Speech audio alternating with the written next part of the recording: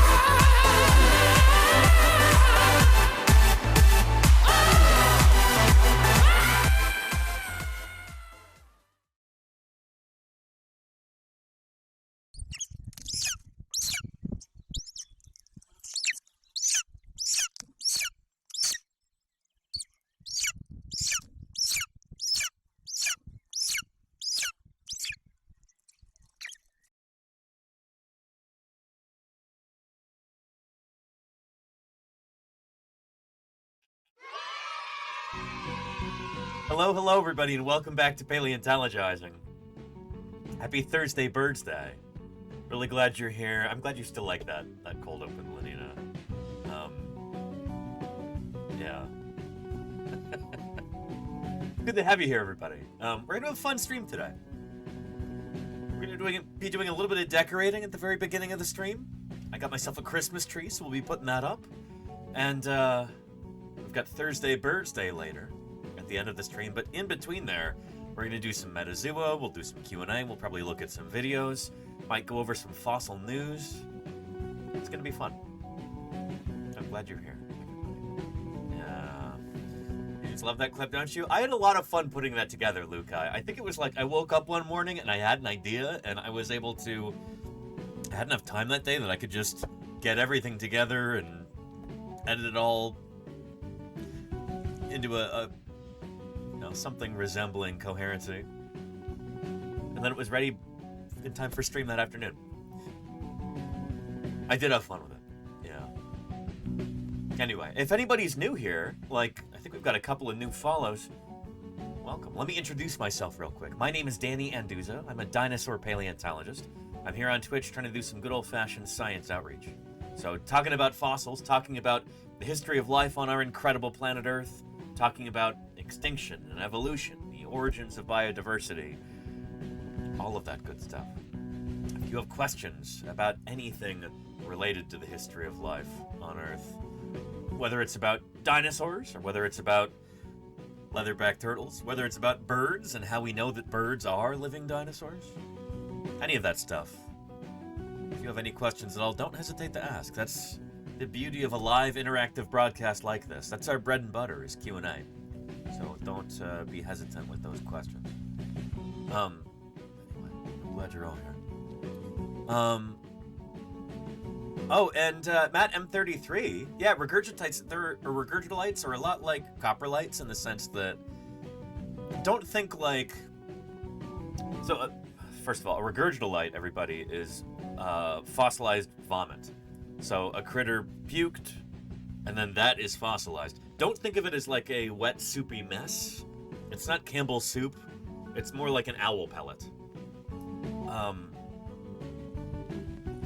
We don't have herbivore regurgitolites, you know? Whenever we have regurgitolites preserved, it's from a carnivorous animal. It's usually full of bones, hair, gristle, teeth, whatever. And that's mostly the stuff that's getting preserved, rather than like the vomiting part. Does that make sense? Yeah.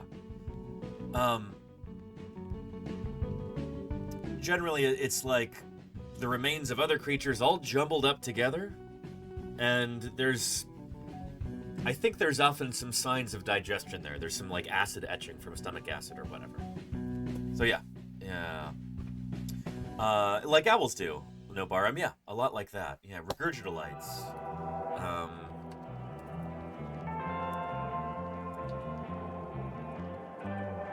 Yeah. There we go. Not a long article here on Wikipedia. Okay. Yeah.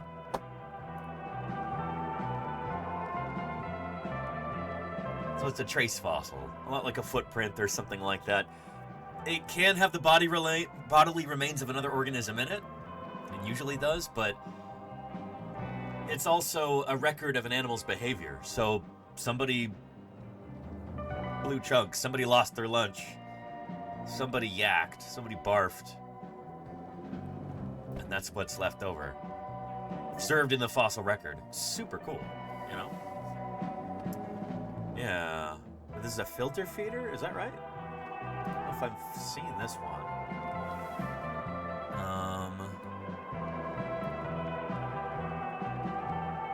I doubt this is the regurgitolite from a filter-feeding pterosaur. I think this is probably somebody ate that pterosaur, and the pterosaur is part of this fossil.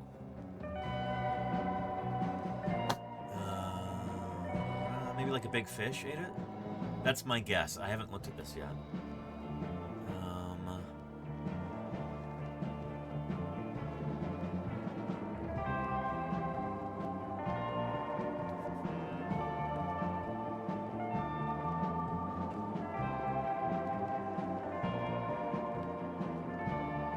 take a look at the PDF. It is open access, which we love to see. Access granted. No paywall. Good stuff.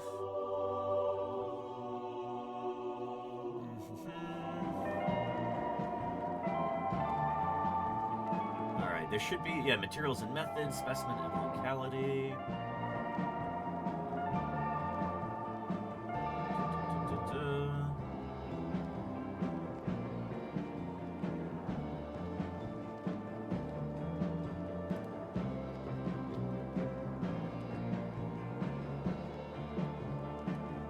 Yeah, so there we go. So this is the pterosaur that's preserved as a regurgitolite. Somebody ate it, maybe a shark or a large fish or somebody like that, and then puked it up. Yeah. Anyhow. I hope that makes sense for you there, Madam33. Yeah. And Starmie has a question about Dilophosaurus. Is it known why it had a notch in its upper jaw? Oh yeah, so several different theropod dinosaur groups have that notch, as well as a bunch of non-dinosaurian animals too. It's often called the subrostral notch, or I've referred to it before in the literature as like a subrostral indent, but it is considered a primitive feature in dinosaurs. So that notch right there is at the juncture between the premaxillary bone and the maxillary bone. And, Dilophosaurus is pretty early on in the age of dinosaurs. It's considered a fairly, quote-unquote, primitive theropod. It likely inherited that from its ancestors.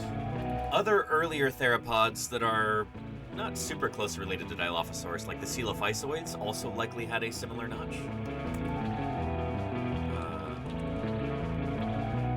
So Coelophysis kind of has something like that too. There's a bit of a notch there in its skull also. We have this in later dinosaurs like Spinosaurids too. So Baryonyx. There's the skull of Baryonyx right there with parts reconstructed from Suchomimus, I think. Looks like a very Suchomimus-y type skull. That notch right there in Baryonyx and Suchomimus, the notch in the upper jaw, that like concavity there is where the convexity of the lower jaw. So you've got this terminal rosette at the end of the dentary, the lower jaw right here, where it bulges out and the teeth are kind of splayed a little bit, and that fits up into that notch. So I and people like Denver Fowler interpret this as a means of grasping slippery prey like fish. So I believe I have an illustration of that if I can find it. Let me go through. I had this on a research poster years ago.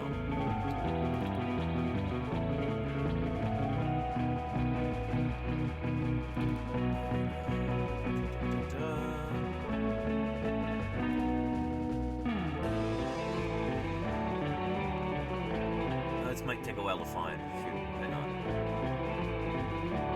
Anyway, you could just kind of imagine it, where say you've got a fish and you're grasping it transversely, so here's the long skinny fish, you're going around it like that. That notch is kind of the perfect fit for something like that. So if you've captured the fish either with your jaws or maybe you've been holding it down with your forelimbs, that's the perfect kind of shape to just be able to pick it up as it's struggling. And then you can maneuver it around and swallow it head first. There's other animals today, sort of like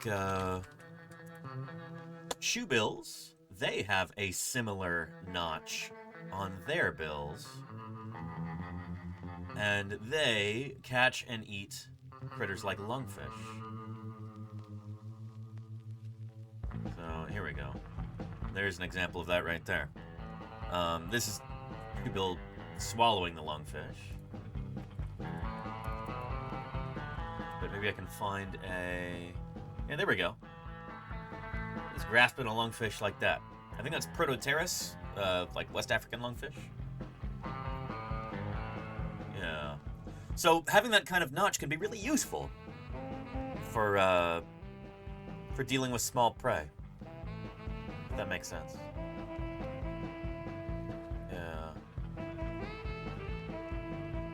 Yeah. A lot of earlier theropod dinosaurs have that. Dilophosaurus and its relatives have it. Cryolophosaurus may have had it. Coelophysoid dinosaurs like Coelophysis, Centarsis, other critters like that, they have it too.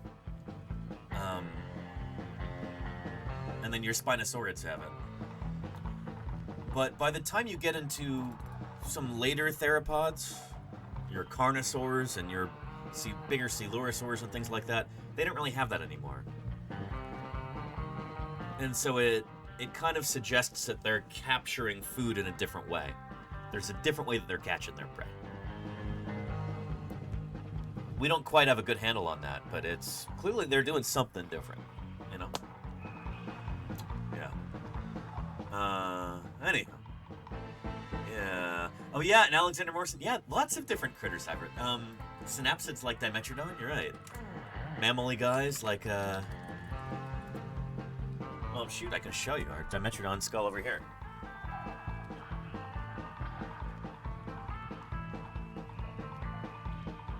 So Dimetrodon has that also. Got a notch right there. Again, probably for capturing small prey. Although it might also be useful for, you know, taking apart carcasses, potentially. You know, like you've got this diastema right here. This is, a diastema is like a gap in the tooth row. And that might be useful, where like you can manipulate things better when you've got that gap there, potentially.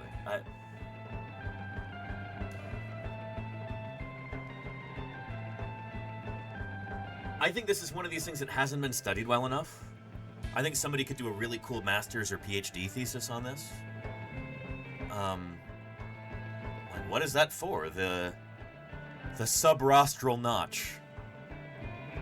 That premaxillary indent.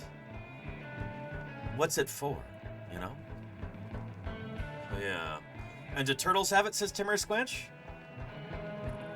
My first instinct is to say no, because turtles don't have teeth. But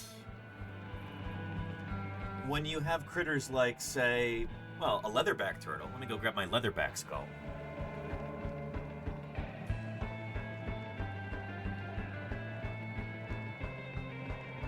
They don't have teeth, but they do have these tomial structures here.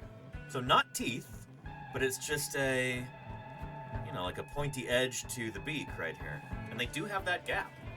And these guys eat jellyfish and other gelatinous zooplankton pretty much exclusively. And so, yeah, it just forms kind of a nice cutting edge like that. So it's interesting. A lot of different creatures have evolved that same kind of system independently from one another.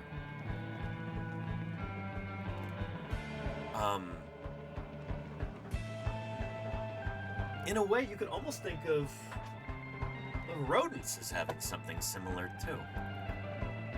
Well, they do have a diastema. So, like, there's a muskrat skull. There's the big incisors in the front, and then there's that huge diastema there. Big gap in between that cutting surface of the incisors and then the back teeth, which are used for chewing or grinding. So, yeah.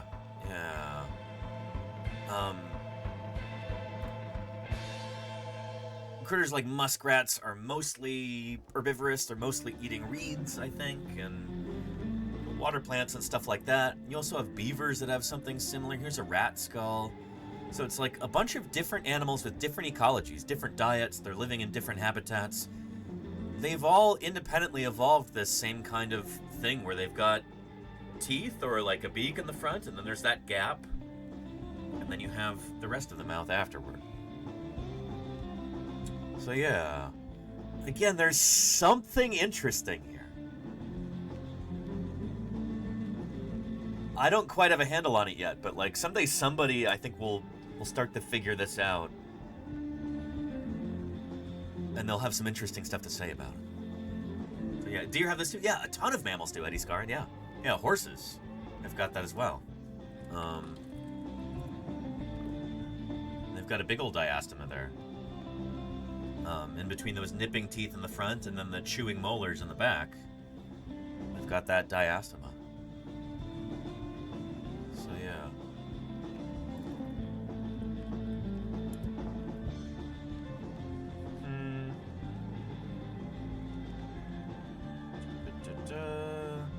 And of course, this is like a term in human dentistry, but in, you know, zoology, it kind of means something different. Space or gap between two teeth. Many species of mammal have a diastema as a normal feature, most commonly between the incisors and molars. More colloquially, which is kind of what this Wikipedia article is about, the condition may be referred to as gap teeth or tooth gap. Yeah. So yeah. Anywho. And what are those canine protrusions? You mean on the horse, Claire? Yeah, horses have canines. Yeah. Got canine teeth. Not always. But sometimes they do. I think this is one of these things that's pretty variable in horses.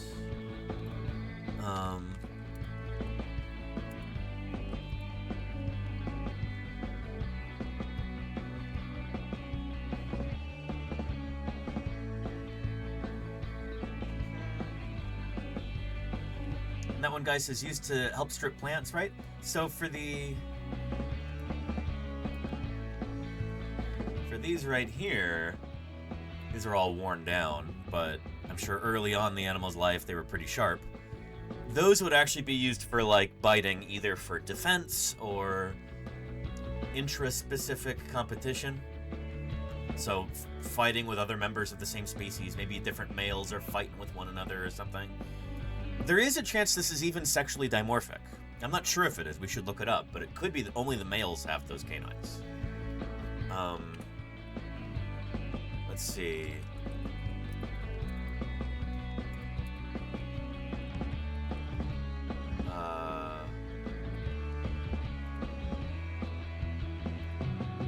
Yeah. Interesting. Yeah, canine teeth in horses are located in the bars of their mouth. Canine teeth serve no purpose other than as a fighting weapon. There you go. They do not aid in chewing at all. Most are large and sharp enough to do damage to the tongue and inside of the lips. Most horses I see have ulcers and scars caused by their canines. So is it just a male horse thing?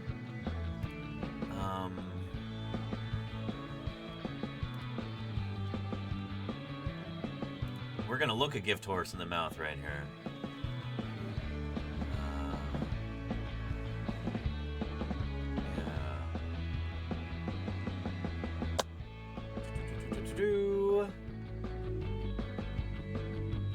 Canines are also referred to as tushes and or tusks. Interesting. These are the teeth that separate the males from the females and account for why male horses have up to 4 more teeth than their female counterparts. So it is a male horse thing to have those canines. Interesting. So the next time that you're out hiking or prospecting for fossils or doing some geology or bird watching or whatever, and you happen upon a horse skull, look for the canine teeth there.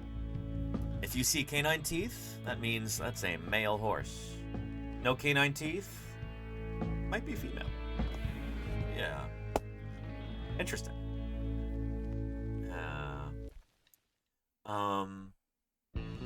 And there you go, Alexander Morrison. Yeah, that subrostral notch. That is a convergently evolved trait between synapsids and crocs. I think Erythrasuchus has got a pretty crazy looking one, right?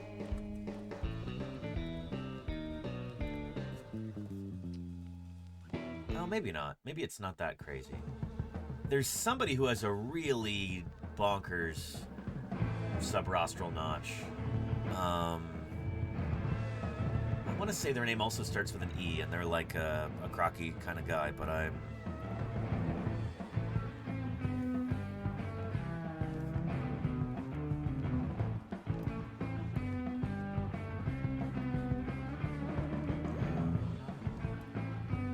Sukaday. Oh, here we go. Yeah, look at that.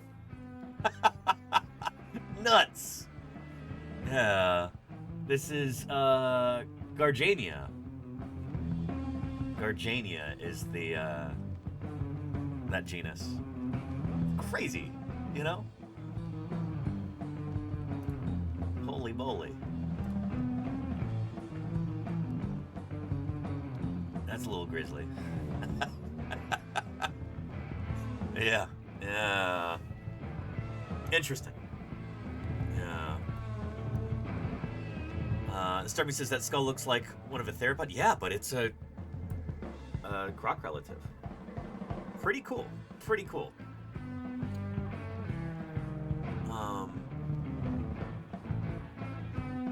And that one guy says, just ask my wife if she knew horses have canine teeth. She grew up around them and says they don't. Couldn't help but tell her I'm literally looking at their skulls right now. Yeah, that's the thing, is that you don't normally see them. And you only the males have them anyway. So it's not part of the animal that you would normally be encountering, you know? Yeah. And I would not be surprised if some horses have them removed during their lifetime. Because it's one of those things, it's gonna be sexually selected, so like, the males have it, the females don't. It's an example of sexual dimorphism. The males use it to compete with other males. They will bite and scratch other males with their teeth. I would not be shocked if, like, horses that are kept in a domestic setting might have those removed when they're young or something. I don't know. I don't know enough about horse keeping. But yeah. Another example of mammals where the males have canine teeth and the females don't is my favorite kind of hoofed mammal, the beaked whale. These guys are so weird and cool. Xipheidae, the beaked whales, the most mysterious of living whales. Some of these are so rare and elusive that they have never been seen alive. We know that they exist because their carcasses have washed up on beaches, and we have specimens of them in museums, but for some of these, they've never been actually, like, seen by a human being and identified in the wild, which is so cool. It's almost like they're a fossil animal. These guys also have sexual dimorphism where the females are entirely toothless, and the males have tusks. They just have their canine teeth left, just on their lower jaw. So, like, when you see an illustration like this, called tusks. Only the males have them, and they use them for fighting. There we go. Paleoblog. Oh, this is cool. Yeah, there we go. Check those out. So there's the upper jaw. It actually, like, nestles down into the lower jaw there. And then there's those tusks sticking out of the lower jaw. So these are canine teeth. The only teeth they have left. Really, really cool. I love beaked whales so much. They're so neat. And, I actually have a book about them. The book about beaked whales. You'll never guess what it's called.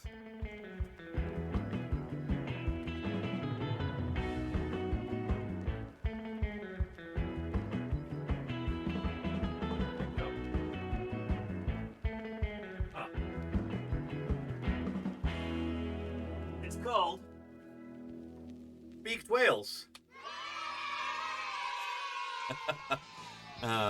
By Richard Ellis and James G. Mead. We're gonna skip this one because it has lyrics. Good song, but we're gonna skip it. beaked whales, a complete guide to their biology and conservation.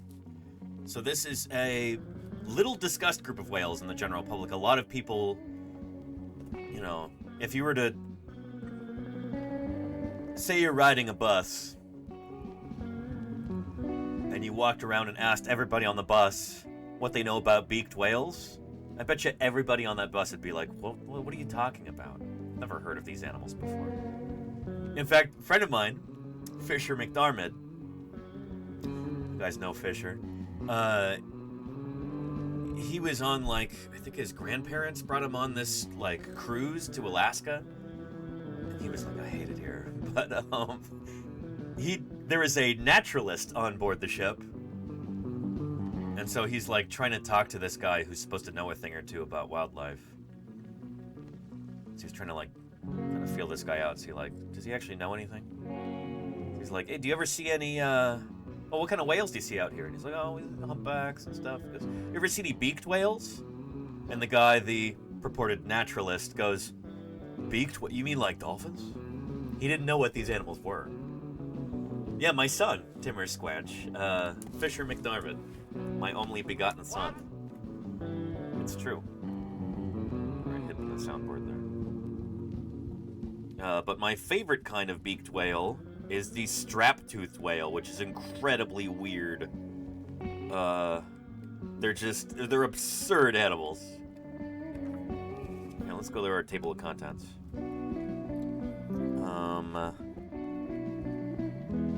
Let's see. The strap-toothed whale is one of the largest of the beaked whales, page 77.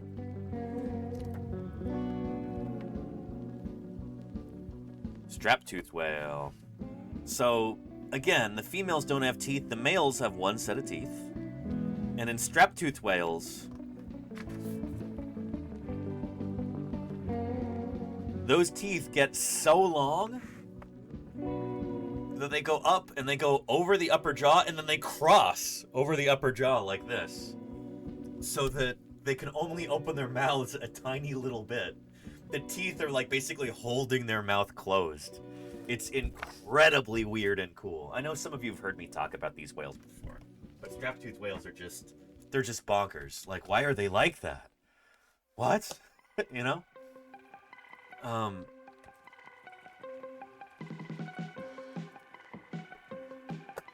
Just incredibly strange.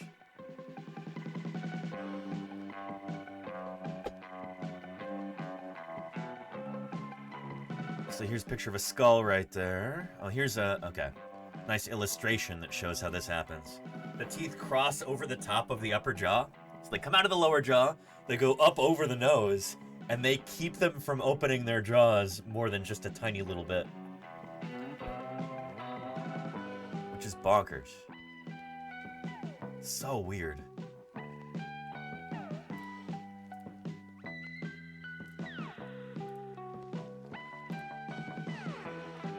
So this one's not full grown yet. The teeth haven't crossed over one another. But there's also these little pointy bits, almost like a little egg tooth on the edge of each of the teeth. And so it's like, that's the sharp part. And the males will use this to cut each other with. So male strap-toothed whales, like most beaked whales, are covered with all these scars on their bodies from jousting with one another. So you see a depiction of that there. See those streaks running up and down the back? Those are scars from other males. So no teeth at all, eating and catching squid and other soft prey? Exactly that one guy, yeah. So these are suction feeders. So the strap-toothed whale will, they only have to open their jaws a tiny little bit because they just go and they slurp up squid like they're spaghetti or something.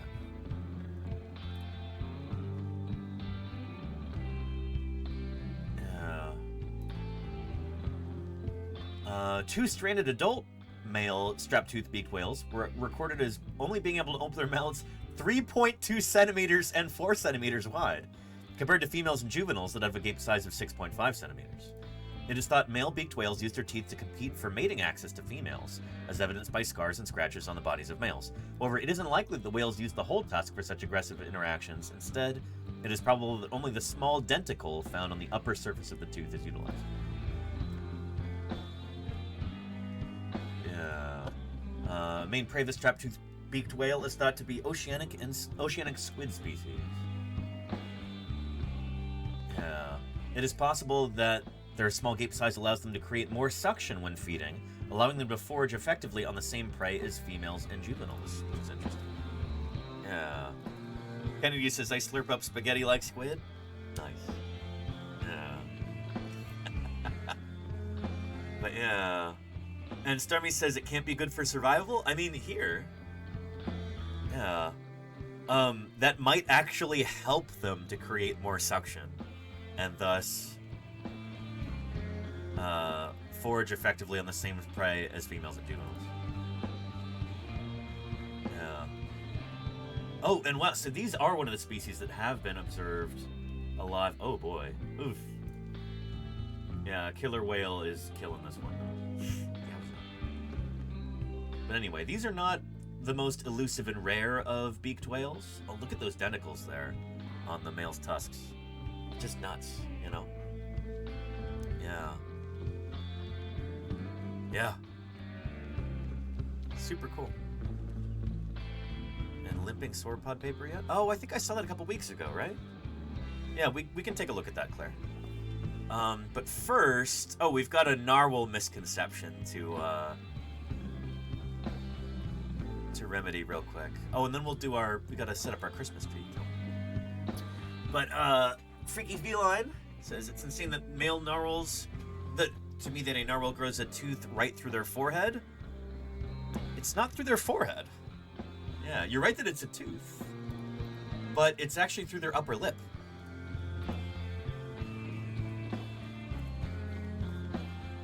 Yeah.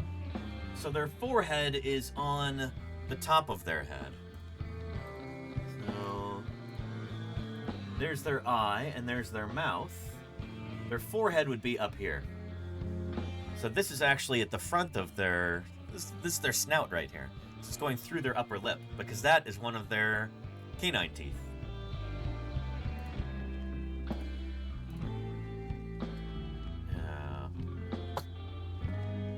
Males of the species have a large, long tusk, which is a protruding left canine thought to function as a weapon, a tool for feeding and attracting mates or sensing water salinity. It's weird that the males are the ones who have this, because it would seem like it might be a sexual selection thing, that maybe this is attractive to females, that they use it in competing for females or something like that. But sometimes females have it too. It happens. Which is interesting. It's not always strictly a male feature.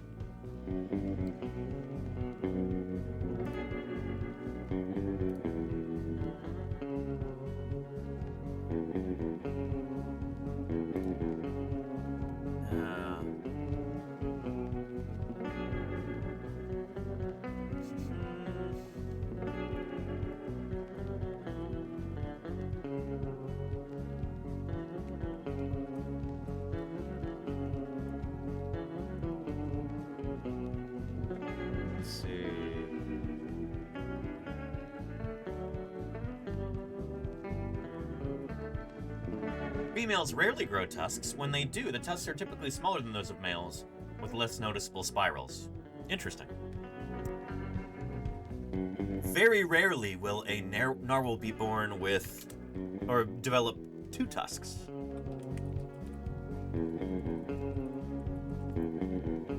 It does happen. So here, that actually might be two narwhals side by side. But, well, here's the head of a narwhal on a beach with two tusks. This is where the left and the right canines grow out like that. It does happen. Yeah. And on extraordinarily rare circumstances, a female will have not one but two tusks. It's rare for females to have tusks at all, but in fact, is this the...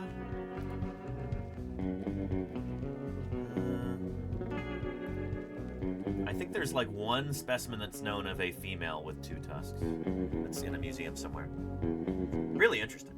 Yeah. Anyhow. It's not entirely clear why narwhals have those tusks then. We don't... There's no, consensus on that, Starbait. Yeah. I've heard it referred to as a secondarily sexually selected characteristic. It's also, like we were reading in the Wikipedia page there, it's been proposed that it's used for fighting and for feeding and as like a sensory organ for sensing salinity or water temperature. The thing is, when a structure like that has a purpose, when it's actively doing something that's like required for the animal's daily functioning, if it is used for feeding or something like that, then why wouldn't both sexes have it? You know? So generally when we have a structure like that only appears in males, generally that's something associated with reproduction. Sort of like the huge tail feathers on a peacock. The peahen doesn't have those. And that's because that's to show off to her, you know? Is the narwhal's tusk like that? We don't really know. I mean, honestly, we need more people working on these critters. Oh, yeah. Yeah. Anyhow. And Freaky Feline says, must be painful to grow a tusk through their upper lip? I don't know if it is or if it isn't. I mean, it's another structure, kind of like our fingernails. I think, well, it must be real painful to grow this bit of keratin through the end of your finger like that, right? It's like, well, not usually. So I don't know. Maybe it is a painful thing, or maybe it's not. Yeah. And it's not like they retract it. It's not like, what's his name? From the, comic book movies with the claws. Hugh Jackman, Captain Badger, whatever his name is. The claws that come out. He like winces every time it happens because it hurts. It's not like that with a narwhal. It's just always there, you know? It's just something that they have all the time. Yeah. Captain Badger, yes. Thank you, Charlie's Dragon, for confirming. I appreciate that. Yeah. There you go, Claire. Yeah. We have Marvel heroes at home. Yeah. And Trooper says we have a ram, and his horns will grow into his head if not cut down. Interesting. I wonder if in the wild he would be like wearing those down somehow, or it might just be a product of domestication, where like this is a lineage where they've been selectively bred over time to have larger and larger horns, and you wouldn't get that kind of thing in the wild. Or I wonder why that is. You know. Yeah.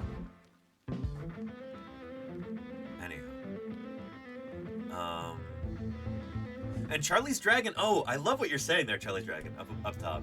It must take a good amount of energy to grow such a tusk. You have to be in good health. It would make sense to me. It's a mating thing. Yeah, it could be what we call a fitness indicator. Kind of like the tail feathers on a peacock.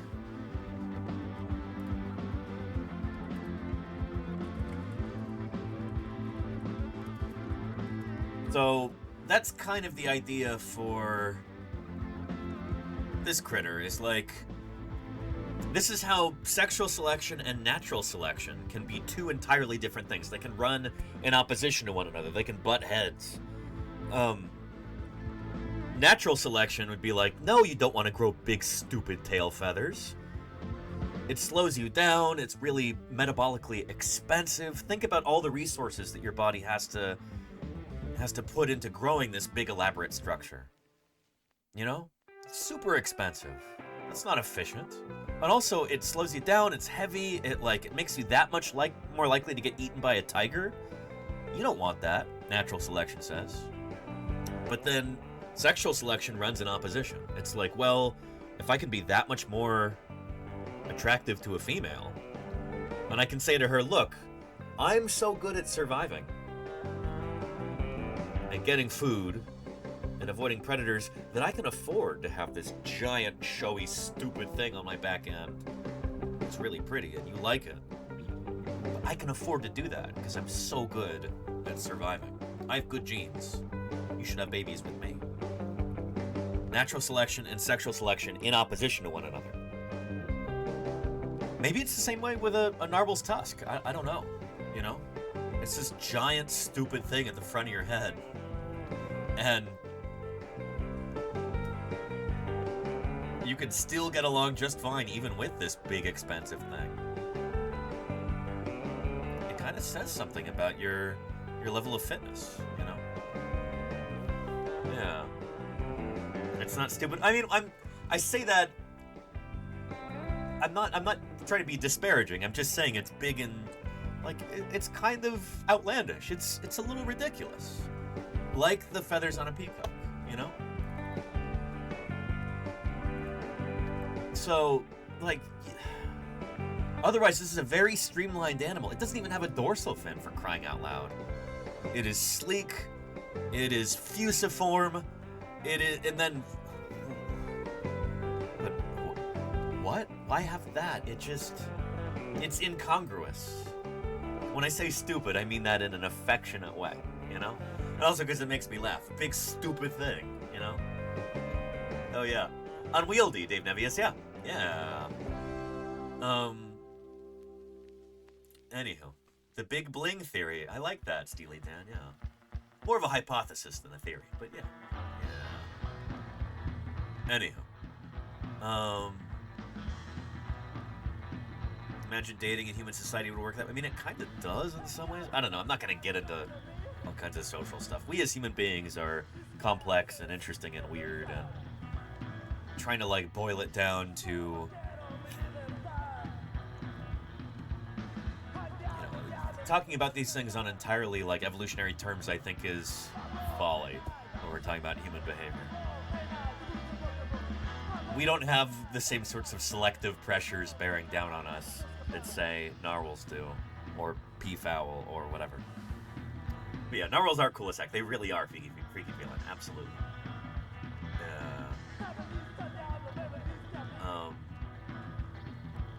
But yeah, Dan the BC man. I mean, we were just talking about that. We don't really. There's not a strong consensus on what the tusk is used for. Is it just for show, or is it actually really important for sensory purposes or catching prey or something like that? There's no strong consensus on that. We don't really know. Yeah. Anywho, with that said, we have got to hang on, not yet, Mini Pie. Okay. She caught us. We were gonna put up the Christmas tree, Mini Pie. You go nuts over the Christmas tree every year. Yeah. And we got a special tree this year. We did. You're gonna love it, Mini Pie. You're gonna love it. It's beautiful. She wants to help with the tree? Yeah, I guess so. Minnie. How's your day going? Yeah. Freaky Feline says to think we still don't know much about the critters around us. It's at once surprising and also exciting. You can read a book about marine animals and read about what we know right now and think, how cool would it be to be the first person to discover this or that, you know? There's still the opportunity for that with the narwhal's tusk. Somebody will figure that out someday. More likely a group of people will figure this out. Science is very collaborative nowadays, which is a big strength. But, it's still... That's awaiting further study. Somebody's gonna figure it out. Think how cool that's gonna feel to do that, you know? Yeah. He just says, is that a puma? This is a catamount, actually. A mountain screamer. Oh. Yeah. An office lion. Huh, Mini Pie. Huh. Yeah. You fearsome beast. Look in here. Look who's in there. Oh, is that Chat in there? Oh, watch out, Chat. She's hungry.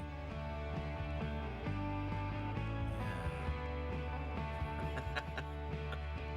You want some food, huh? You want some treats? We could make that happen. We could make that happen. You got these velvet ears. Look at those. Look at those. Okay, let's get you some treats. Time to pay the landlord.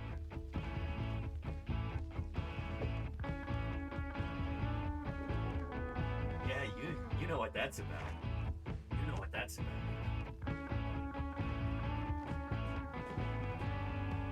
Oh, such bounty.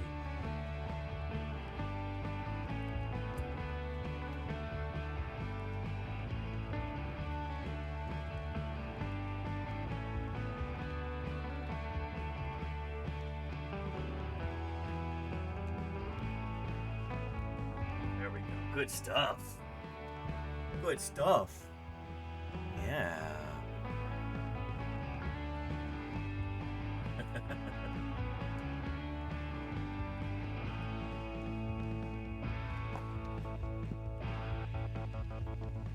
Oh, you meant panther, not puma. I mean, same thing, Hejaw. Sometimes. Yeah. There's so many different animals that could called panthers. There's lots of different species. It's,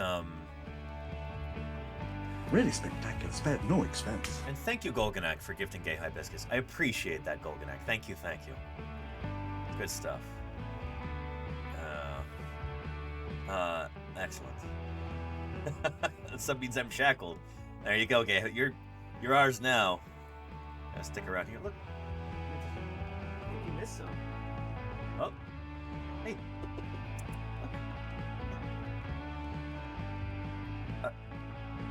Alright, she's absconded. We'll see you later, Mini Pie. Thanks for being here.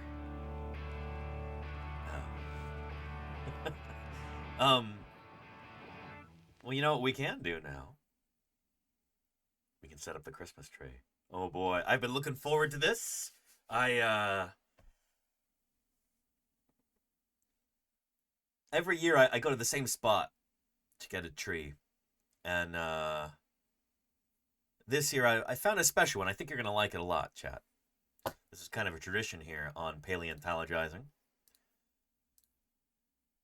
Let's get into the proper frame of mind here. There we go. Get some appropriate tunes.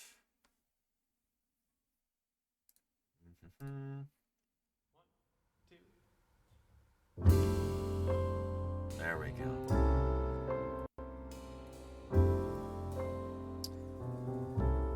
You ready, chat? I never want to do this too early. Hang on. Oh, it's not the dinosaur we knew. Just look at that thing. It's not going to be friendly to us. Zitrat, thank you for the 5 months of support. Thank you for the Prime there. Really appreciate that. Good stuff. Zitrat, thank you, thank you. Never want to do this too early because, you know, Christmas comes earlier and earlier every year, it seems like. But it's December 18th. Shoot, that's 1 week before Christmas, huh? I think it's the appropriate time. So let's go ahead and get that tree, shall we? You're gonna love it.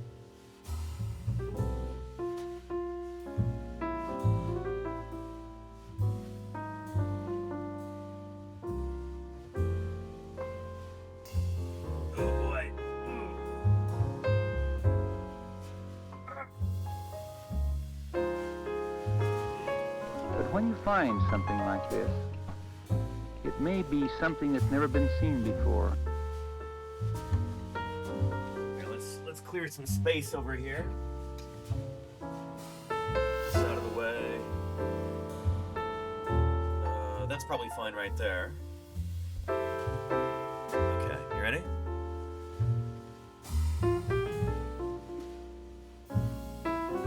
Okay. Here we go. Nice.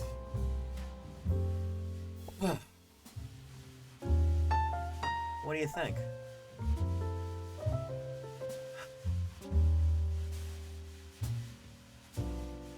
I figured we'd spend part of this stream decorating it today. So let's get started. I don't know how long this is going to take.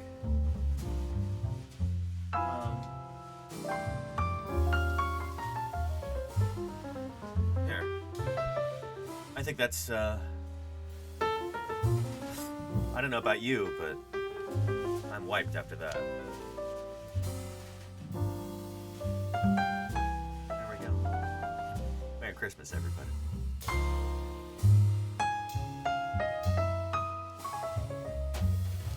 Needs more blankets, says Lunas here.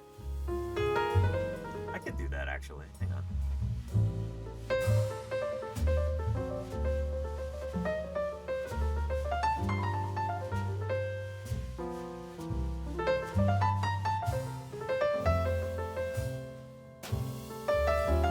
There we go. My field scarves.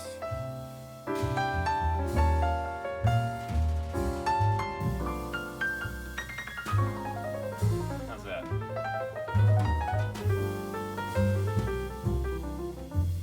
There we go. I may have overdone it a little this year, Alexander Morrison. I understand. I went all out this year. I mean, look at this beautiful conifer. There, it's overshadowing this. Gotta get this out of the way, or at least put it up higher. Triceratops.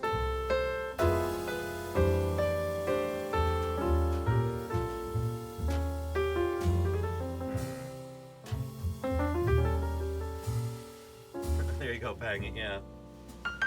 Can I brighten these lights at all? Let's see.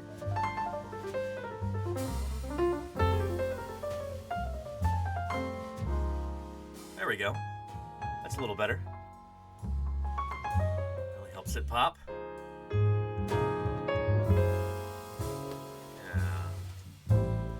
Good stuff. Happy holidays, one and all.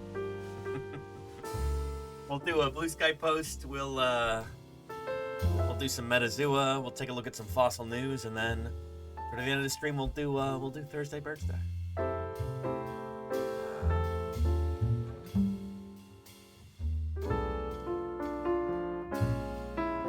And the cats might like it because it's a fir tree. Kennedy, they've already seen it. In fact, it was so big I actually had to do a little bit of trimming, and so there's some other pieces of it that the cats have been enjoying upstairs. So yeah, good stuff.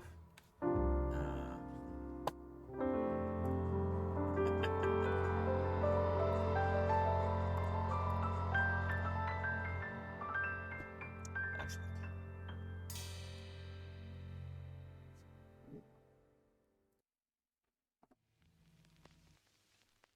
Let's do a quick screenshot.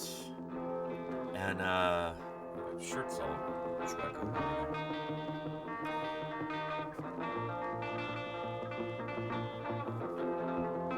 Don't like iron this part. It's all scrungy. Oh well, whatever.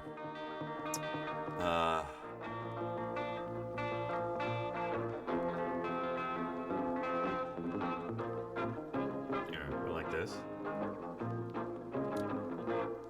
Screenshot for blue sky.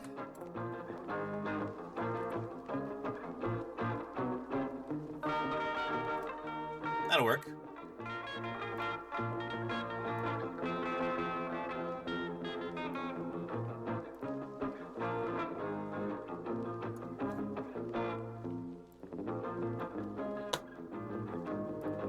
Save that and we'll post it.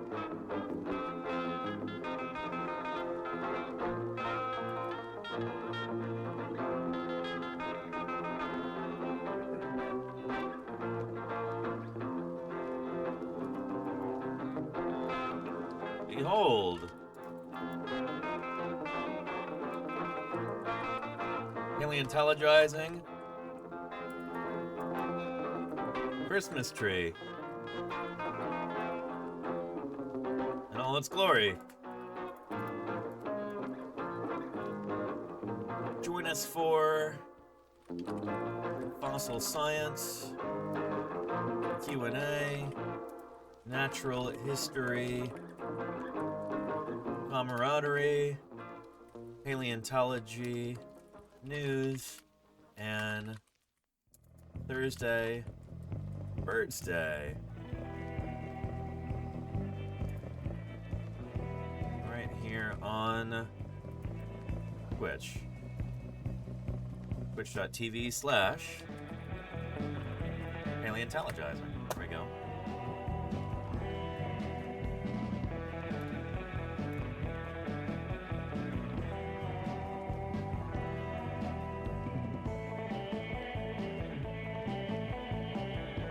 Gesturing toward my Charlie Brown style tree.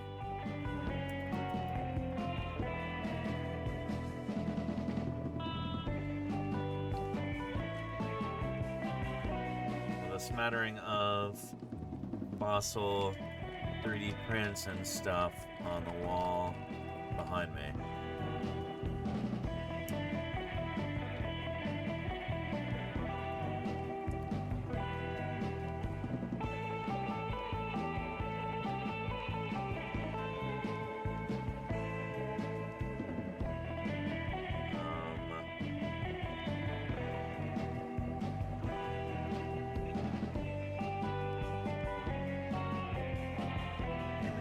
Paleontologizing. Looks good. Let's post it. Hold on to your butts. There we go. Fishmas Day is on Monday, Pipcat. We'll be having a special Fishmas Day stream on Monday. Here is a link to that post right there. If you'd like to engage with it for whatever reason.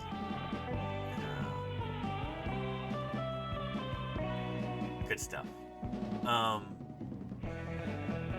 And Charlie's Dragon getting more stressed about decorating for Christmas. I mean, what's one more day in the grand scheme of things? At least you haven't, like, decorated at the end of September or whatever. I know some people who just leave their decorations up year-round. There's some people down the street from me where they have like a nativity scene and they just leave it up all year round. And I think, I haven't walked by at night yet this December, but I think they light it up during December, but otherwise it's just always there. And Shane says, is there lore behind Fishmas Day? Of course there is, yeah. So, here. This coming Monday, December 22nd, is Fishmas Day. So, it was on December 22nd, 1938, that Marjorie Courtney Latimer, a museum curator in East London, South Africa, made an incredible discovery. There are these fossil fishes called coelacanths. They go back to about 400 million years ago. They're, in some ways, kind of your quintessential fossil fish. They're extremely cool looking, and it's thought that they are close relatives of the fishes that gave rise to all tetrapods. So all amphibians, mammals, and reptiles, they all evolved from a fish that looked kind of like this. They've got these fleshy limb-like fins in the fossils. Their fins are like limbs, essentially, and it's thought that that when the first tetrapods came up onto land, well, we know that these are relatives of coelacanths. So, like the fish that first crawled up and pursued life on land. It's kind of an oversimplification, but you know, trying to do this quickly.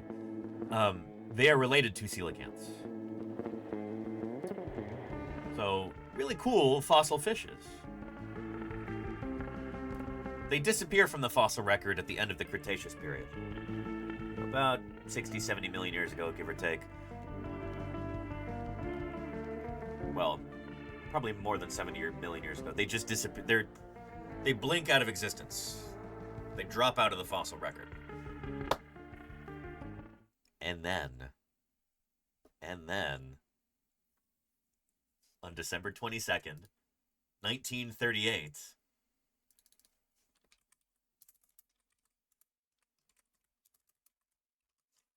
Marjorie Courtney Latimer found a live one. A fish that should have been extinct for 70 million years. She went to the docks, East London, South Africa. She talked with Hendrik Goosen, the captain of a trawler boat. He had caught a live one. This was astonishing.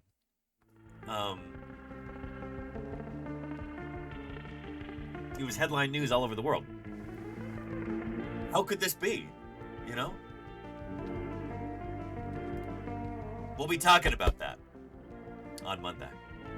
The coelacanth. Why it's important. Where do they live nowadays? What's their deal overall? Fishmas Day.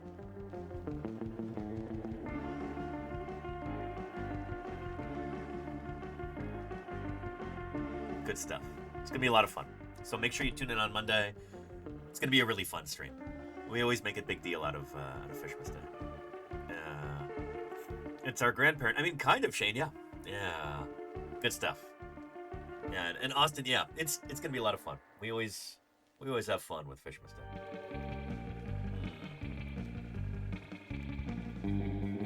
Anyhow. Oh, you got a special hat.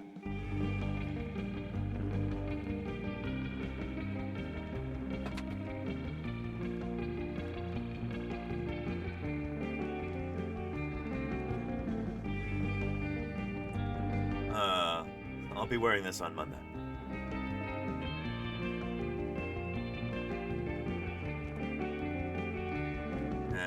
That was Mr. Bird. Yeah, there you go, Crimson. And there you go, Golganek. Yeah. Anyhow, that reminds me, I should get that book and bring it with me. I'm gonna go visit my mom this weekend. I should bring that book with me. Read it.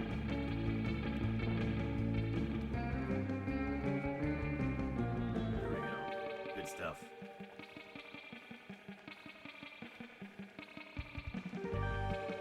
And Dinosaur Dave says, I wish I had one of those. There's only one in existence. I made that hat. Well, I bought a blue Santa hat. Actually, I bought two blue Santa hats. And I cut one of them up so the fabric would match. And then into coelacanth shapes, and then I put them around the perimeter. So yeah. Did I miss a cool hat? Well, Petrodactylus, you're a subscriber. You can rewind. Or you could tune in on Monday. You'll see it. Yeah. It's gonna be good. Fishmas Day. It's Monday. I might plan out some other things too. I'm really hoping that we might be able to do an interview. I need to check in with our intrepid ornithischian paleontologist. Ask her when that paper is going to get published, because she said hopefully before Christmas. So that could be Tuesday or Wednesday potentially, or maybe it'll be after Christmas. But anyway, we're going to have a... Oh, hang on. Isn't it the 28th? Hang on a second. Do I have this wrong on the calendar?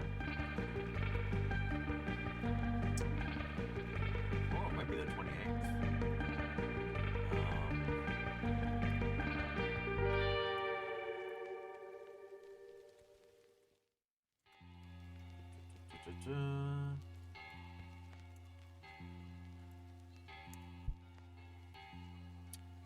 Let's see. Yeah, 28th. I gotta change that.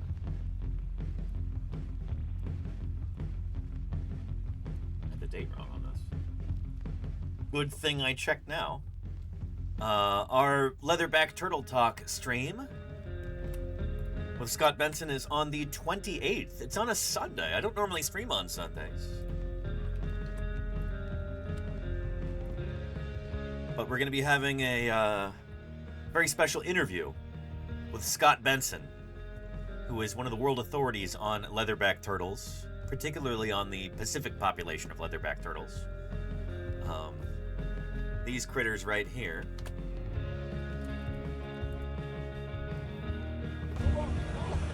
That animal. Stop it. That is real. And yes, they really do get that big. The world's largest living turtle, Dermichelys coriacea. We're getting big into leatherback turtle conservation and research in the next year, and we're kicking that off by having a meeting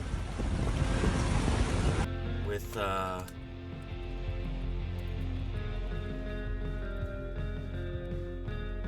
Scott Benson. Going to be doing an interview all about leatherback turtles and his work with these critters. Really looking forward to that. It is going to be a lot of fun. So I hope you'll tune in then. Again, this is outside of our normal streaming schedule. It's going to be on a Sunday still at 1 p.m. at our normal streaming time, just on a different day. But there's Scott right there. This is going to be awesome. So I hope you can tune in for that.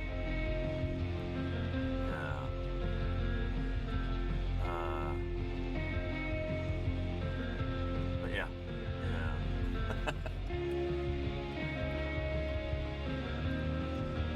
I got a lot of work to do before that. I've got to figure out a bunch of different microphone stuff. I've got some new equipment to test out because we're going to be doing this interview in person in Monterey, California. I've got some new gear that I got to test out for that. A bunch of other stuff too. It's gonna be fun.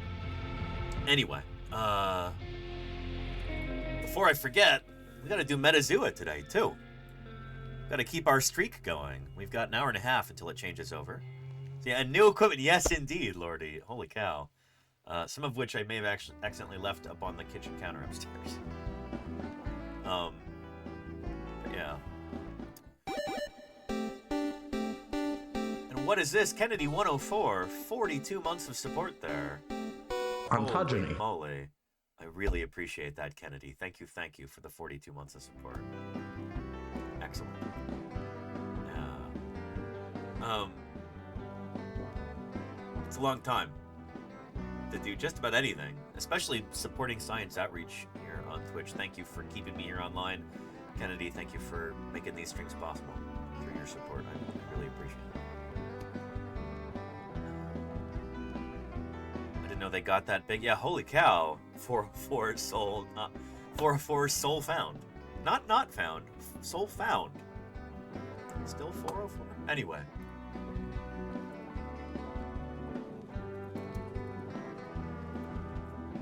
This is the world's largest turtle.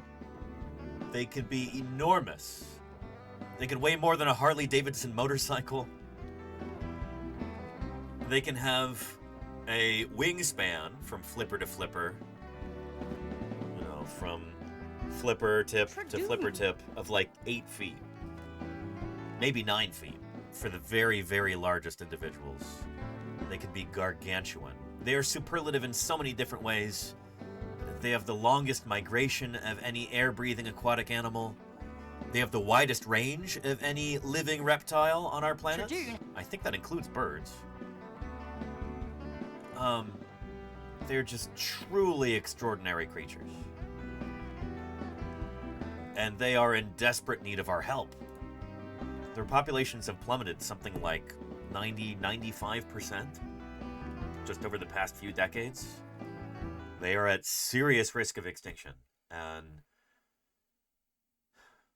they're one of those animals that I feel like if more people knew about them, it would be easier to protect them.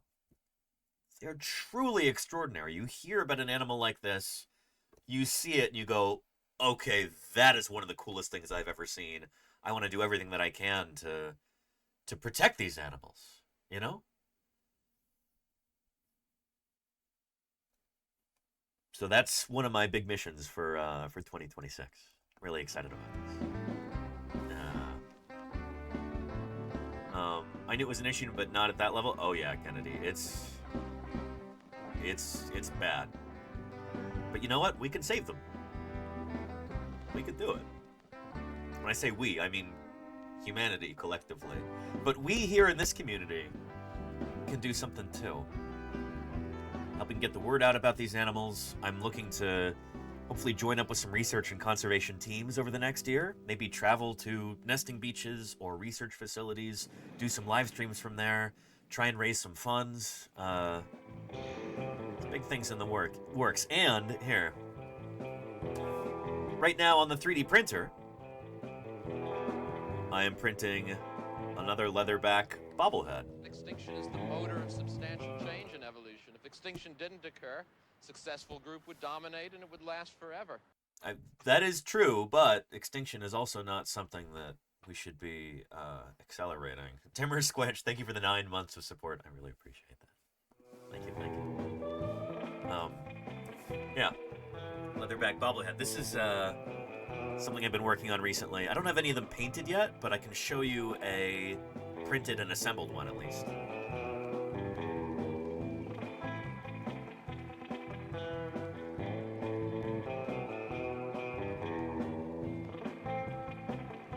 Here we go. So here's what these animals look like in life. This is a female on a nesting beach.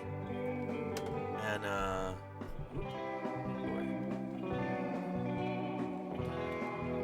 this is my leatherback turtle bobblehead that I made. We'll see what we end up doing with these. But, holy cow, speaking of extinction, Thank you, Durus Magnus, for the 5 gift subs right there. Really appreciate that. Thank you. Holy cow. Getting us a little bit closer. We've got until the end of the stream to try and make our goal today. It's not a life or death thing, but like it'd be nice to get a little closer. Thank you for helping us get a little bit closer there, Doris Magnus.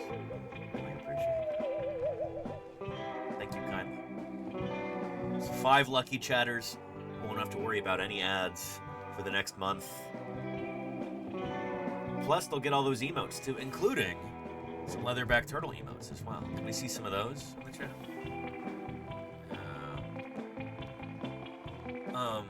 A gift for the science community on my birthday. Happy birthday to you, Durus Magnus. Holy cow. December 18th.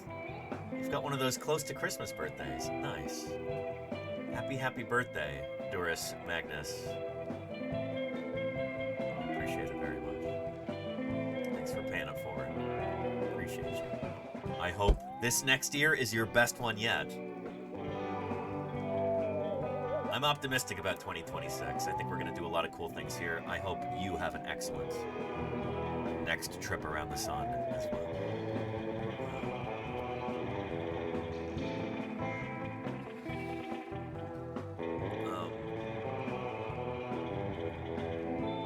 Yeah, I thought this would be fun. I might make some modifications to this, might make the neck a little bit longer.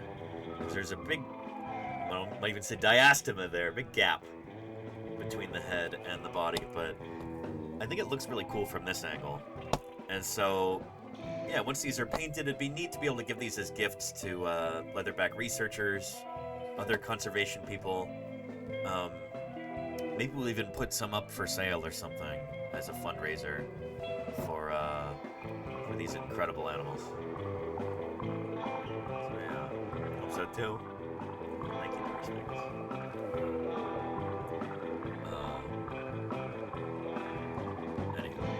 I'm excited. This next year is gonna be good. Lots of things to look forward to. Now, let's do Metazua, our daily animal guessing game. And it's therefore likely that we're here today because by the luck of the draw, dinosaurs who had been dominant over mammals in ordinary times got felled in a mass extinction. Indeed. Gomstar, thank you for helping me avoid extinction myself for the past 11 months.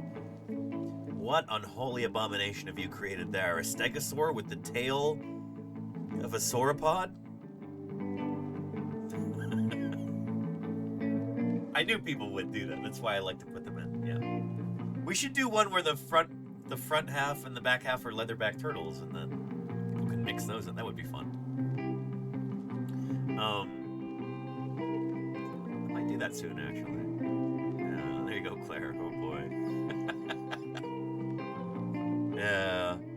Thank you for everything, Gomstar. Thank you for helping keep me here on the air. Murph, what is that? A ceratopsian with a hadrosaur head? Oh boy. I'm hoping I have some time soon to make some more multi-part emotes like that, because I know people have fun with those.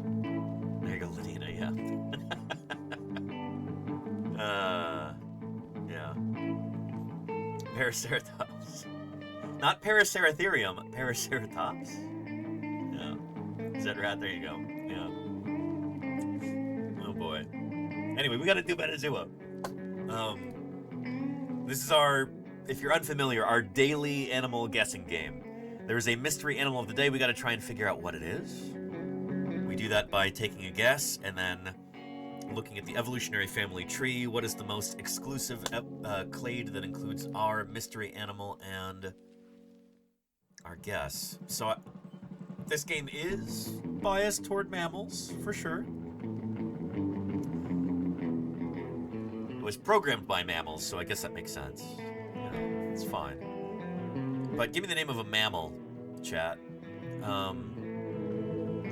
Preferably a placental mammal. Yeah. And there you go, Golganek. Yeah, that's a big turtle. Yeah, leatherbacks are huge. Raccoon is a good one. Dinosaur Dave. Sea lion. Well, Doris Magnus says sea lion. I didn't see any of these today, but I could have if I'd wanted to, I guess. I made a little trip to San Francisco this morning. And the California sea lion, Xylophus californianus. This is our state marine mammal here in California. State marine mammal. Can anybody tell me, what is California's state marine reptile? The state marine reptile of California.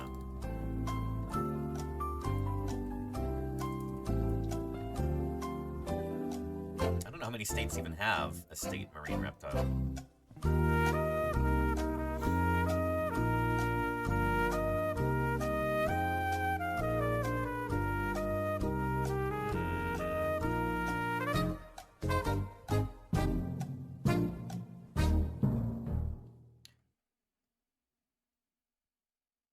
Not a bear, Murph. Bears are not reptiles. It's not some sort of lizard. A marine reptile means it lives in the ocean. It's, of course, the Pacific leatherback sea turtle is California's state marine reptile. How cool is that?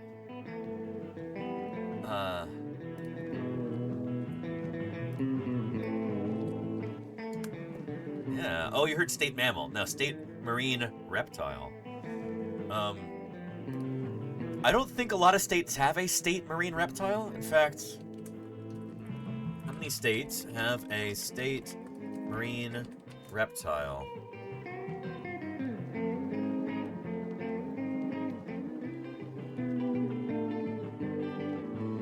Okay, apparently one does, and it's California.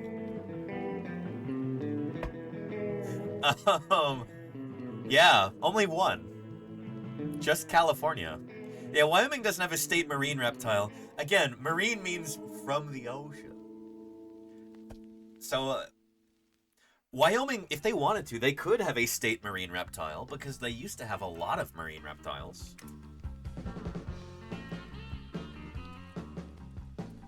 We even saw one in Wyoming this past year.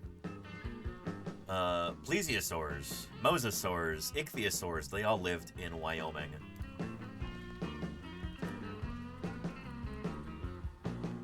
During the Mesozoic.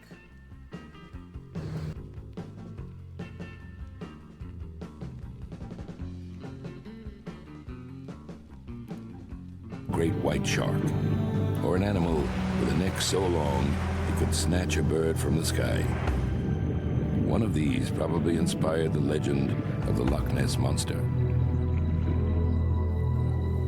In Medicine Bow, Wyoming, about 50 miles northeast of Laramie, Robert Baca is scouring the dirt for a glimpse of an ancient sea creature called the ichthyosaur. I want a tooth. I've lived a pure life. I deserve a tooth. Ooh, this bug. These deadly predators glided through the water and caught their prey. Those are Tanystrophius. Anyway, ichthyosaurs, well, ichthyosaurs look like this. The name means fish lizard. That's not the best ichthyosaur. There's a better one. Yeah. And here's some even better ones. Yeah. Anyway, so lots of different states could have a state marine reptile, even if they're landlocked. You just have to dip into your fossil marine reptiles. Ichthyosaurs, plesiosaurs, mosasaurs, marine crocs, thalattosaurs, things like nothosaurs, critters like that. Placodonts. Anyhow. New York has one. Godzilla. Is Godzilla marine, though? I don't know. Dinosaur tape. Anyhow.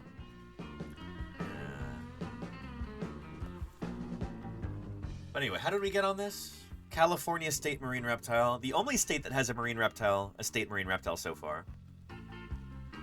Honestly, Florida could have some modern ones. They've got lots of sea turtle species nest in Florida.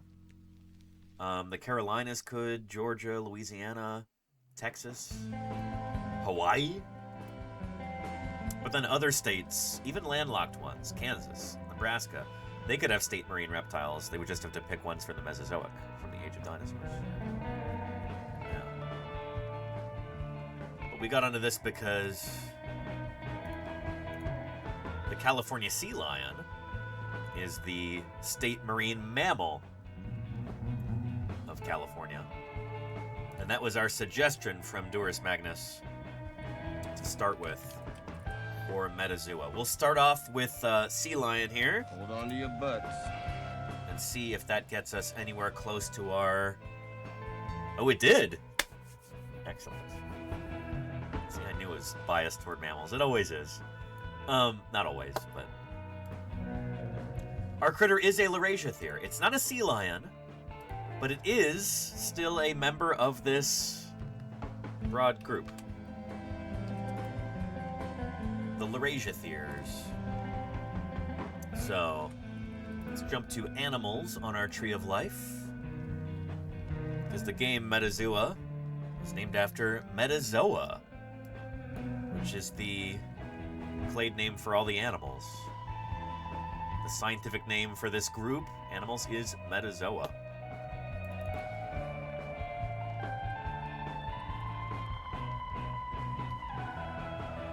We've got the mammals here, mammals. And then we guessed sea lion. Genus Zalophus, which is up here. Yeah. And Metazoa says, nope, it's not a sea lion. Best I can do for you is Laurasiatheria. So, let's zoom out to Laurasiatheria. Past this, past the dog-like carnivorans, the Caeniformia. Past the carnivorans, zoom out further. Up here. And then we get to Laurasiatheria. This is the group that includes carnivorans, bats, hedgehogs, and more. About 75 million years ago, all of these different groups didn't exist yet. Carnivorans, bats, hedgehogs, they hadn't evolved yet. There was one species of mammal that lived at this time, and All of those groups, carnivorans, bats, hedgehogs, and more, are all descendants of this one species that lived about 75 million years ago. That was the first of the Laurasiatheres. All of these critters today are Laurasiatheres because they all evolved from that one ancestor. So, this includes all of the hoofed mammals. Yeah, so I don't want to overthink this. I don't think this game has all of the different clades programmed into it. Like, I don't think it has Scrotifera plugged in, does it? Anyway, so our critter could, if it were perfectly programmed, and if it agreed with this tree in every respect, I would say our critter's got to be an insectivore. If it's a Laurasiathere, but not a Scrotifera.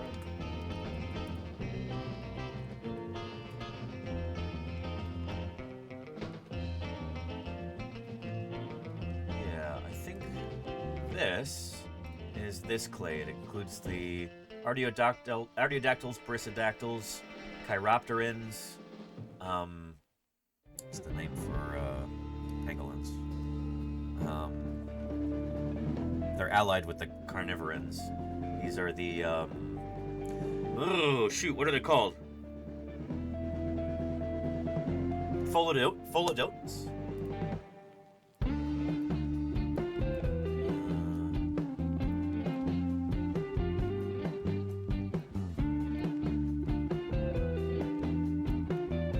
Yeah, Pholodota is the name of that group, from the Pholodotans. Anyway, I think our critter could actually be anywhere within Laurasiatheria. I don't think it has to be an insectivore. So, I don't know. Give me the name of a hoofed mammal, chat. A hoofed mammal.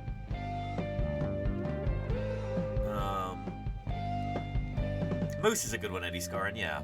We'll try and knock out the Artiodactyls, or maybe it will be an Artiodactyl. But let's feel in that direction with moose. And, what?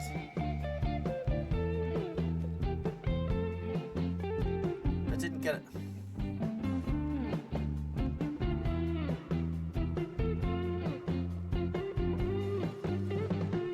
How does that work?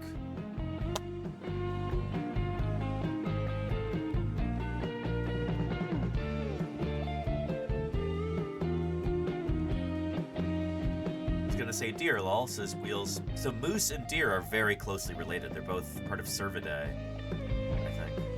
The deer family. Moose are essentially like a giant member of the deer family. Okay, why is it doing this? A sea lion is a carnivoran. It's a pinniped. Moose is an artiodactyl. Cervid.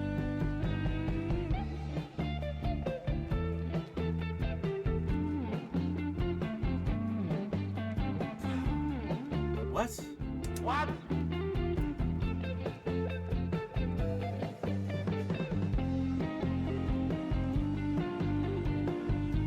Try an insectivore? I don't...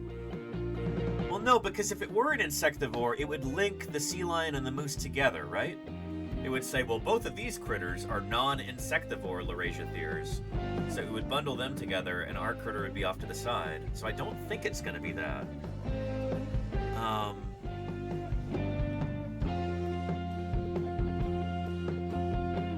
This is tricky.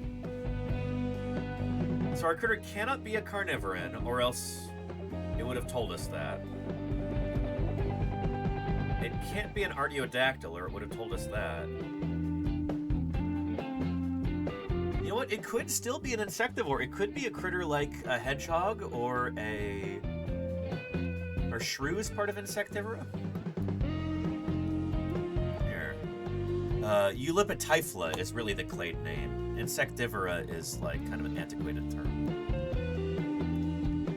So you've got the Selenodons, which I don't think they have in Metazoa. You've got moles and hedgehogs and shrews. Shrew is not on here. Mole is. And hedgehog is. It's... It's not going to be a naked mole rat because this doesn't include the rodents. So rodents are part of...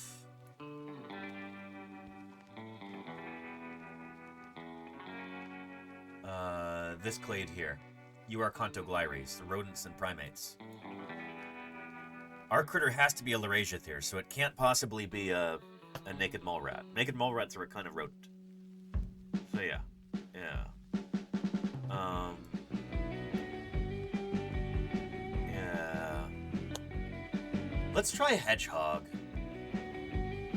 I don't know, chat. Should we do hedgehog or mole? What do you like better? Go Chiropteran. There are a lot of Chiropterans, but you know what? Yeah, maybe we do Hedgemahog, says Harry Vetch. Sanic, says Mayor of Space. Oh boy. The voles are a kind of rodent pursuit, so it's not gonna be a vole.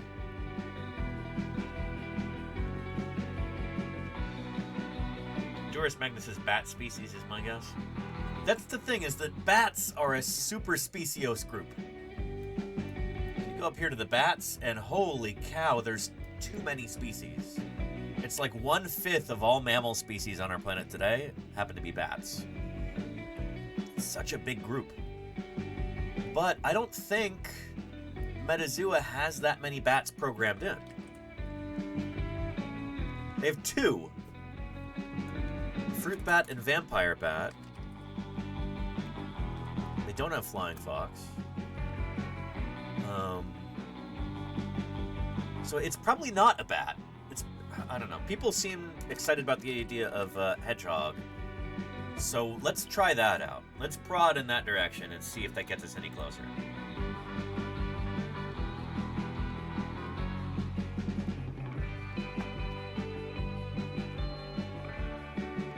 Okay, and it didn't.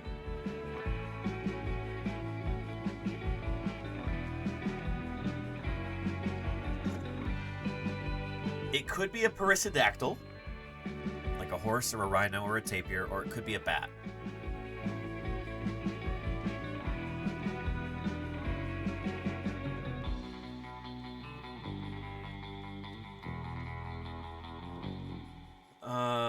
No, anteaters are xenarthrans, Timber Squanch. So anteaters are related to sloths. Yeah. I don't think it's going to be a pangolin because the pangolins are allied with the carnivorans. So pangolins... We guessed sea lion, that was our first guess. And so, what is it, Ferungulato? Is the clade that includes carnivorans and pangolins? I think that's this clade here. Pangolins and carnivorans.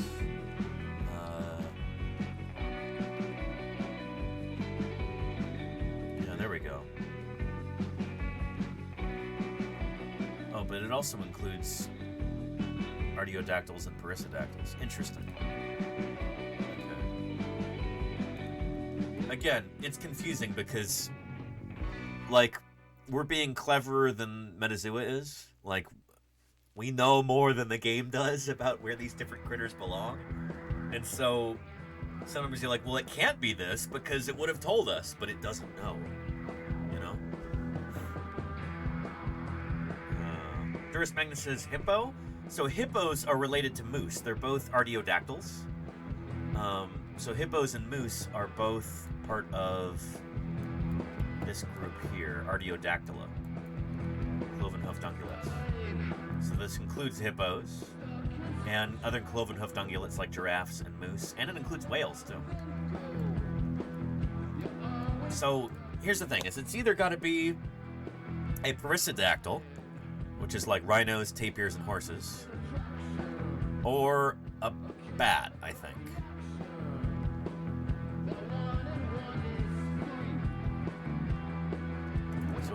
Rhinoceros is one option. They only have one species of rhino in here. Horse, they have one. Zebra has one. Donkey has one. Let's try donkey.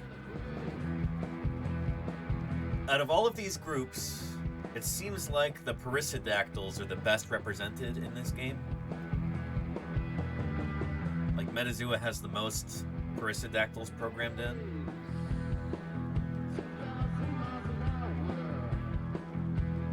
So let's try that. Or, we were talking about horses earlier. Let's try horse.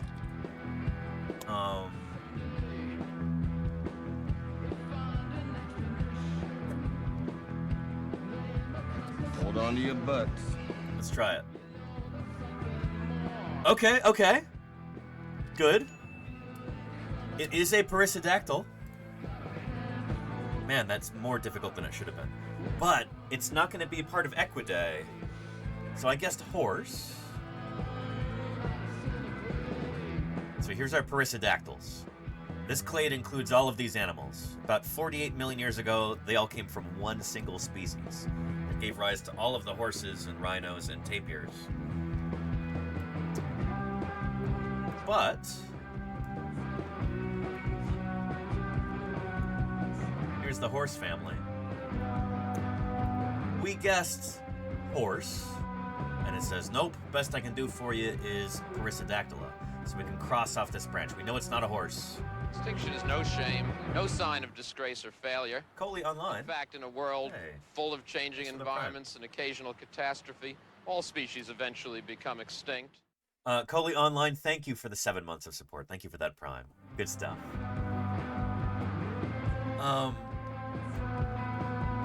Yeah, so our critter, it is a perissodactyl, but it can't be a horse. It's not a member of the horse family.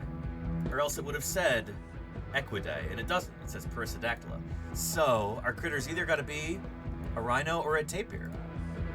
Those are our only other options. And they only have one species of rhino and one species of tapir. So it's a coin toss. It could be a rhino or it could be a tapir. So what I'm going to do is I'm going to leave this up to you, chat. Let's run a poll.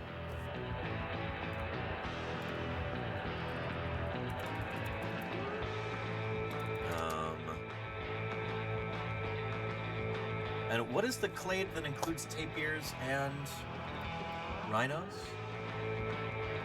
Is it Ceratomorpha? Yeah. So Ceratomorpha is the clade that includes tapirs and rhinos. Yeah, tapirs and rhinos are more closely related to each other than they are to horses, and form a group called the Ceratomorpha. So,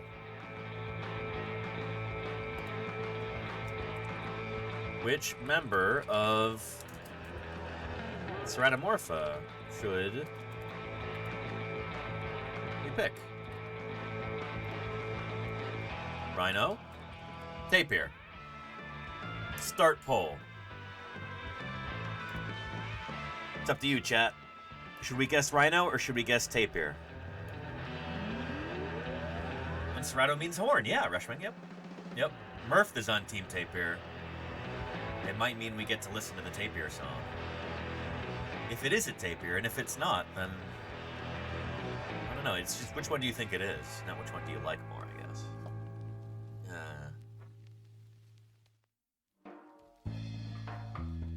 Tapir is winning by a trunk so far, by proboscis. Nope, they're neck and neck. 15 to 15. Tapir pulling ahead with one more vote. They're neck and neck again. 16 to 16.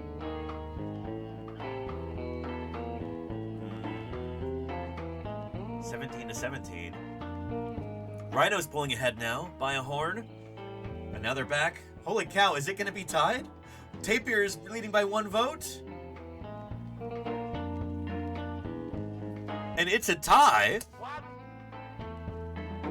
Oh, man. Each with 19 votes. And that was helpful, says Shane. I mean, what? You know what? If Balint were here, he would have put Rhino over the top. He loves rhinoceros. Dealer's choice, I guess, says Timur Squinch. You know what? I'm going to go with Tapir, then. because I love tapirs. I think they're really cool. I also love rhinoceros. But, yeah.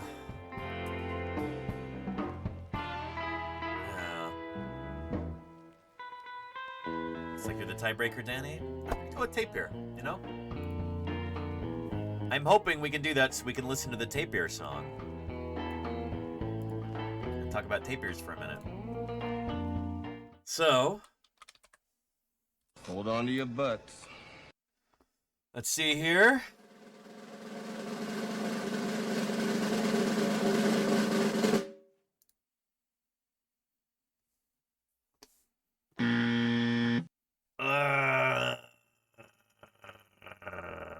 It's got to be rhinoceros.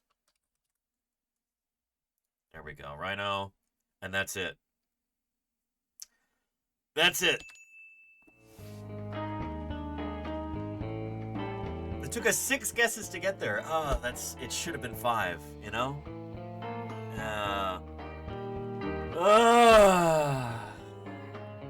You know? Oh well. Rhinoceros are still really cool. It's just the circumstance that loves me, you know? Yeah. Yeah. You guessed rhino on a whim? Nice, Petrodactylus. Okay. Yeah.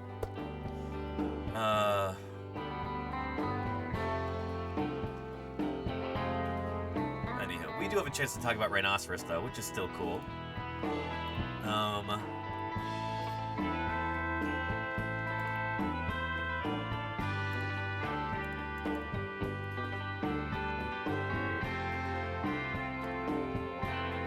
Here, let's go ahead and post our results, or our 6 guesses.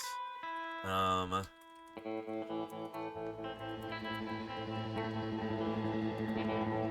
would have gotten away with it too if it weren't for those. No. And like 3 fewer guesses. If the game had all of the subclades were programmed in like it should have. Upside down smiley face. No, hang on. Melting smiley face? Can they not have that? Alright, upside down smiley face.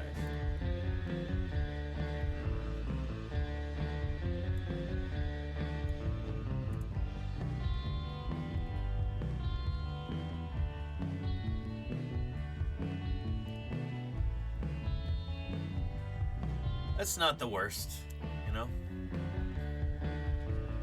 Still 11. Like, that's a good streak there. I think I've gotten a streak up to like 30 or 40 before. Anyway, it's nice because I usually forget to do this on the weekends, and I did not forget to do it this last time. Here's a link to that post. Don't give away what it was if you're going to reply to the post. It's supposed to be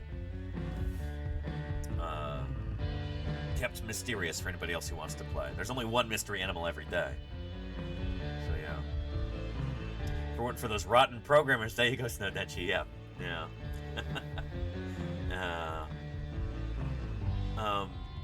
I would like to think they limit the species. No, that's not what I'm talking about, Kennedy. I'm not talking about limiting the number of species. Like, that's cool. Of course they have to do that. The thing is, they don't have all of the, like, subclades in there, like Ferungulata, like Scrotifera, like these other groups where you should be able to narrow it down based on these groups. And with some of them, it's just like, it jumps straight from Laurasiatheria to Perissodactyla. And it's like, no, there's other subcategories in there, and we should be able to narrow it down further using those. And we can't, because they're not programmed in. So yeah. Yeah.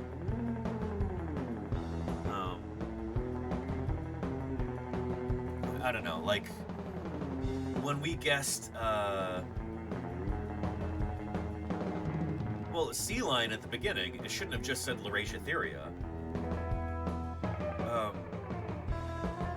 Sea lions and white rhinoceros are both part of Pharyngulata, and I think they're both part of Scrotifera. But no, it went too broad, and it says Laurasia, you know? Anyhow, yeah. Yeah. We have to code a new game. No, they could just, I'm sure they could work on it further if they wanted to. Yeah. When I took hits, it went from Laurasia to Rhinoceridae. There you go, Claire. Well, shoot, but there's only one species in Rhinoceridae, so it's basically just telling you what the answer is. That's funny. Anyhow, and Ephraim Tours, hey, thanks for being here. See you next time.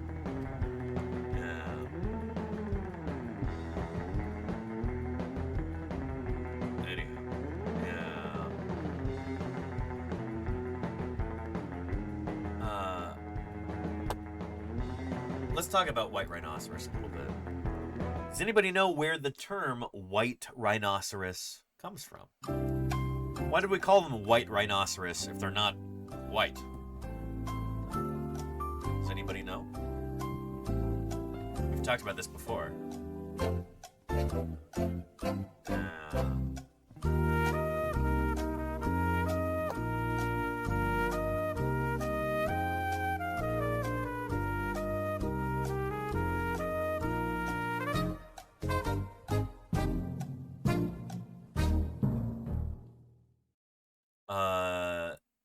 Yeah, it comes from the mouth. It's true, Muso, and Mirth is correct as well. They have a wide mouth. It's kind of like a mistranslation, I think, of an Afrikaans or Dutch word.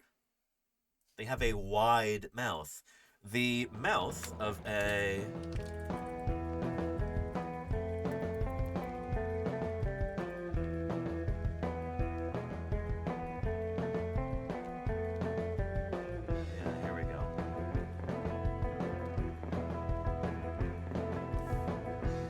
So the white rhino, its mouth is wide. The black rhino, which is also not black, but whatever, its mouth comes to a point like that. It's thought that they actually have different diets. So like a black rhinoceros is a little bit more choosy with what it eats. A white rhino, it's got a wider mouth. It just kind of... It's less picky. Bigger mouth, just eating whatever. Black rhino... more precise, a little bit more choosy about what it's eating. Does that make sense? Yeah. So that's how you tell the difference. It's not color. The whole black and white thing is misleading.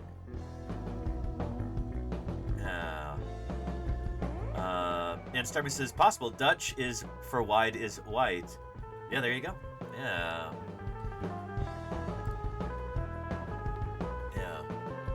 I'm trying to find a decent video on... Let's take a look at this.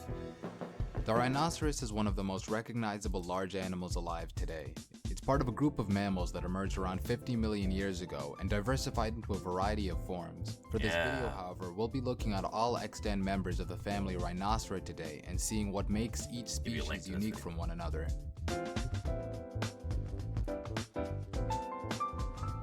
Today we have 5 living members of the family: the white rhinoceros, Ceratotherium simum, the black rhinoceros, Diceros bicornis, the Indian rhinoceros, Rhinoceros unicornis, the Javan rhinoceros, Rhinoceros sandaicus, and the Sumatran rhinoceros, Dicerorhinus sumatrensis.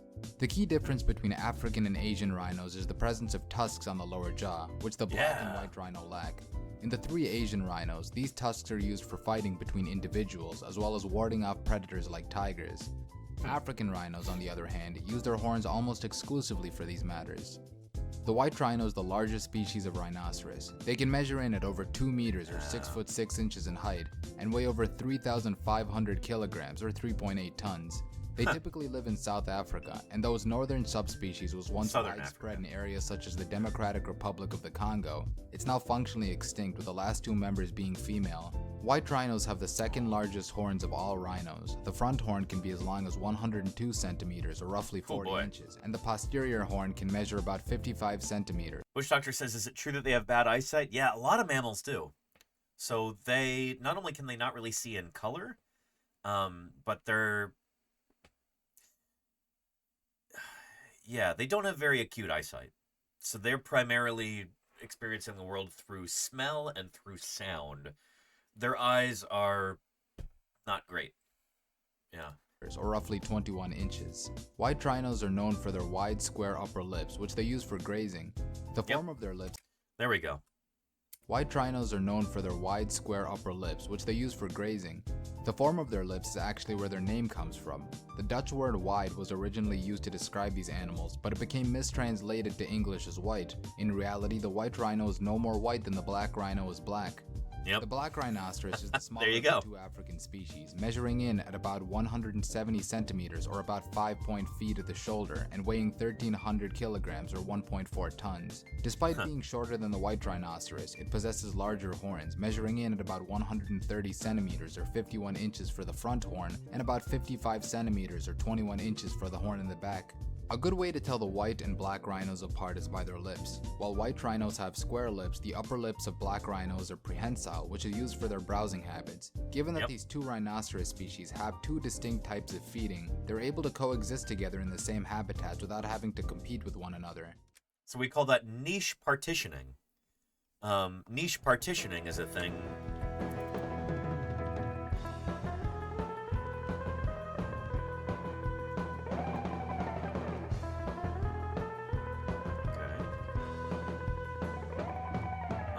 Article for that.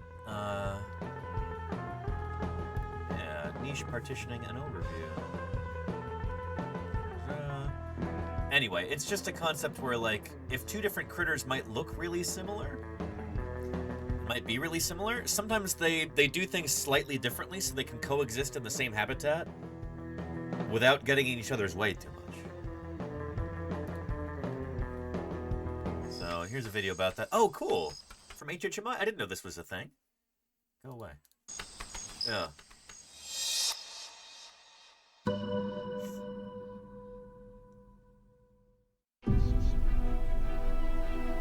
African savannas are famous for their diversity of large mammals.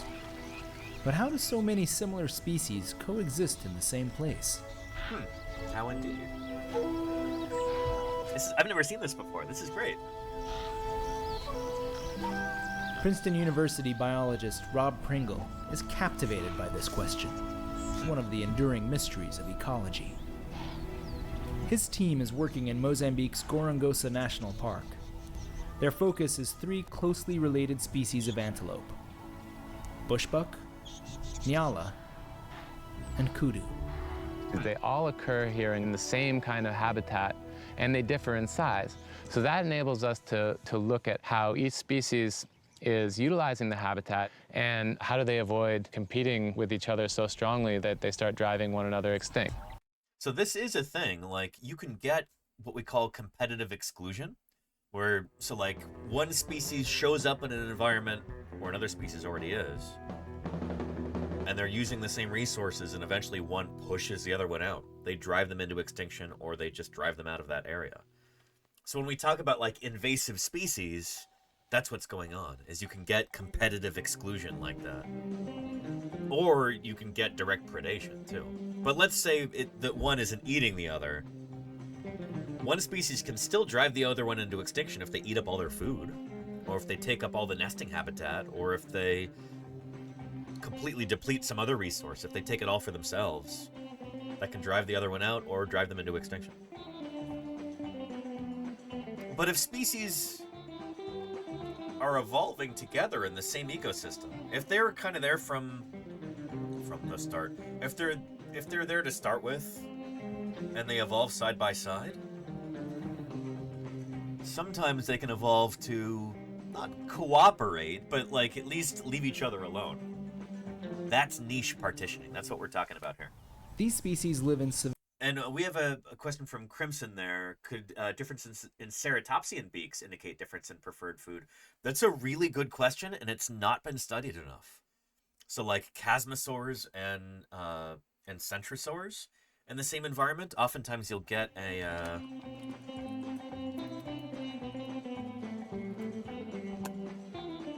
member of both of these groups in the same ecosystem.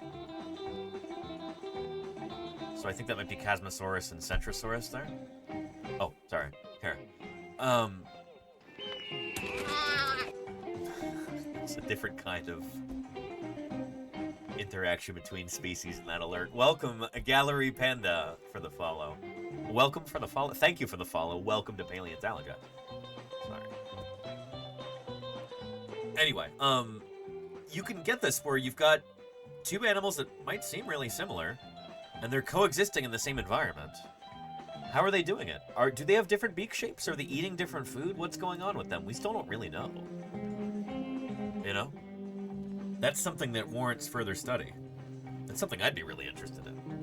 But anyway, let's continue. Savanna. Grasslands interspersed with small clumps of trees. At the heart of each clump is a... Oh, and hang on. Luke Herman's Gaming says, I just Googled some ancestors of the rhino. One had a horn almost as long as its body on top of its head. Are you talking about Elasmotherium? Because that's not actually an ancestor of today's rhino. It's a different species of rhino that lived during the Pleistocene. You're talking about this critter? Elasmotherium? Yeah.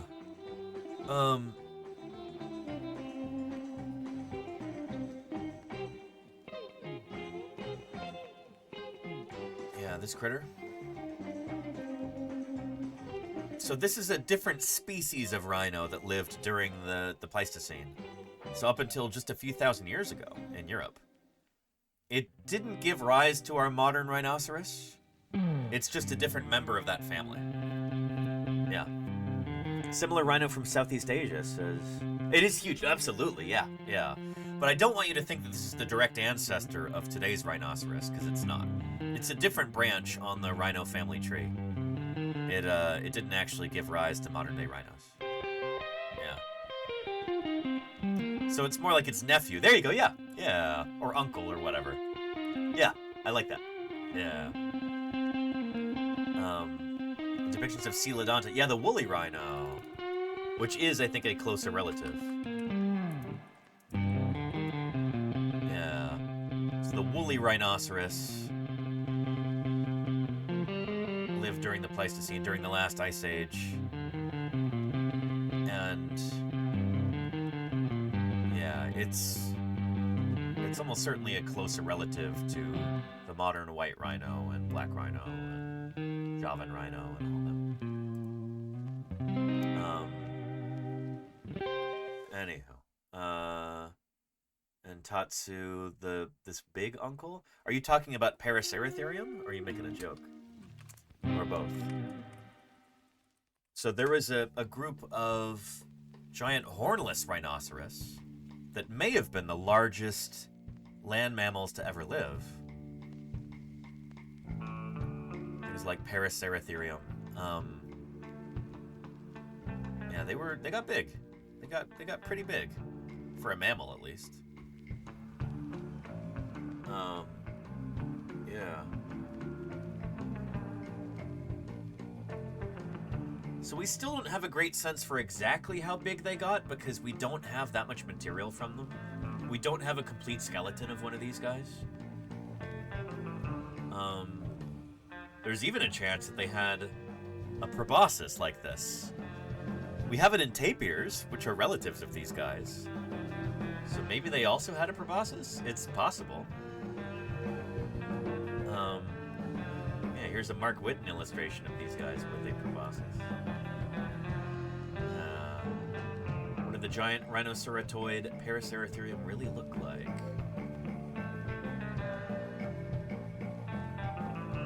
Yeah. And Wheel says, I didn't know they were hornless species. There are hornless species of rhinoceros today. Like the Sumatran rhino.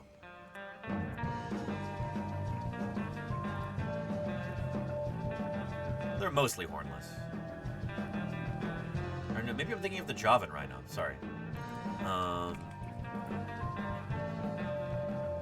No, they kind of have a horn too, though. Yeah. Yeah, I guess all of our rhino species today have horns.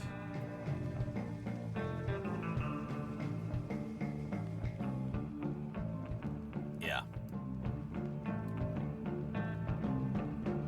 All of them do. Even if they're small. Yeah. Anyway, super cool. And some of these, like the Javan rhinoceros, there might be like fewer than 100 of them left in the whole world. Yeah, they are critically endangered.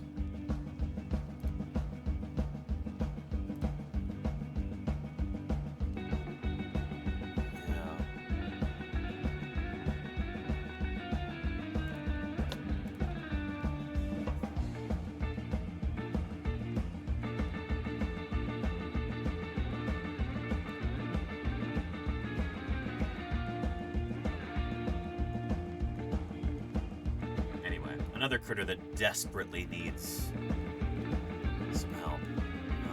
Or just us leaving them alone, you know? But people will kill them to take their horns because they can sell them for a lot of money. It always comes back to money, you know? But yeah. Let's protect our fossils, because Shane H42. if they're removed, America loses them forever. Speaking of money, thank you for that support so that I can continue to do this full time. That means a tremendous amount to me. Really appreciate that, Shane. Thank you, thank you. Enjoy those emotes. Enjoy not having to watch any ads on this channel. Enjoy the knowledge that you are helping support science outreach here on Twitch and in some small way helping me get the word out about critters like this.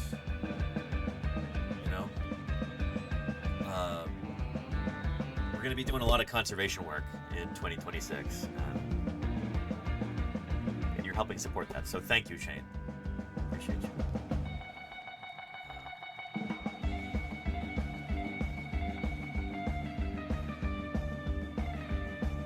Brick of perhaps. Oh, I know what you mean, Crimson. Yeah.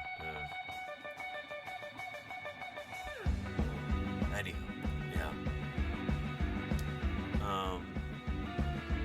And there ended on quinine. Yeah, people attribute all kinds of magical, mystical properties to this horn, which is effectively like it's keratin. It's the same material as your fingernails.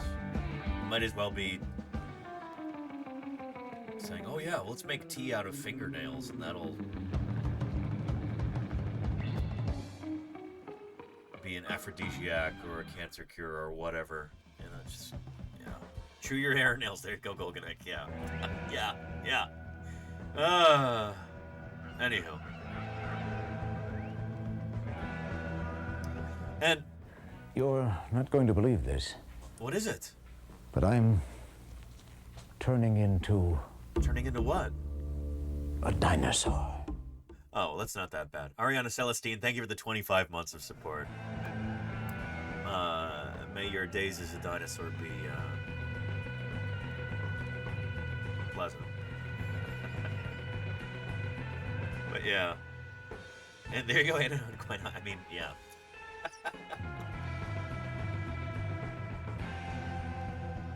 Not a sponsorship deal we're going to be doing in the next year. Just saying. I may or may not have been approached.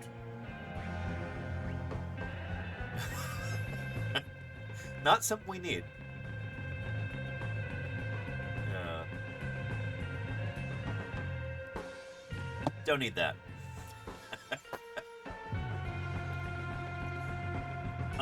Let's get back to talking about ecological niche partitioning here. Already a shield for big rhino. There you go, ended on quinine. Yeah. It would actually be kind of fun to have, like, today's stream is sponsored by Big Pangolin. Something like that. Like a different critically endangered species. Kind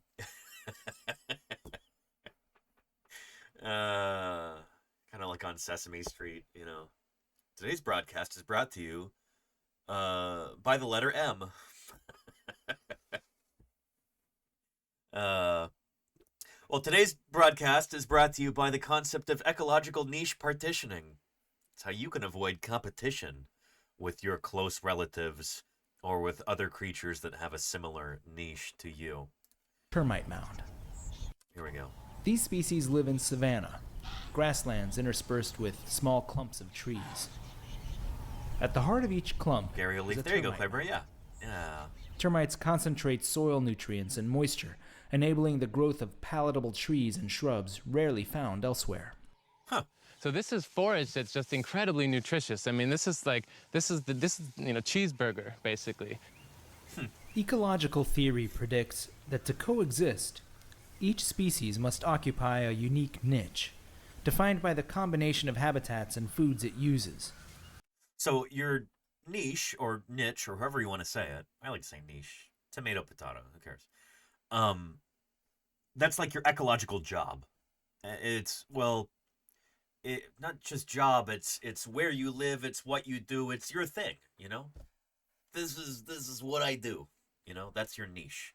So it's the foods you eat. It's the habitat that you inhabit. It's your, like, oh, I dig a burrow, or I have this nesting cavity, or I do this, or I do that. Those are all part of your niche. It's like what you're doing in the ecosystem. Niche it's kind of a difficult word to define, really. But here we go. If you want to read more about it, this is a great place to start. In ecology, a niche is the match of a species to a specific environmental condition.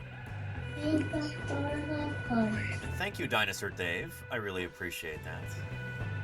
300 bits. Thank you, Dinosaur Dave. Joined the Metazua Discord, asked if they do a Paleozua. Said he's working on it, just struggling with the Tree of Life part. Oh, very cool, Dinosaur Dave. I need to get in contact with the Metazua people, because I feel like that could be an interesting collaboration. Very cool, Dinosaur Dave. Very cool. Thank you for the 300 bits, by the way. Excellent. Bush Doctor says, I've never heard it pronounced niche. A lot of Americans pronounce it niche. I like to say niche. Niche sounds more European, more French.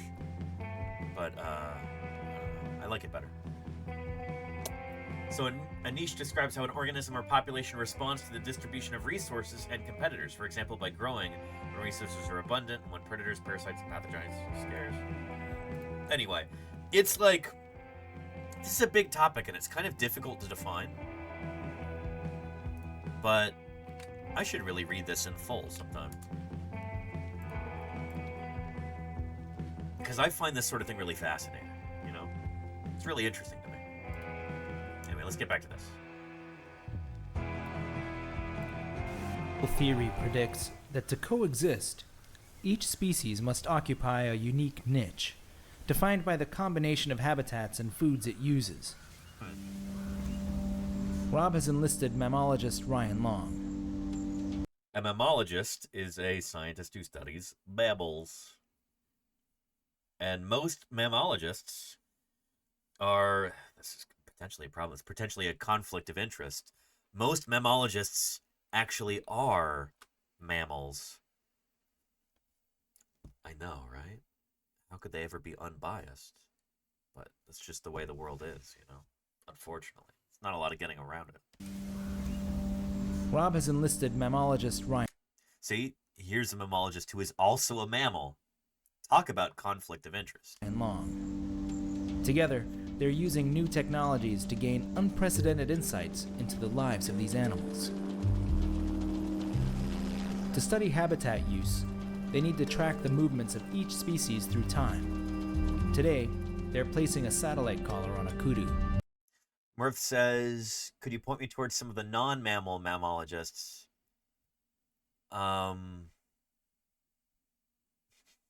You know, they're that uncommon. This is such a big problem that I don't even know if I could name one, you know? Time to get my snails interested in the field. There you go, Taxart. Yeah. You know, you got to see it to be it, though. So I shouldn't be making fun of that concept. It is important. Anyway, yeah.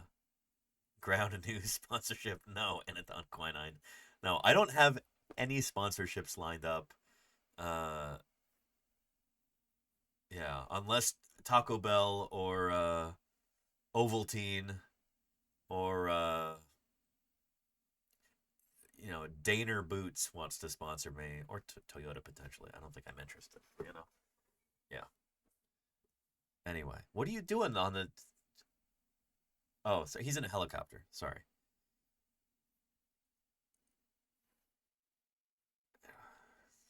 Seen too many needles on buses over the years.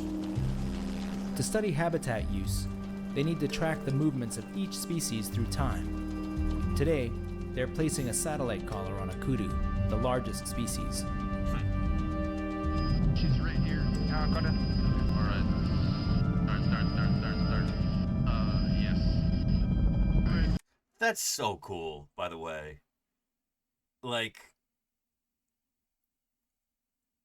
I just gotta say that, like, that is so neat. Like, there's something really cool about that. Like, yeah, I do have a rifle-type device, and I am aiming it at an artiodactyl. Here's an antelope running away from me. But I'm doing this to help save these species. Like, there's a certain kinship that I feel there with, like, as a paleontologist, with people who do this. As paleontologists, especially in, like, the early 20th century, there were all of these things written about, like, oh, paleontologists, they're like big game hunters. Except instead of bringing an animal closer to extinction by hunting it, instead they're resurrecting an already extinct species.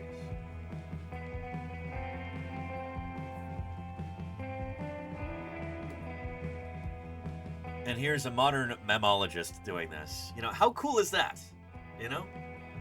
We had jumping onto turtles from the boat. Now we've got dart tagging in helicopters. Man, what cool jobs is retro. I know, right? That's so cool. That's so cool. She's right here. Got it. All right. Start. Yes. So this got to be a tranquilizer dart, right? We're going to put a tracking collar on this kudu. The most critical piece, obviously, to get this collar on. It will provide an hourly location for 10 months or so. Next, there you go, Charlie the researchers need to know exactly what each species is. So, but they're doing everything that they can to minimize stress to this animal. So, like that blindfold there, it's going to help the animal stay calm. Eating. This has long been difficult because it is often impossible to identify plants while watching an animal feed in the distance. Underneath. Rob's team is pioneering a new approach called DNA metabarcoding. Whoa, the researchers collect animal dung, which contains undigested plant cells. They isolate the plant DNA from those cells and match it to a reference library of possible food plants. Oh, very cool. This is a sample about as fresh as you can possibly get it. Sometimes you get nothing at all, but we actually have nice, fully formed airspace. I mean, yeah. They do this with crocs, too. It's like you keep them blindfolded and it helps reduce stress. It's like, okay, I don't know if there's a lot of reasoning going on. Like, oh, dark, my eyes are covered, must be nighttime, time to go to sleep, I'm not as worried. I don't know what it is, but, like, it does help reduce stress. Like, it's a documented thing. I think that's pretty well established. Yeah. A very clean sample, no contamination from any kind of plant DNA because it came straight from the inside of the animal. The final step, a reversal injection to wake her up. There you go, Canyon Hero Boy, yeah. Oh, I missed that. No, I want to see this again.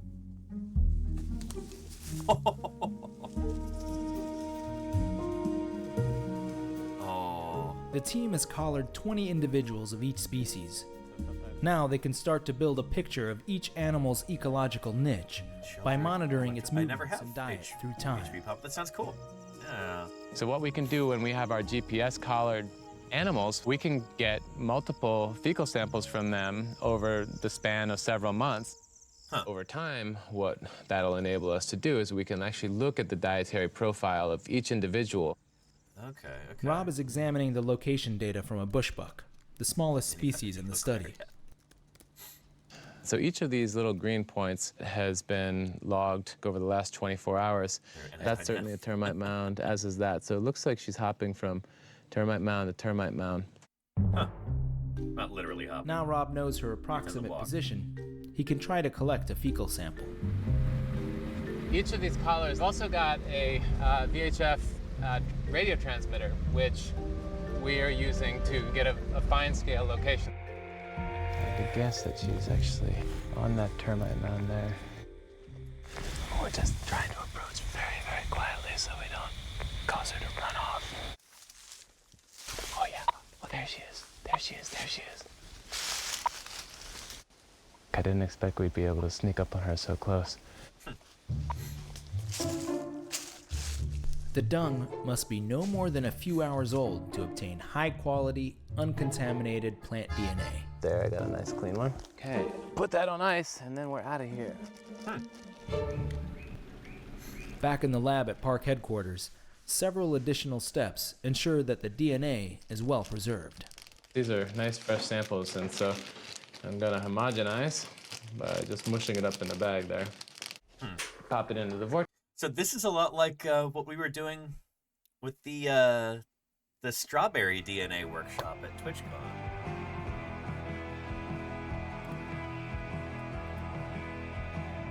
Find the VOD there.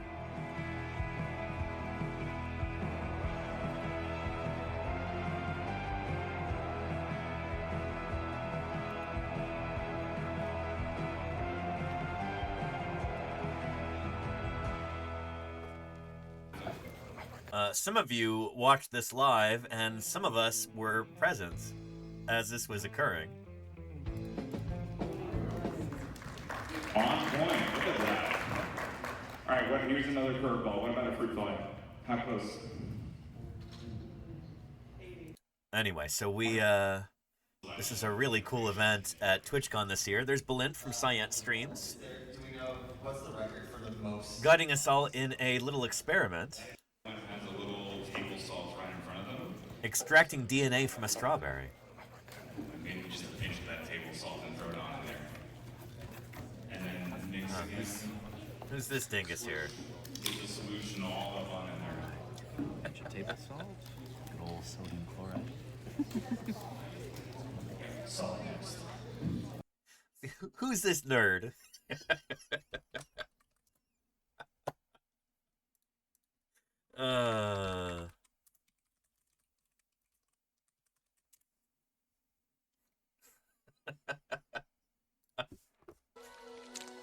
With a little help from our friend sodium chloride.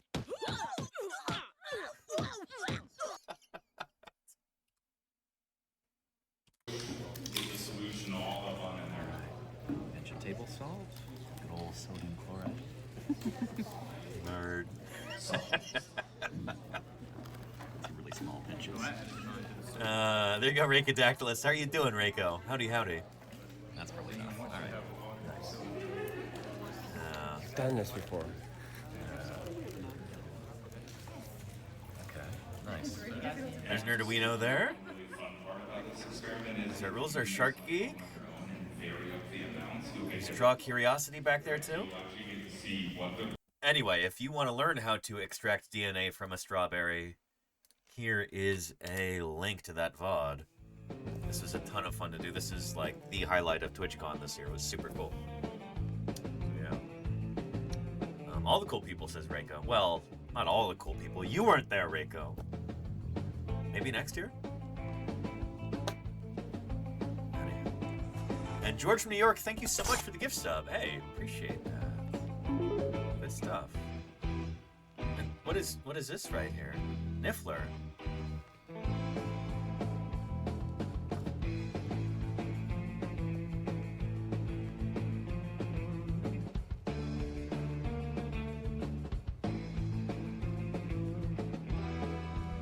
Holy cow, Niffler, thank you. Bonus Christmas rent for the Landlord's Fund. Could you please choose a nice flavor for them? Ordering from the UK is a nightmare. Merry Christmas to the pies and you too, Danny. Thank you, Niffler. let's do that right now. Let's see.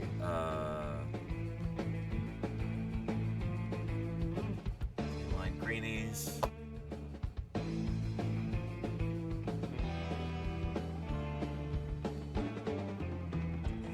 And thank you, Tatsu, for the gift sub. Hey, I appreciate that.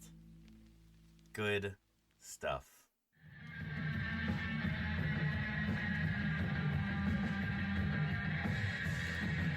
Here we go. Let's order them some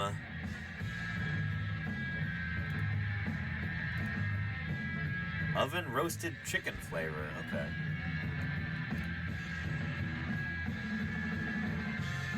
I don't like that, but they'll like that, you know, and that's fine. It probably doesn't have real chickens in it.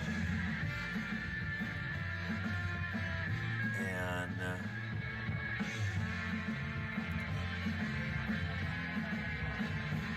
Saturday, December 27th, lower carbon delivery. We'll do that then. They can have a nice. Let me just keep it in my cart, and I can order it because I'm gonna be gone.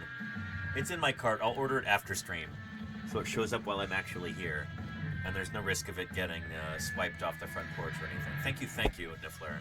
I appreciate that, and the cats are gonna love it. Good stuff. Remind me next week, and I'll show you.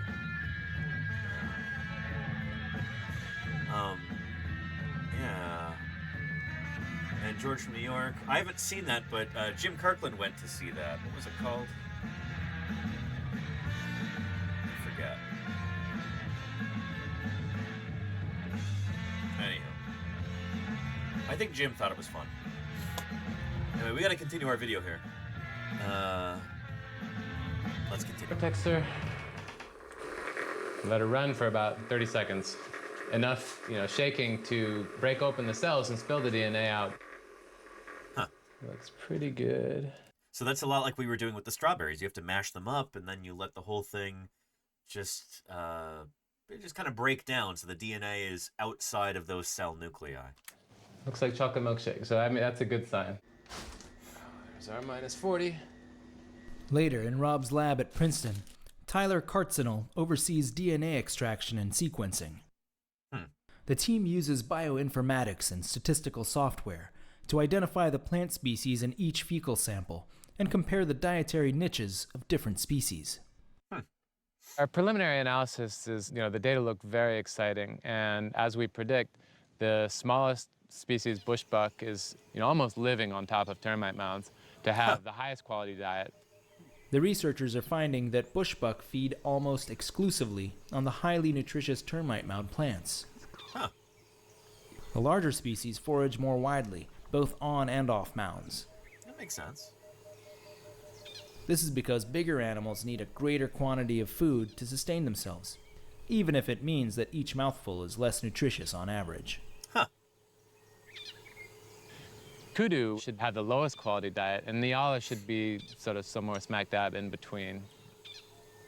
What our DNA metabarcoding studies have revealed is this really interesting picture of how animals partition the niche. Each species uses the habitat differently and feeds on a different combination of plant species in varying proportions. Interesting. Such niche partitioning reduces the strength of competition, preventing a single species from monopolizing all of the resources. Which is really cool. I mean, it does make me wonder, what is the reason why they don't want to compete? And that's probably the wrong way to think about it, actually. Now that I'm pondering this, I bet you it's that this is probably like a survivorship bias thing, where it's like, in a lot of cases, you would have one species coming in and just muscling the other ones out, either driving them into extinction or driving them out of that habitat. But in the cases where you do have multiple species coexisting in the same habitat, the reason why they can continue to do that is because they have this kind of niche partitioning going on, where they're eating slightly different things. They're not in direct competition.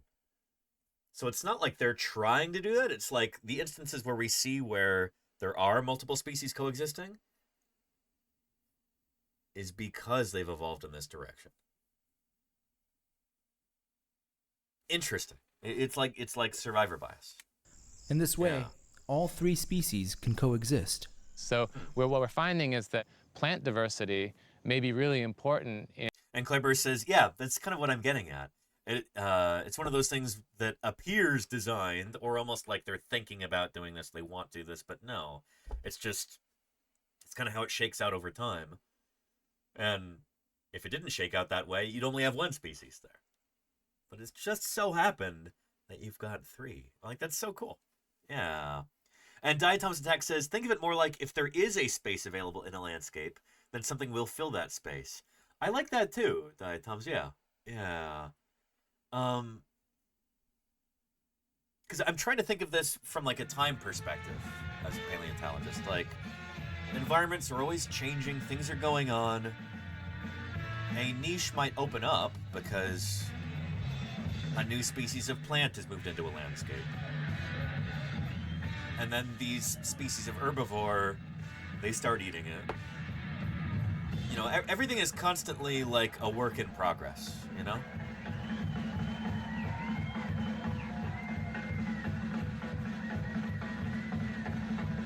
So it's like they've kind of moved into that ecological space and they can exploit that resource now. And if they couldn't, then they wouldn't be there.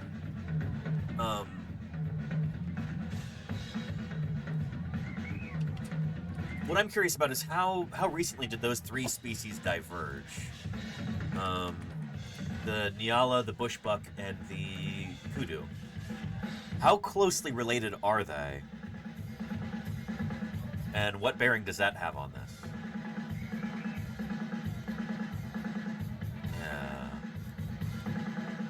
Nyala, there's greater kudu there. So the greater kudu and the both common and giant eland form a clade there. Lesser kudu is over here. Interesting. Bongo and bushbuck. There's several species of Nyala. Okay, interesting. So they're all...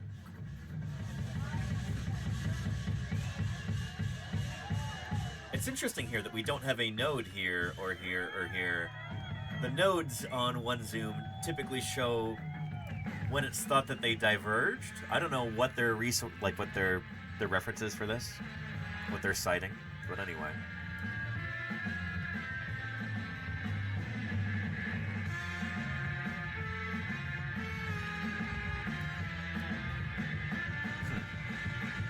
But it would have been multiple millions of years ago that these different species diverged. So the bushbuck here is separated from the bongo by almost 8 million years, give or take. But there's no figures for them. Interesting. Interesting.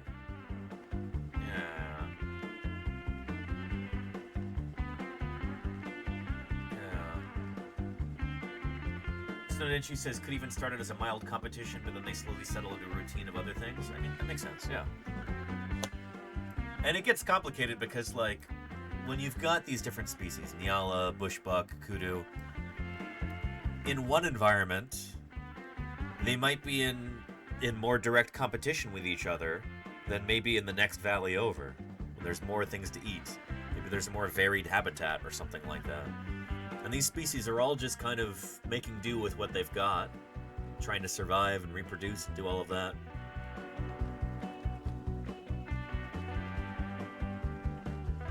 So, like, the kind of partitioning that they do in one part of the habitat might be different from, like, you know, in the next valley over or whatever. It's interesting. Yeah. Yeah.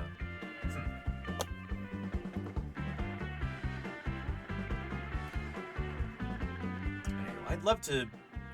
I was never able to actually, like, take an official course on ecology. Everything that I know about this is stuff that I've picked up in conversation with other researchers or read about. I've not even read a lot of the original literature on ecology. That's something that I'd like to be able to get into, you know? Anyhow. In helping to maintain large mammal diversity. The presence of termite mounds is actually increasing what might otherwise be a fairly monotonous, homogeneous landscape and adding more diversity to it.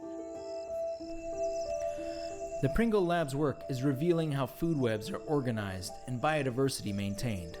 And it reminds us that ecological communities are profoundly interconnected. From the tiniest termite to the mighty kudu, and all of the plants in between. The mighty kudu. Cool stuff. That was neat.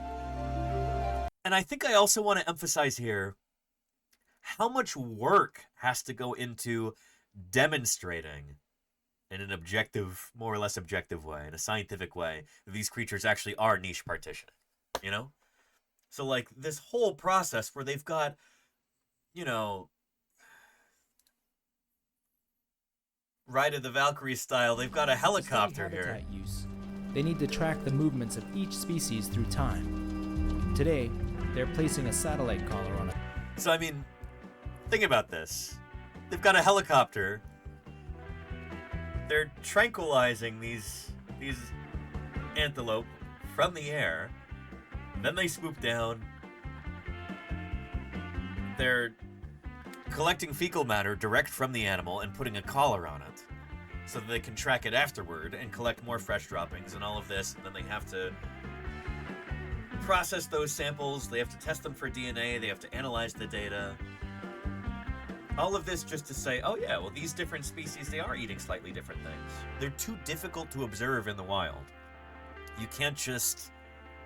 I guess it was too difficult to, like, set up a camera blind and just be an antelope paparazzi for a year and just very, very closely document what they're eating. Instead, they have to go literally straight to the source. Just that sheer amount of work. Can't be cheap, you know, for discovering something so basic about these animals, but being able to demonstrate it in a way that's more or less incontrovertible, you know? This is not speculating going, well, they have this shaped mouth and they're bigger, so they're probably eating more food, they're probably eating these plants. No, they actually have to try and demonstrate that.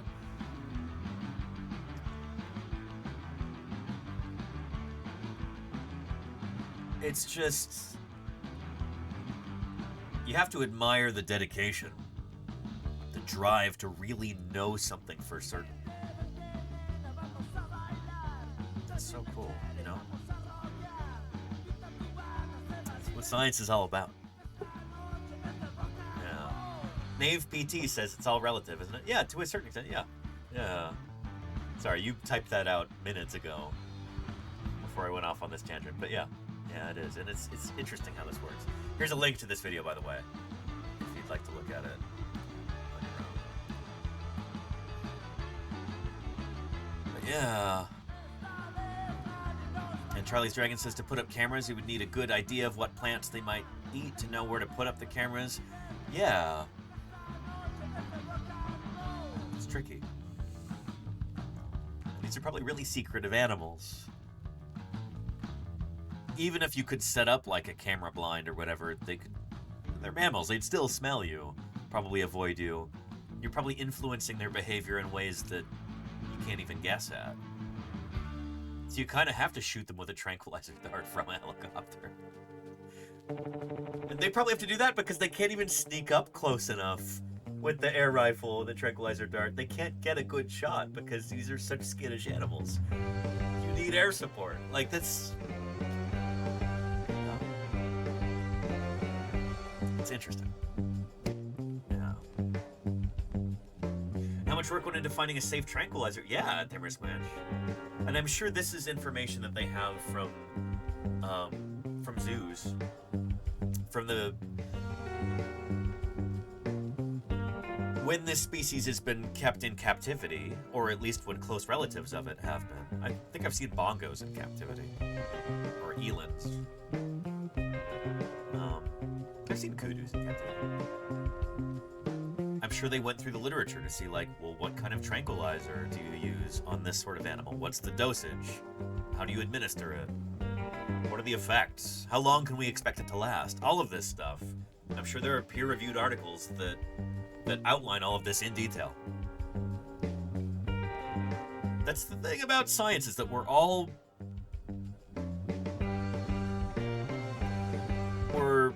using the work of the people who came before us, building upon that. You've heard the phrase, we are all standing on the shoulders of giants?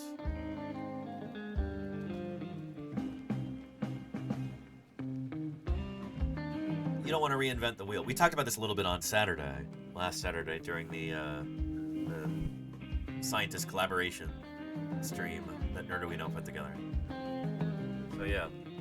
Yeah, and we also want to record our work and outline everything. We want to preserve that knowledge for those of us who come after. Exactly, Simenchi, yeah. Yeah. Anyhow. Yeah.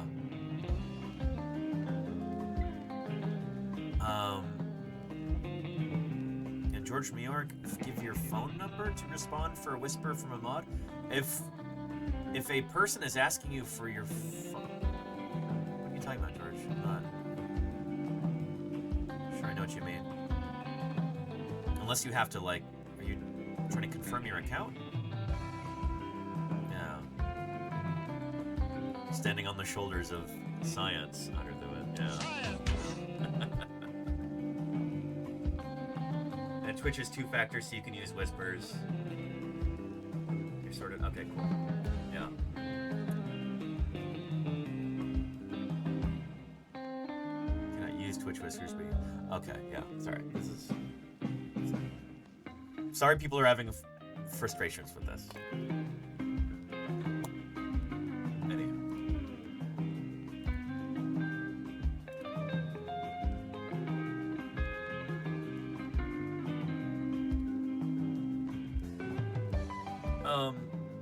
Speaking of the importance of science here,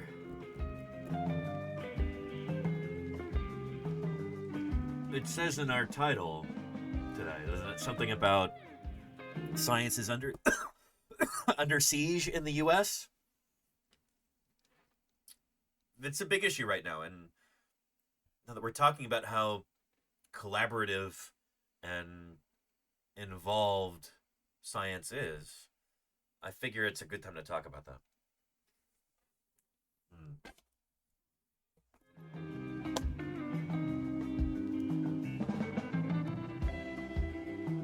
So let's do that.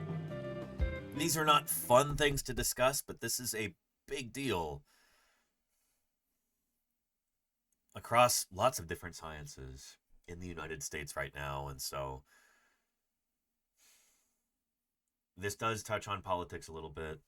Fair warning, but again, like, I would be remiss if we didn't discuss this. As somebody who does science outreach full-time, this might not be directly about paleontology, about fossil science, but it's still, the reverberations will be felt in our science too, and they already are being felt. So some of you may have already heard about this, but there is a major U.S. climate research center in Colorado, and it is... The Trump administration is trying to basically destroy this at this point. It's a big issue. Yeah. This is big news out here, says Casey Snowart. Casey, who is in Colorado. Yeah, this is a serious problem. So the Trump administration is moving to dismantle the National Center for Atmospheric Research in Colorado, according to a senior White House official, taking aim at the world's leading climate research labs. This is really, really serious. They're going after climate research because this runs counter to a lot of their policies. They don't want people to be talking about climate research, the fact that the climate is changing right now, and that human beings are the cause of this. This is like an immediate thing that's under attack at this moment. This is a priority for them, is to dismantle climate science in the United States. But they will come for paleontology, too. They will come for other sciences. This is just one of the first ones standing in their way right now. So anyhow, Trump officials have encircled the... Oh, and thank you, Pinelli, for the follow. And Kept Nice, thank you for the follow, too. Hang on a second. Jay Marianne, you came in at the perfect time. Holy moly. A dinosaur? What? What? Thank you, Jay Marianne, for the raid. How are you doing? Welcome to Paleontologizing. It's really good to have you here. We are just about to talk about the Trump administration going after science in the United States. We've got some big news stories about that, so I know you touch on politics in your stream, so I'm really glad you're here. Perfect timing. Thank you to everybody who's following. Here's Holy something cow. stranger than science fiction. Prehistoric facts. I really appreciate it. I'm going to turn off the alerts for the moment so that we don't get completely swamped by them. But thank you to everybody who is following. Holy cow. And here, let me switch scenes here real quick and turn off these alerts too. But here we go. Let me play a quick little channel trailery type thing to introduce myself to all the new folks. This is what we're all about here on Paleontologizing. My name is Danny Anduza. I'm a dinosaur paleontologist, and this is Paleontologizing. This is what I do.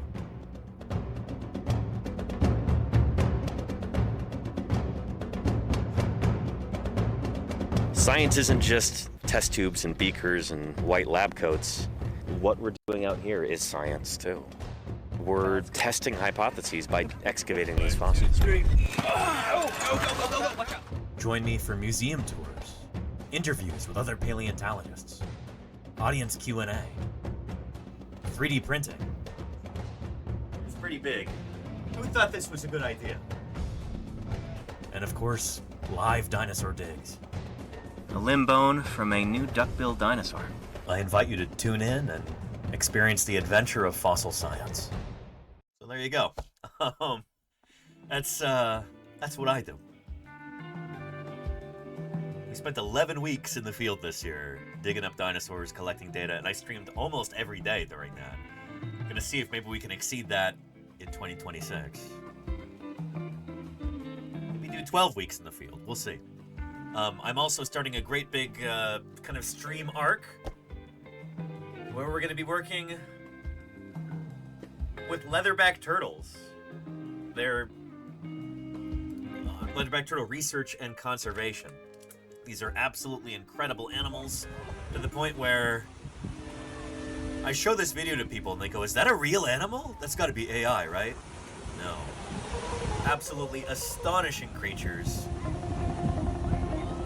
They're almost like straight out of the Cretaceous period. Because they are.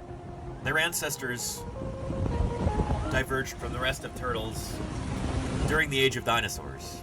Around about 80 million years ago, or thereabouts, something like that. These are creatures that are...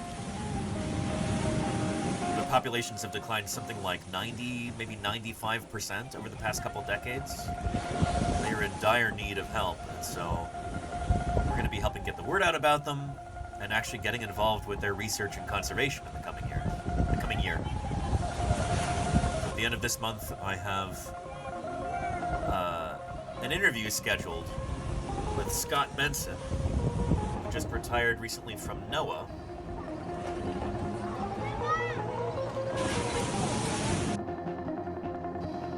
And he is the world authorities on these critters, the Pacific population in particular.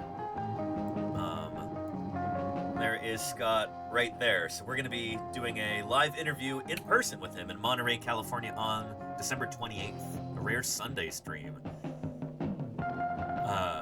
So that's going to be a ton of fun. It's going to really kind of kick off the year of the leatherback. So I can't wait. It's going to be awesome. Anyway, Scott right here. He worked for NOAA until very recently, just this past summer, I think.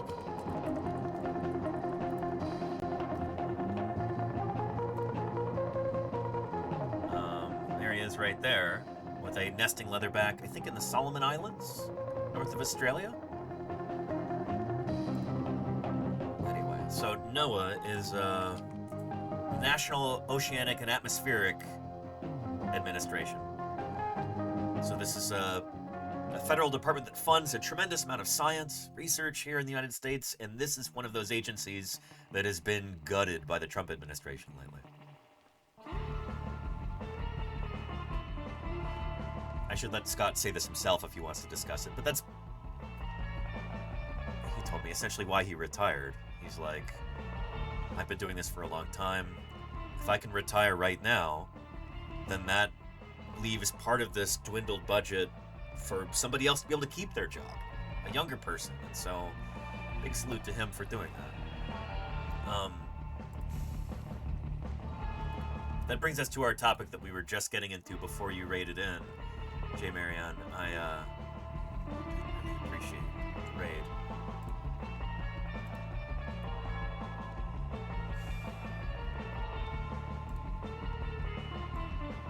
Let's see if we can find a video on this to kind of kick it off.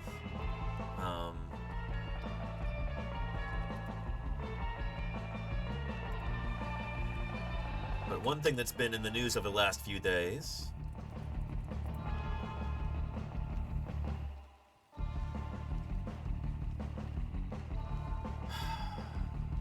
is this right here. The Trump administration's retribution campaign against Colorado continues. The president's been open that he is punishing this state for using mail-in ballots and for not freeing his election-denying ally Tina Peters from state prison. Now the Trump team says it is closing NCAR, the National Center for Atmospheric Research in Boulder. If it were to close, the models used to help predict severe weather events like today's in Colorado could be severely impacted. Our Marshall Zellinger explains how every American has benefited from NCAR's from yesterday, work. by the way. The peak wind gust where NCAR is located at Mesa Lab in Boulder reached 109 miles per hour around 4 p.m. I had spent my entire career at the National Center for Atmospheric Research. So Casey Snowart, who's here in the chat, can we get a shout out for Casey as well? If you like chill art streams, Casey's awesome. Casey says, I was just going to ask you about this. Casey says, I just got power back after having none for over 24 hours. We're likely going to be losing it again tonight or early tomorrow. So yeah, it is a serious issue. Like, this is, if we want to be able to predict these events, then you need research facilities like this who are doing that work, you know?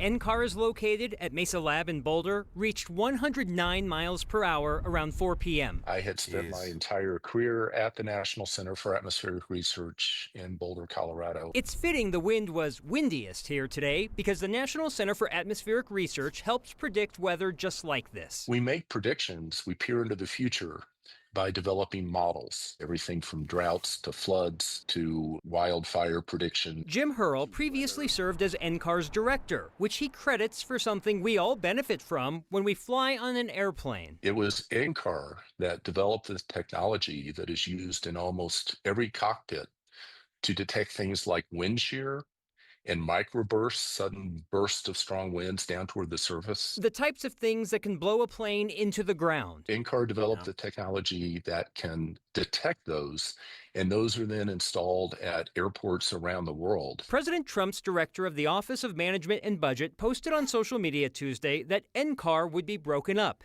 saying it is one of the largest sources of climate alarmism in the country. That NCAR is a center for... So again, this is taking science and trying to make it like a political punching bag, you know?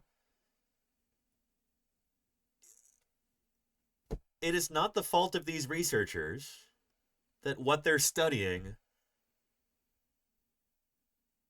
is threatening to the political establishment in this country, you know? That's not their fault. Science, by its very nature, is political, but it's not partisan. At least it shouldn't be. And that's, I think, a really, really important distinction to make.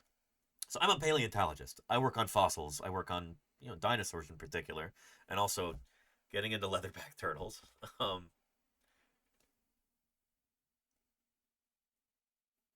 As somebody who studies extinct animals, studies the evolution of life on Earth, you know, that's what I'm interested in. That's what I'm trying to find out about. That's why I go out and collect fossils and gather data and write papers and get them published and all of that. That's its own thing.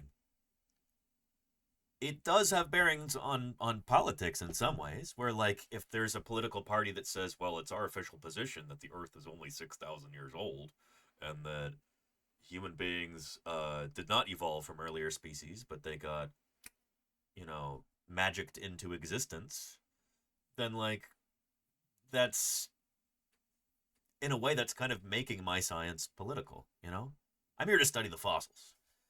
These people are here to study weather patterns, meteorology. This is their passion. This is why they got into this.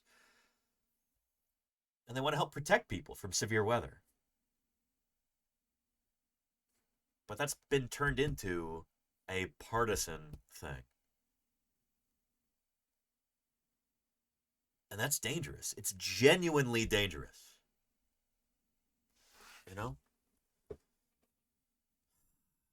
Yeah, and Visionary says, doesn't that also affect other countries, those kinds of decisions that the U.S. makes? 1,000,000%, yes, absolutely. It's a huge problem. There's this saying that, like, when the United States sneezes, the whole world gets cold. This kind of, like, hegemony that the U.S. has. It's the most wealthy and powerful country on the planet. The things that we do in this country, the decisions that our leaders make, affect the entire world.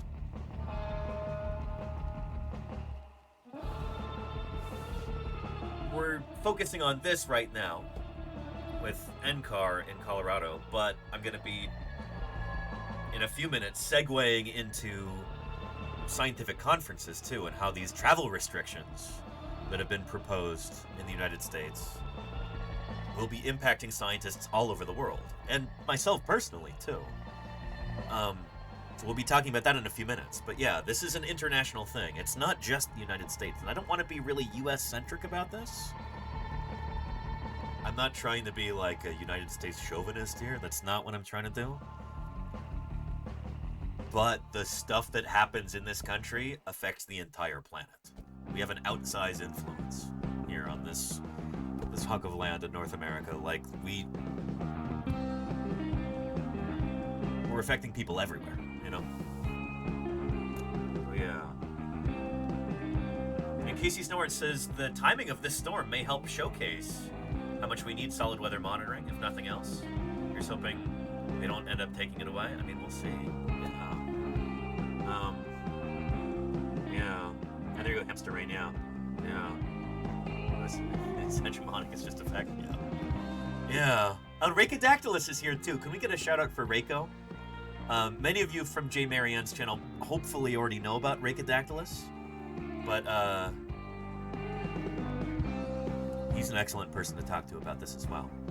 As a cognitive scientist, his work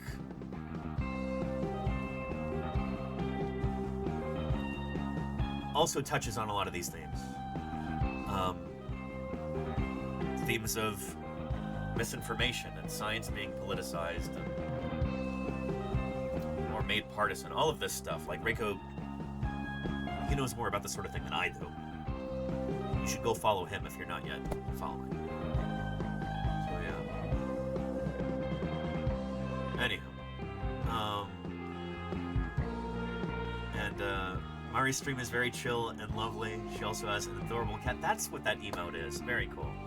Yeah, and Jay Marianne is great. Sometimes I like hanging out over at that channel when I've got some free time. Thank you again, Jay Marianne, for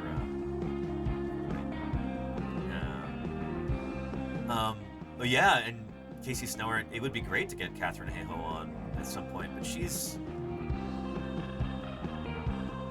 got to be a very busy person. I don't know. I follow her on social media, and she does a lot of media appearances and stuff like that. I don't know if I could get her on here on this channel, but that would be awesome at some point. Yeah. Been doing more appearances lately? Yeah, absolutely. Anyway, let's continue with this, and then we'll segue into the scientific conferences and travel restrictions thing, too. Just sources of climate alarmism in the country. That NCAR is a center for climate alarmism. I mean, climate realism. Like, this is literally scientists studying these natural phenomena. certain politicians might not like that very much, but, you know, tough. In many ways, science, like, we could have a long discussion about this, like scientists being, our natural role is as truth tellers, as people speaking truth to power. That's kind of the Platonic ideal of what a scientist is. A lot of that was lost in the middle of the 20th century during, like, the Cold War. And we could talk for hours and hours about that. I don't want to get too deep into it, but a lot of those themes are explored in a book that I can share with you if you're interested in this kind of thing. And thank you, Venus Flytrap, Tim A. KC. I didn't mute the alerts on this scene, so we might get a few. There's a great book about this by Sean Lawrence Otto, The War on Science. This is from, I think, like 2016, 2017, something like that.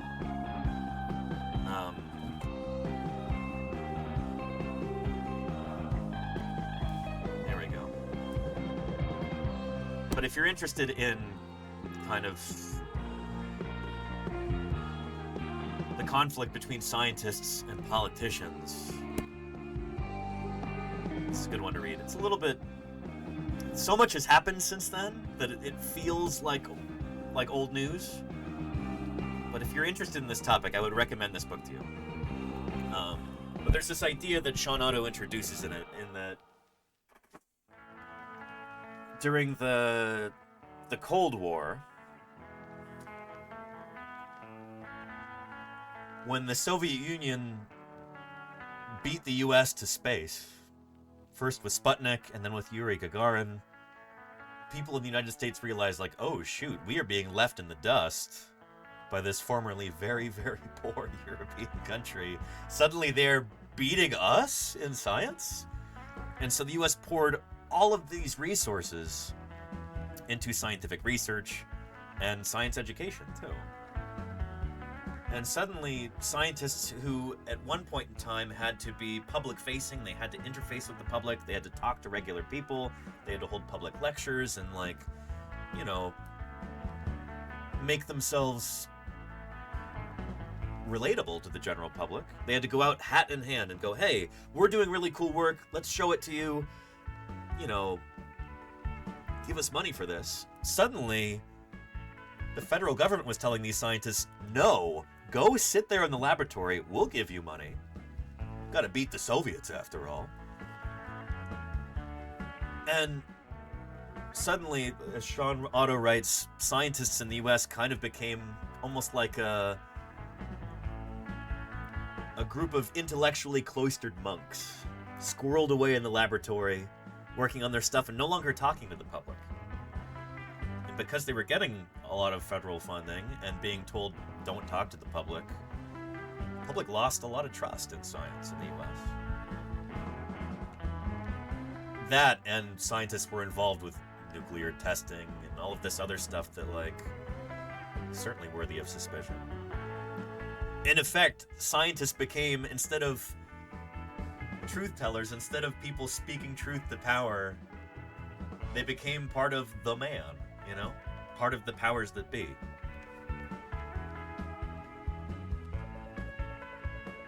Fast forward to, like, the 1990s, after the Cold War, you have all of this austerity and everything else, neoliberalism.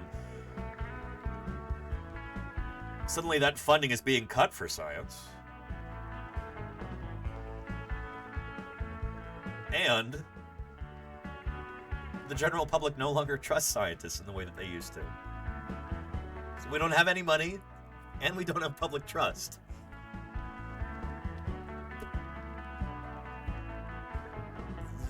Incongruous music to be using for a topic like this. But that's kind of the situation we're in right now, where, like, science funding has not...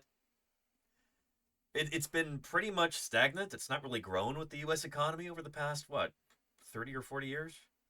In fact, it's kind of been declining. and there's so little public trust, and at least one half of the political spectrum in the U.S., if not more, a lot of Democrats are not very pro-science either, let's be honest. Like, a lot of politicians are actively demonizing science in the U.S. And a lot of popular figures are too, you know? It's a bad situation to be in, and that's finally coming to a head here, where like entire scientific agencies are being gutted. Programs are being shut down. Like, U.S. science is being strangled right now. Like, not in a neglectful, like, oh, this is that, we're not paying attention, you know, science is withering on the vine. No, this is like an active strangulation that's happening. It is malicious, you know, and this is part of it. Anyway, let me catch up the chat real quick, and then we'll continue the video. But yeah. Yeah.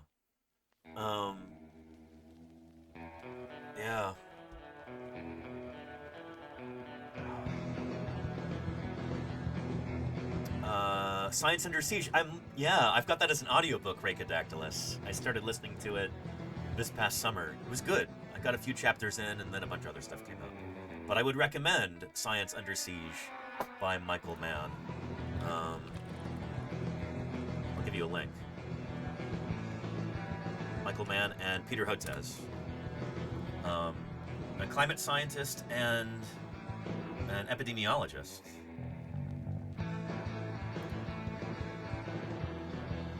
Here's a PBS article talking about it. But yeah. I haven't finished this book, but I would still recommend it to you. Well written and timely. Just came out this summer. Or this year, at least. Yeah. And Currently Clean on OPSEC says, do you imagine any solutions to that? I'm having a hard time thinking of how we could reverse that trend in science funding / trust. I mean, not to be self-serving or anything, but like what a lot of people are doing here on Twitch, I think, is maybe a very small part of that solution, you know? There's a problem where a lot of scientists are not talking with the public enough. The way to build public trust in science is through, well, having conversations, you know? Putting ourselves out there. And what people like Rhacodactylus and Science Streams and Nerduino and Moohoodles and a bunch of the other scientists here on Twitch, Volcano Doc, and let's get shoutouts for a bunch of these people, if we can, mods, if you wouldn't mind. Diatoms Attack, there you go. One way to increase public trust in science is just to talk to people, you know? And I think Twitch is an excellent medium for that because, shoot, we've got 353 people watching just this channel right now. Thank you again, Jay Marianne, for the raid. Getting those numbers up. I appreciate it. That's pretty cool, you know? I could go to the local bar and try and have like a, you know, a pub science evening or something like that. And that's cool. It's a great way to reach out to people and like have conversations with them. And a lot of scientists are doing that, which I think is really, really cool. But it doesn't scale in the same way that something like Twitch does, where you can have literally hundreds of people listening in and also talking. We can have a back and forth here because of the chat window, you know? It's interactive in a way that I think is really special and really cool. Twitch can be a phenomenal avenue for science outreach. And I and some of my fellow scientists here on Twitch are trying to harness this platform for that outreach potential, you know? And one of the coolest things about Twitch, too, is that, like, nobody comes to Twitch looking for science, you know? People are on Twitch looking for video game content or esports or just chatting or sometimes even politics, like with Hassan or Jay Marianne.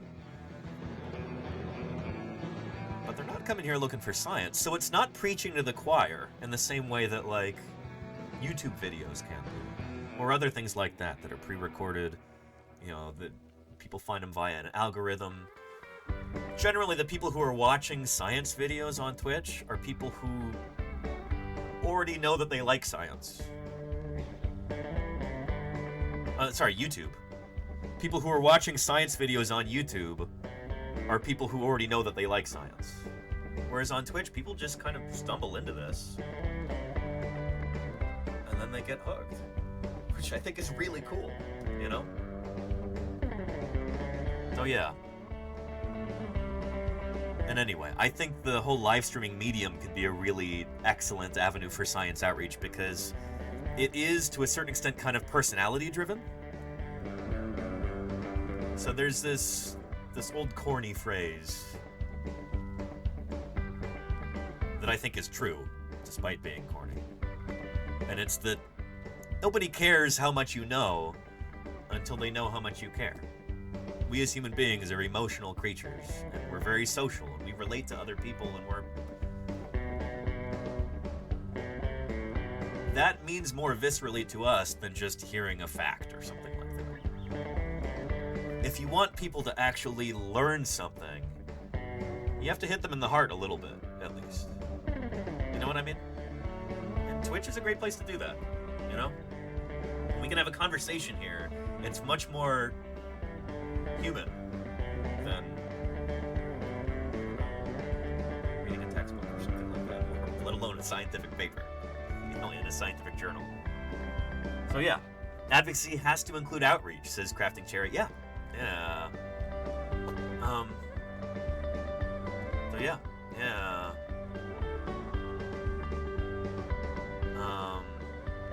That's super cool, Claire. Yeah. I love the different stories that people have. Cherished members of this paleontologizing community who discovered this channel in a myriad of different ways. Sometimes those people have been here for years now, like Claire, you know? So yeah.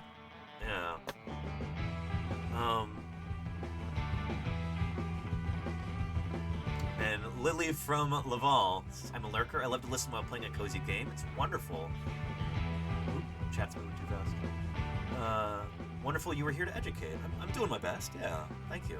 You're a breath of fresh air. How about that? I appreciate your kind words. Thank you, Lily. I appreciate you saying that. And NP Sharky says, in a post-truth world of decision-making, outreach has never been more important. I agree. I wish it weren't that way. You know, I wish that people in the general public, people on the internet, I wish that they really cared about what's true and what's not. They would only seek out the best information. And they would reject all of this clickbait nonsense, just reactionary garbage and stuff like that. But the world that we live in isn't ideal like that. And it brings me a lot of fulfillment to be trying to fight the good fight, you know, in whatever capacity is possible here. So I don't know. Yeah. I'll give you an example of this, actually. From this past year, I was in the field. This was out in Wyoming this past summer. And I was working with my crew. We're excavating fossils, and I'm doing a live stream that day. And then I get a message from somebody in the chat. And this is somebody who'd been there, I've probably seen it like maybe 5 or 10 different times they'd come into the chat. They had kind of an aggressive sounding username. And some of their messages were like, well, you know, what is this really about? Is this real? Stuff like that. And then one day they come in and they just say, hey, Danny, I want to thank you for doing these live streams. There was a guy, I've been watching these YouTube videos from this conspiracy theory guy. His name's Eric Dubé. I've been watching his videos, and he almost had me convinced that dinosaurs weren't real. But your streams, digging up dinosaurs live on stream, can't fake that. He's like, that made me realize this is real. Dinosaurs are a real thing. So I just want to thank you for that. And I could not have gotten a more meaningful message, I guess, because that particular YouTuber that he was mentioning was very popular. Some of you might even recognize that name. I'll see if I can find this here, because I put this into a talk that I gave at the museum a couple months ago. But he's a prominent YouTuber. He keeps getting banned from different sites because his stuff is absolutely part of this, like, right-wing funnel. It's more dire than you think. I will show you. Here we go. Here's my presentations. There's that talk right there.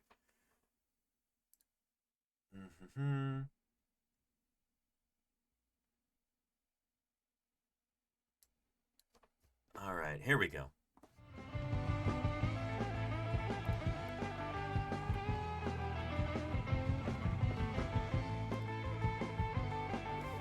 Here's the actual message. Blanked out their name for privacy reasons. Eric Dubé on YouTube almost made me think dinosaurs didn't actually exist, but you made me get that belief back because of what you do. Thank you. It took a lot for this person to say this, because they came in with an interesting attitude. Kind of aggressive and...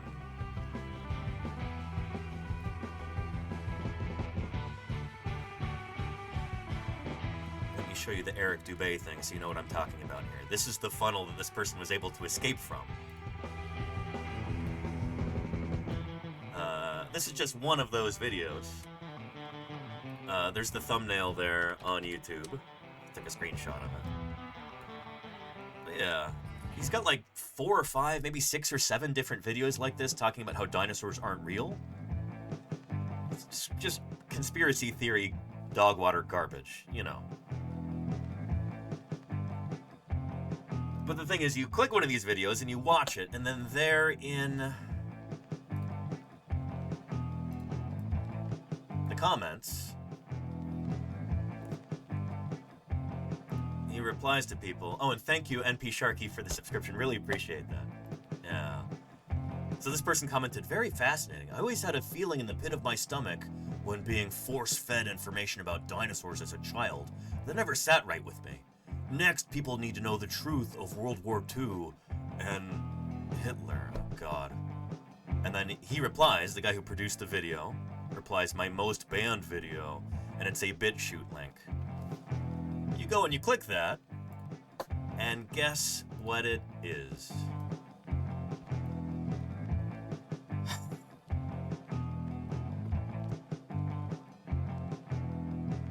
It's literally like neo-Nazi stuff, you know? Claire says, that escalated quickly? Yeah.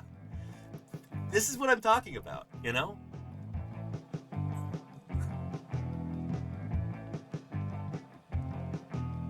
You wouldn't think that there's a direct pipeline from like dinosaurs are fake conspiracy theories to like becoming a Nazi. But there it is, right there, you know? Yeah.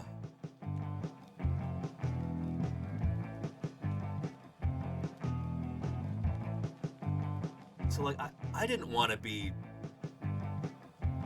I didn't necessarily want to be part of like a fight like this, but it came right to my doorstep. Here we are, you know? Yeah. And there you go, Emily. Yeah. Yeah. And Crafting Cherry, yeah. By the way, Rakadactylus, who's here in the chat, says, if only that kind of garbage link was exactly what my dissertation was about. Yeah. Rakadactylus literally studies this sort of thing, which is why you should follow him here on Twitch. He mostly does speedrunning video game stuff, but on Wednesdays he does science streams. And you should really check him out. That's literally like what he studies, is this kind of like belief in weird ideas, conspiracy theories, pseudoscience, and how that funnels people into reactionary worldview. So many thoughts, says Reiko. Yeah, we need to do a collaboration again sometime soon. But yeah. Anyhow. Yeah. So that's why I'm doing what I'm doing. And that's why this sort of thing is so distressing, you know? Like, this is a serious problem right now.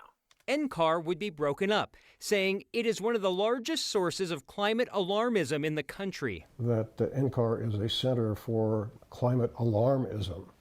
Spilled bag of ice. Yeah, there you go. Palpably ridiculous. I remember that Former Bill Democratic Hicks, Congressman David Skaggs served on the board of NCAR's parent group, UCAR. The economic justification for what goes on at NCAR and the research that is done there is, beyond reproach. Congress controls the budget. The president implements the budget. Skaggs believes Congress can keep NCAR funded. There may be an opportunity, and if so, it should be taken to insert language in legislation that says the work that NSF funds at NCAR should be maintained, period.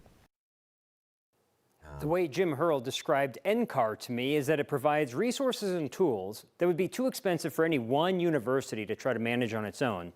And that if it was dismantled and the work was done that's currently done in Boulder is suddenly done in a dozen different places, Kyle, that the research would be impacted. The climate thing is the focus, but so much of what NCAR does is just like apolitical stuff, right? Like nobody wants to die in a wildfire, right? Like no farmer wants to lose their land due to a prolonged drought. Like this is basic stuff. We have seen pushback from people who were part of Trump's first term as part of NOAA, National Oceanic Atmospheric Administration, as well as NCAR. Like this didn't get the same, like, yeah, that we would expect. Certain people, Congresswoman Lauren Boebert was for this, but we have not heard that same line of reasoning from all Republicans on this. So who knows? It's another balloon to Colorado right now. Right? Yeah. No, and we know why this is happening. All right, Marshall Zellinger, thank you. Again, here's a link to this video right here. So let me know, Casey, if you want to do like a special stream about this at some point, where we like write to the Colorado legislature or something. Like, I'd be all for that. You know, I don't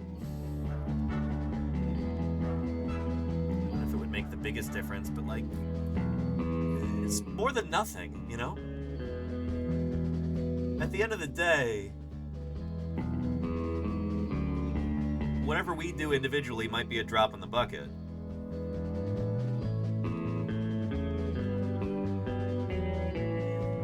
But I think it's important to do something. It's important not to despair. And if we can get people energized about this, if we can do some collective action, that's where real change comes from, you know?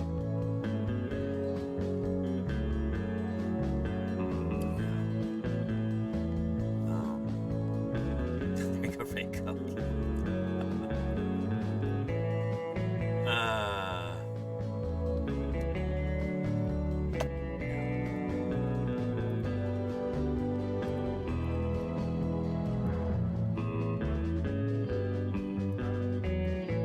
We have this too, speaking about how what's going on here in the United States does affect the world at large.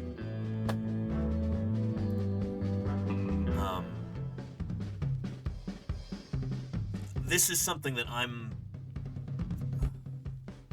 this hits me right in the heart.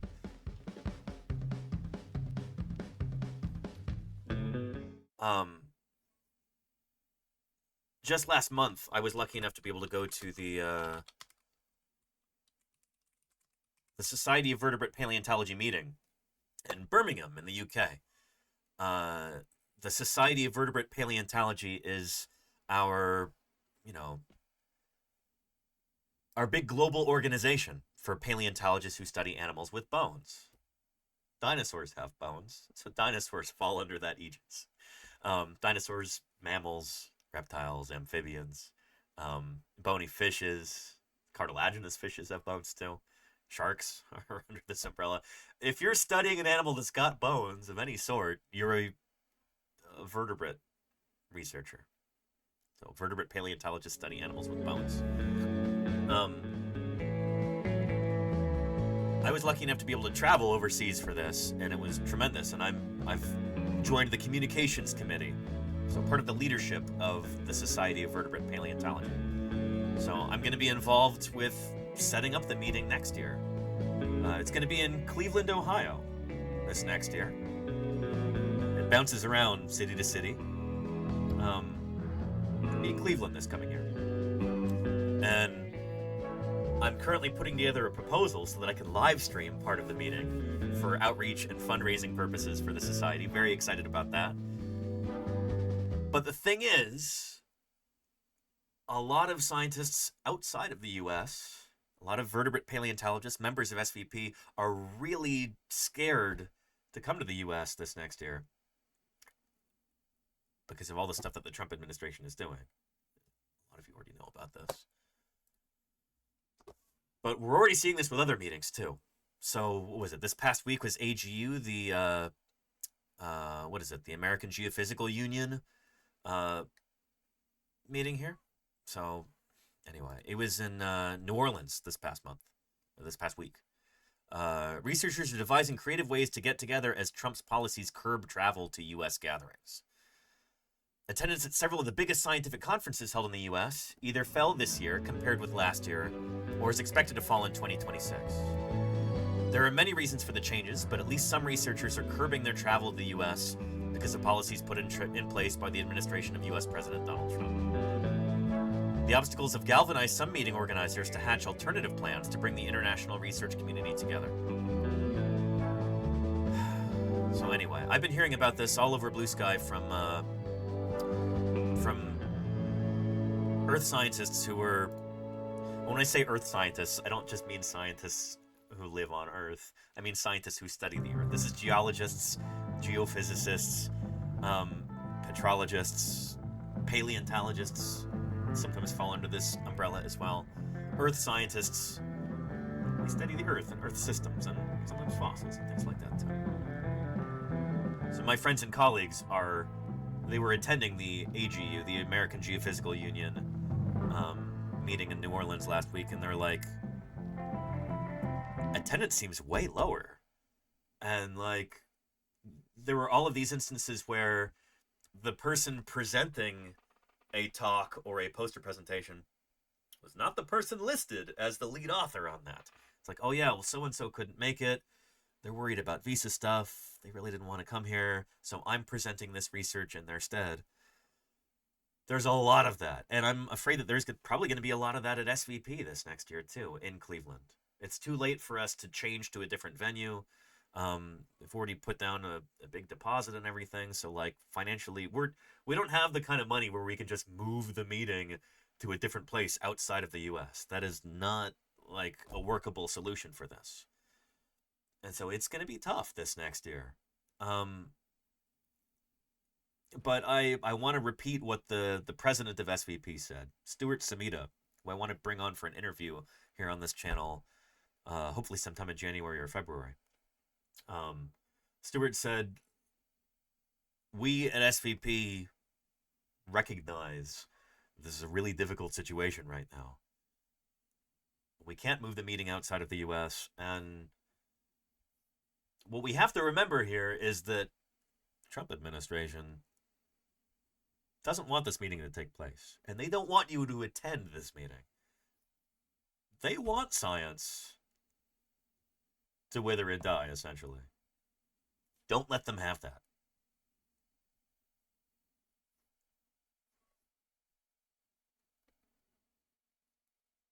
If you have the opportunity to come to this meeting and present your research and help advance our science, do it. It is a risk, certainly. And there were a bunch of paleontologists who attended SVP in England, people who left the U.S., and they weren't sure if they'd be able to get back into the country.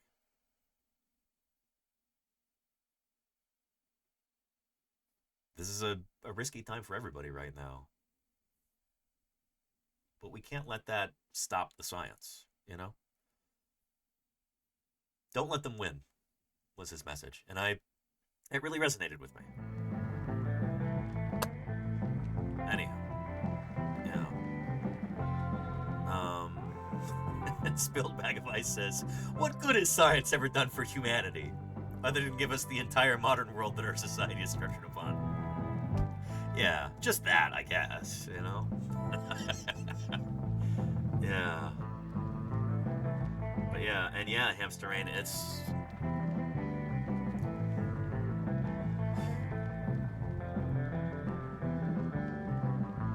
Yeah.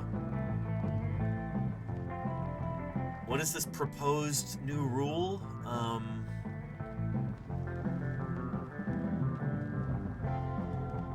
don't even know if it's mentioned here in this article, but,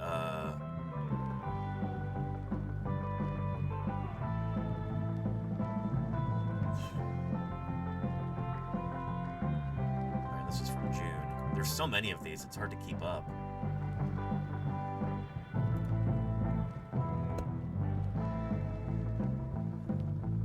This is from March. Anyway, there is this proposed rule that, like, anybody entering the US from another country will be subject to search, including, like, scrutiny of all of their social media posts within the past 5 years, and that kind of, if there's any sort of speech that's deemed unfriendly to the current regime in the US, then you could be denied entry to the country. This hasn't been written into law yet, but, and it could still be rejected. But, like, if that happens,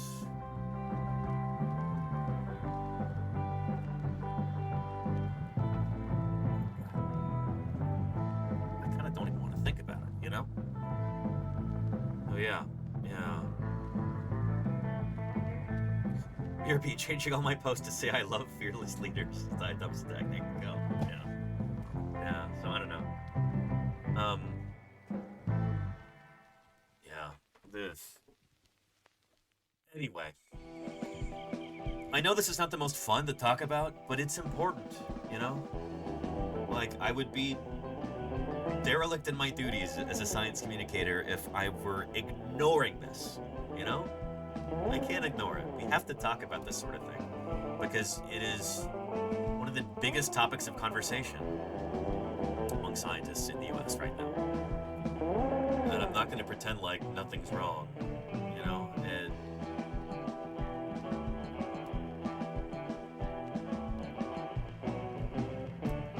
we need to discuss it. So yeah, literal elephant, well, figurative elephant in the room. Diatom's attack, yeah. A literal elephant would be way cooler and more fun to talk about. Like, we could have a really positive, fun discussion about a literal elephant in the room, you know? Like, are we talking bush elephant? Are we talking African forest elephant? Are we talking Asian elephant? How did the elephant get into the room? What's he or she doing? You know? Yeah. I can think of some rooms, particularly in the nation's capital, where I would love to see an elephant materialize and just, you know, maybe give people what for.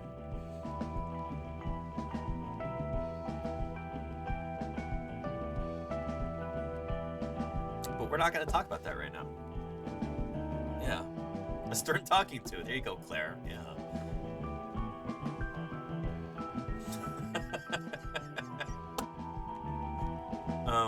If there are any elephants watching right now, this is not a call to action. And anything that you do of your own accord has no bearing on me. And I certainly did not tell you to do anything. In a video game, in Minecraft. Yeah. And there you go, currently cleaning up. Yeah. You have the opportunity to do something really funny, Elephant, says Nodechi. The funniest thing. Yeah. Good super cheated, yeah.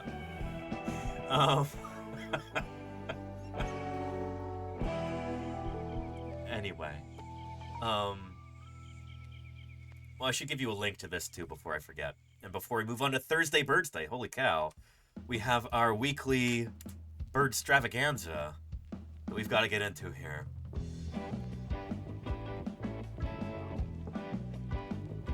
So, for everybody who's new, I'm going to play you a quick little video that'll transition us into Thursday BIRDSday today. And, Yeah, this is our weekly celebration of the idea, the fact, really, that dinosaurs never went completely extinct. They are still with us. There are many species of living dinosaur. We just call them birds. They happen to outnumber mammal species, like 2 to 1. In fact, how many species of birds do we have nowadays? Over 9,000! It's true, you don't have to shout. Holy cow. But yeah. Birds evolved from small, two-legged, feathered, meat-eating dinosaurs. The theropod group, the group that includes dinosaurs like Velociraptor. And for those of you who are new, you might be vaguely aware that dinosaurs like Velociraptor had feathers. Our current understanding of these animals is that they would look a lot like this. Less like the scaly whatevers from the Jurassic World movies, and more like big, fast-moving, ground-running birds. We have direct evidence that Velociraptor had feathers all over its body. We even have quill knobs on the ulnae of these animals, on one of the lower arm bones. The bumps on its arm, just like we have on a turkey vulture.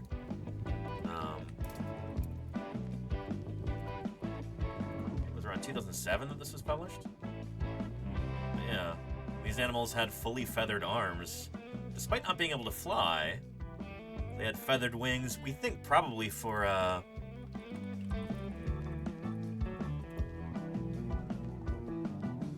being able to do like modern birds of prey do, where if they catch a prey item that is too large to fly away with, they'll stand on top, they'll sink their claws into it, and they'll flap for stability. As that prey item is struggling, say a golden eagle swoops down and catches a jackrabbit. Big heavy jackrabbit, way too heavy to fly off with. Still wants to get that really good meal, so that golden eagle's gonna clamp its claws down onto it and flap for stability. And then, as the rabbit is alive, it's just taking chunks out of it and eating it. It's eating it alive. This is behavior that's been observed again and again and again.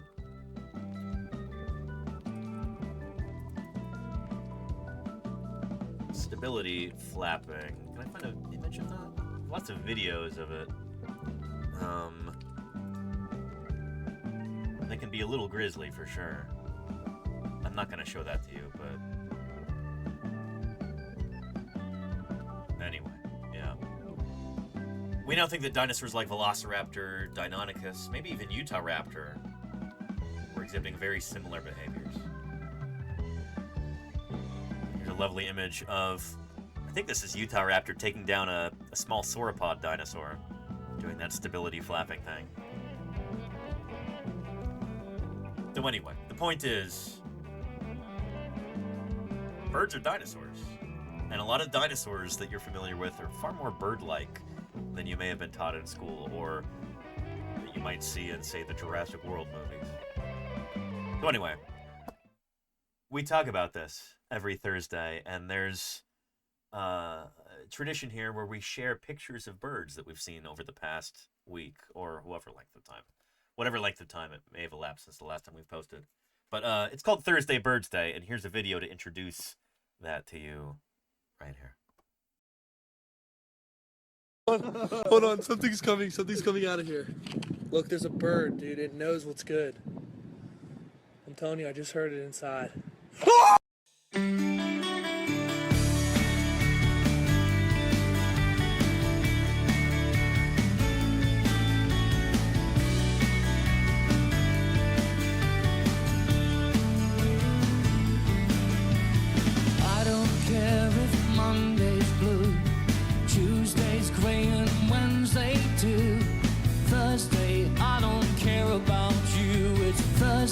Thursday BIRDSday.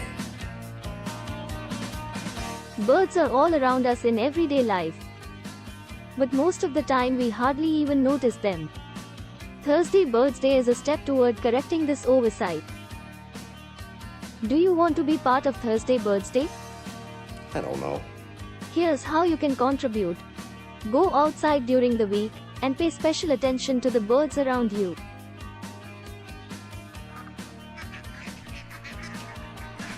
See if you can take a picture of a bird.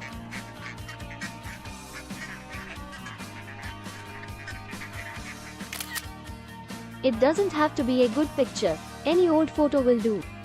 Upload the picture to the Discord, and we will discuss it on Thursday. Simple as that. Thursday BIRDSday is an invitation to go outside and appreciate the grandeur of the natural world. It's a reminder that, since birds are theropods, dinosaurs still enrich our daily lives. It's great! And finally, it's a celebration of the amazing history of life on our planet. So, happy Thursday BIRDSday!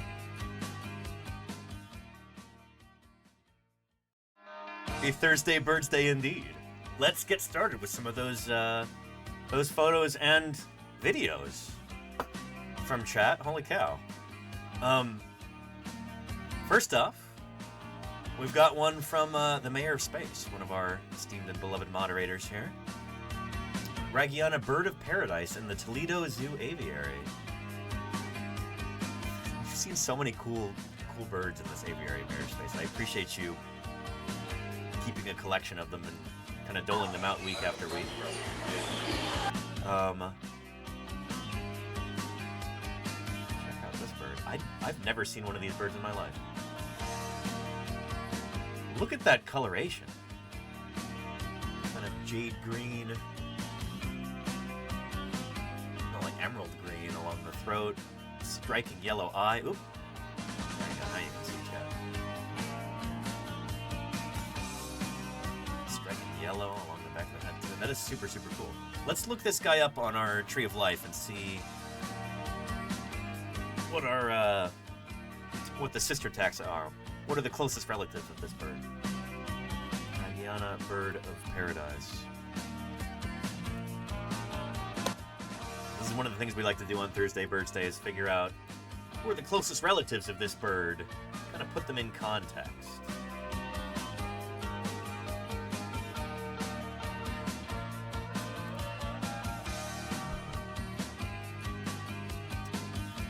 I've got my watermark. That's not a problem at all, Luke Herman's Gaming. No. Yeah. And Apex says, did all birds of prey split after the dinosaurs with all other birds today? Oh, we can talk about that. Bird of prey it's an interesting term. It's not a phylogenetic term. More of a grab bag than like an evolutionary term. There we go. Ragiana Bird of Paradise. Very cool. Related to the greater Bird of Paradise and the lesser Bird of Paradise. It's right there in the middle, isn't it? Nice. Well, it doesn't have to be the middle. You could spin the tree at this node, but anyway. What a surprise. Related to the other birds of paradise. We're related to the sicklebills. That's cool. Anyway, neat. Mediocre bird of paradise. Diatom's attack. Have you ever named a new species of diatom? And given it a common... I don't know if common names are a thing for diatoms. Probably just use scientific binomials. But like, the greater reticulated Pacific diatom. The mediocre reticulated Pacific diatom. I've named 58 species of diatoms in one genus. No common names. I wonder, is that a problem? Do diatoms need better PR? Like, do we need to start giving them more relatable names for the general public? Or would that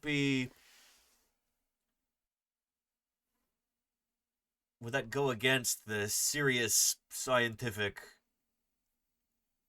like the seriousness of the study of diatoms? Rock snot.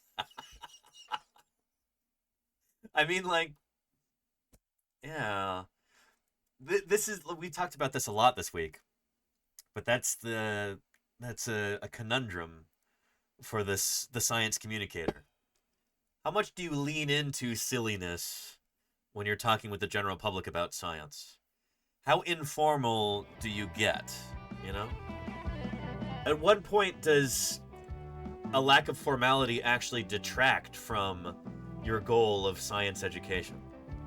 You know? And Snot Otter is already taken. Yeah, Golkanek. Snot Otter is the Hellbender salamander. Yeah.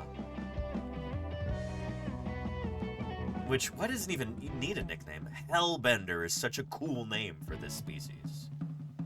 You know? Yeah. Anyway. I do kind of wonder whether diatoms, these incredibly important photosynthetic microorganisms that produce so much of the oxygen that we breathe on a given day, do they need nicknames?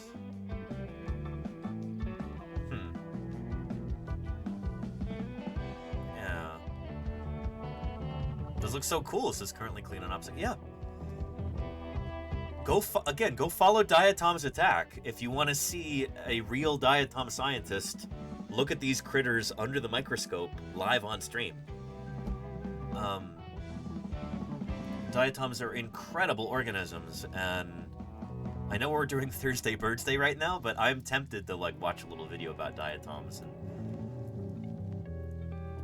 sing their praises. But yeah. Spilled Bag of Ice says, I only know diatoms from knowing what diatomaceous earth is. Well, a bunch of people in chat are probably not aware of that. Diatomaceous earth.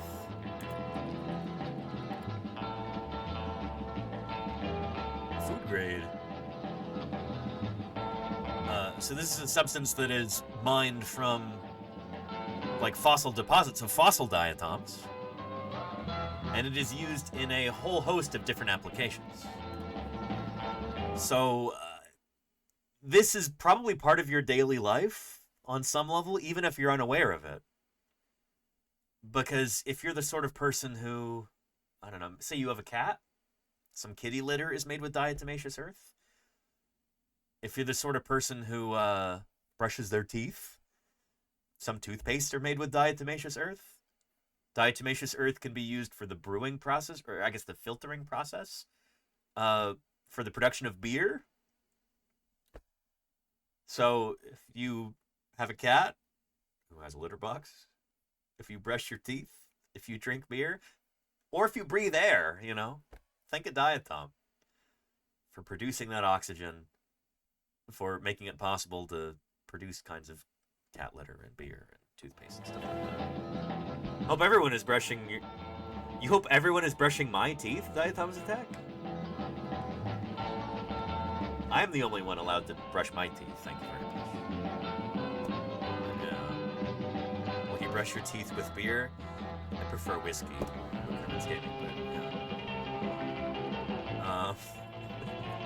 Oh no. Diatom's Attack creating a new meta here. I would pay to watch chat brush your teeth.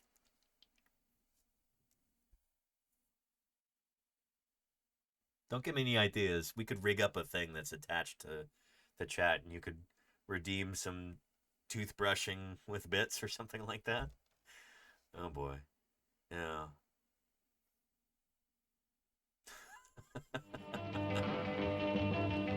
Yeah. Idea planted, seeded, and growing, says Nodenchi. Uh-oh. Yeah.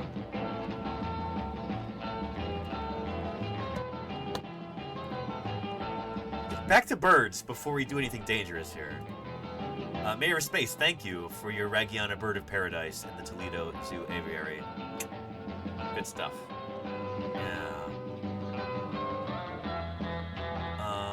And Starmy says, this boy or gal was just as surprised as I was. I was walking to the break room as I looked out of the window. I saw this sparrowhawk looking back at me. It's the closest I've ever been to a bird of prey. And it was at work, of all places. Very cool. Couldn't quite make out what it had in its claws, as it was pretty smashed up, but I think it was a blackbird. So this is a... The blackbird is probably not strong enough or large enough to necessitate stability flapping to stay balanced on top. But yeah. Birds of prey will stand on their prey like this to immobilize it, and then they'll eat it while it's still alive. Picture taken in Bruges. Very cool. Sparrowhawk. Let's look them up on our Tree of Life, too. And then I can take that opportunity to, oh boy, there's a bunch of different species. Could be France's sparrowhawk. It's a bird. Yeah. Yeah. I don't know if it's this species. But anyway, the cool thing about birds of prey is that they're not a group. When we say birds of prey,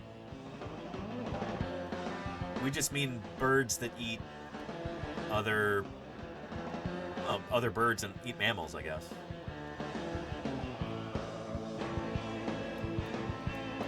So one of those groups is the Aciptriformes. So this is hawks and their relatives. Hawks and eagles and their allies. Kites, eagles, and more. Aciptridae are the osprey, kites, hawks, and eagles.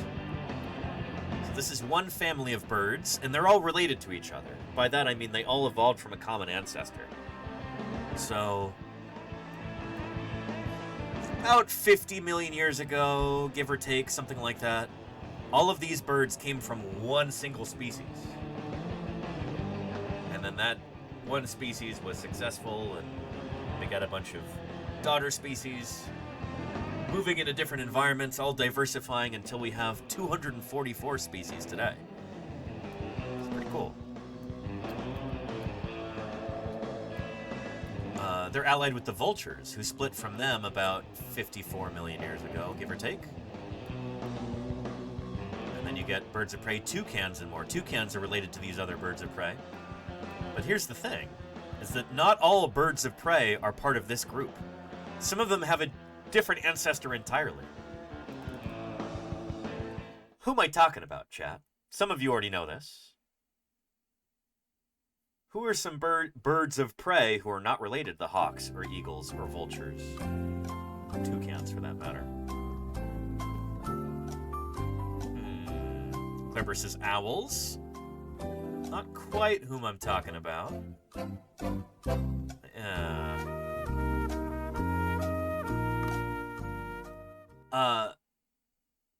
If you said falcons, that is the answer I was looking for. There's probably a few other correct answers too. Corvids are not generally called birds of prey, or penguins either. Although both of those groups are definitely predatory. But falcons, despite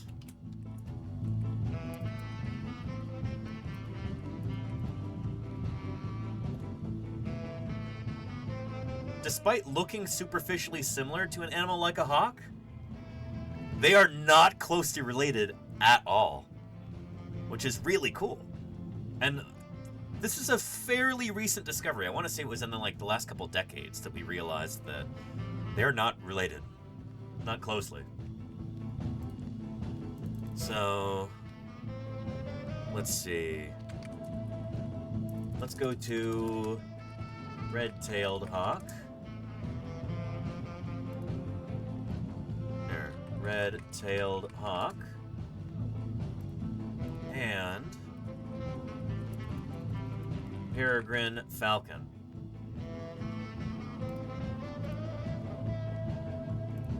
And you'll see how far apart they are. So those two lineages split about 78 million years ago, give or take. We know this from the fossil record and from the story told by the DNA.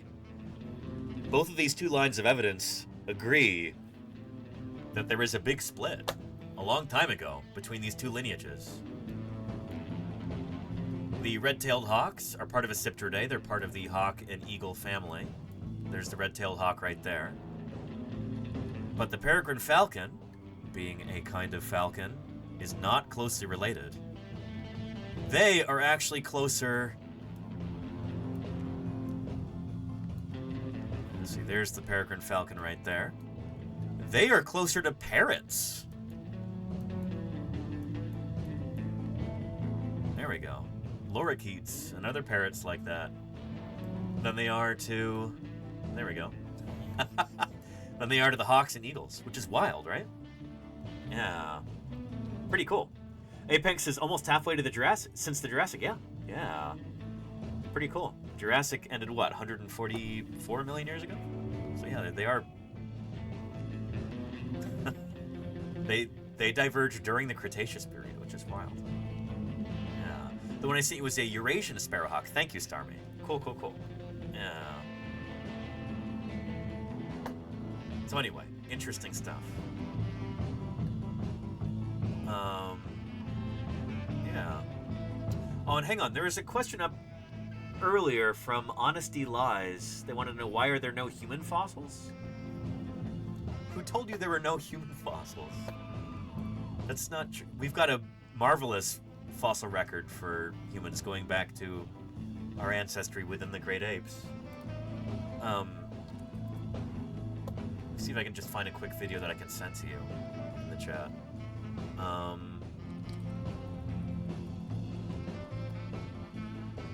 Let's see.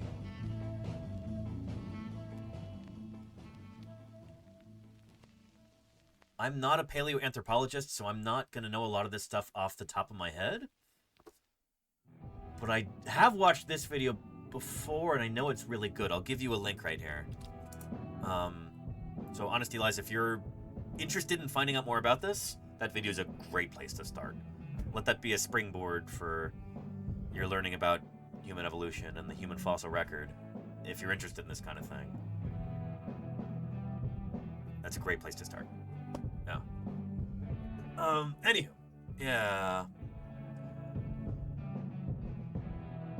Anywho, and I will turn the alerts back on. I turned them off for a while, Snow Denchi, because we got a big raid and got a bunch of follows. Thank you again, Jay Marion, for the raid. But yeah. Yeah.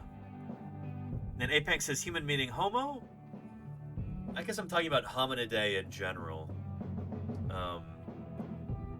But yeah, that's the thing. How do you define human? Is it genus Homo? Is it Homo sapiens in particular? Gotta define our terms, but anyway. Let's get back to the birds.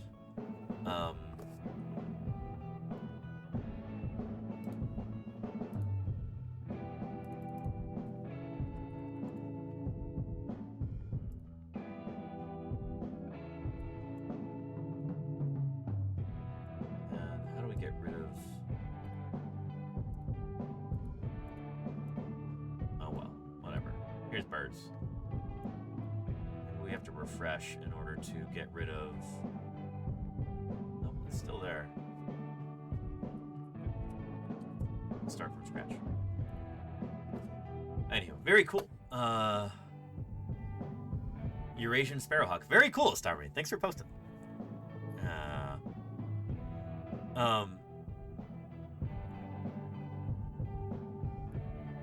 Joshy says, I've been busy the past few weeks. Whoops. Turn our alerts back on. Thank you, Oh, this is Chris White. Just raided in. Thank you for the raid. How are you doing? Welcome to Paleontologizing. Good to have you here. Love your channel. Thought I'd come and say hi. I appreciate that. Chris White, what were you doing? Streaming some art? Tell me about how your stream went, if you wouldn't mind sharing. Thank you so much for raiding in. Welcome to Paleontologizing. It's good to have you here. Thursday BIRDSday. We're currently looking at some bird photos and videos posted by members of this community. We're talking about these different birds and about how, well, birds themselves are living dinosaurs. They're the only group of dinosaurs that survived the extinction event at the end of the Cretaceous. Everybody else died. And when I say that birds are dinosaurs, I mean that very literally.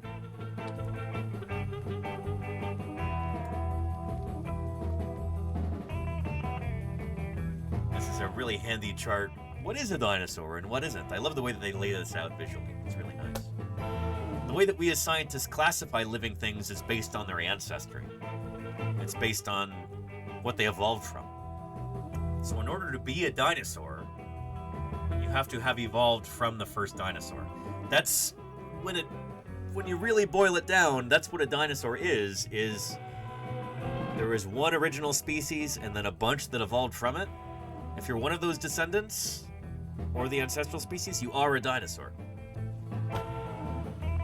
If you're not, then then you're not a dinosaur. Does that make sense? Living things are classified by scientists based on their ancestry. So birds literally are a kind of dinosaur because they evolved from that original dinosaur ancestor. We can trace their ancestry back to that first dinosaur species, so they are a dinosaur. Crocodiles and their relatives are not dinosaurs because even though they're related to dinosaurs, they didn't evolve from that first dinosaur ancestor. Think of them kind of like cousins to the dinosaurs. Same with pterosaurs, your flying reptiles like pteranodon right here, or other pterodactyls, as members of the public like to call them. They're very close to dinosaurs, but are they dinosaurs? No, they didn't evolve from that first dinosaur ancestor, so they're not dinosaurs per se. Does that make sense? So yeah. Like Dimorphodon, yeah. There you go, Lily, yeah. So this critter, Dimorphodon right here, is a flying reptile that lived during the age of the dinosaurs, I think during the early Jurassic. It's not a dinosaur, though. Even though it lived alongside dinosaurs, it flew over their heads, it's not a dinosaur because it's not part of that dinosaur family tree. It didn't evolve from the first dinosaur, so it cannot be a dinosaur by definition. Does that make sense? Yeah. Big chompy mouths, yeah. It's also not a bird. Birds are a kind of dinosaur. These guys are not. They're from a different branch of the reptile family tree. Dimorphodon is cool because it's got such a big head. And some depictions of it are really pretty and cool looking, and other ones are super ugly. Like, gosh, the Jurassic World depiction of Dimorphodon, just not a fan. Ugh. It's also not accurate. It's just, yeah. But this, love this. Yeah. This one's nice too.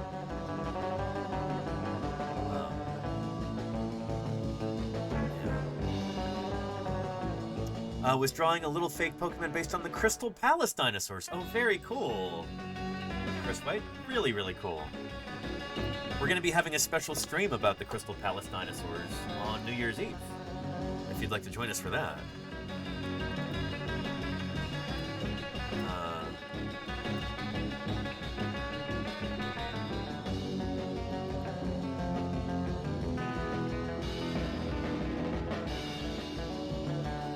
Here's the Iguanodon. I didn't get a chance to visit these when I was in England last month because they were under renovation. And even with, like, I was on a special field trip that was being led by some of the top paleontologists in England, and even they couldn't get special permission to bring us there to see these guys. Really had them on lockdown. But anyway, the reason why we're doing this on New Year's Eve is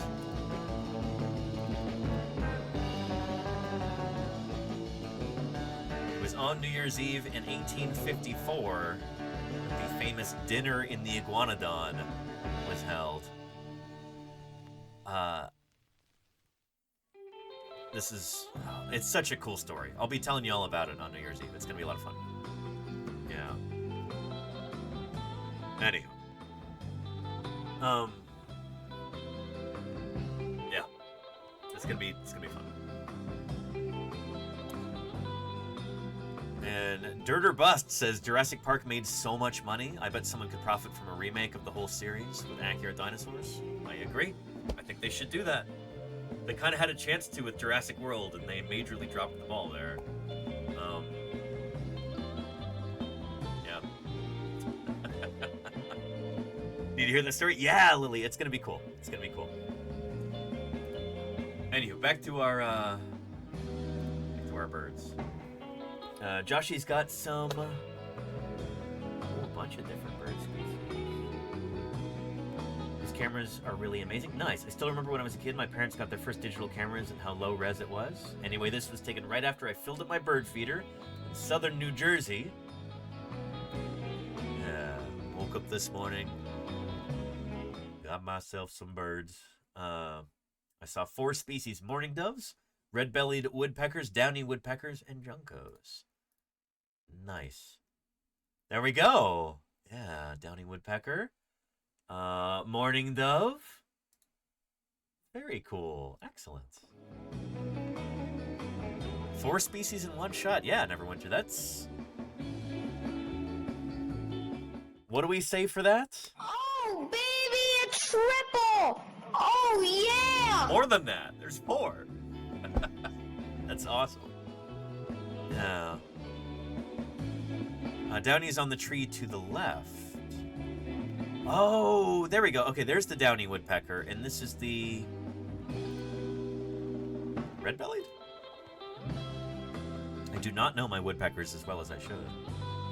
Red-bellied woodpecker is right there. I don't know if we have these where I live, but we do have downies for sure. In the San Francisco Bay Area. Yeah. And sometimes, yes, red-bellied. Okay, never went through. Okay, cool. Cool. I saw a hawk strike immediately after this. Bonkers, Josh. That's so cool. Very, very cool. Thanks for posting. Excellent. And we got to pick up the pace here, because I'm supposed to end this stream at 6 today, if I can. We got a lot left, I think. Rushwing says, not the most flattering photos of this little wattle bird. Oh, cool. I love the Australian birds that you post, Rushwing. We do not have any of these where I live. But I do really like how you can see the nictitating membrane in the first 2 as it is calling. Oh, super neat. We got that horizontal clear eyelid. Yeah, look at that. That's so neat.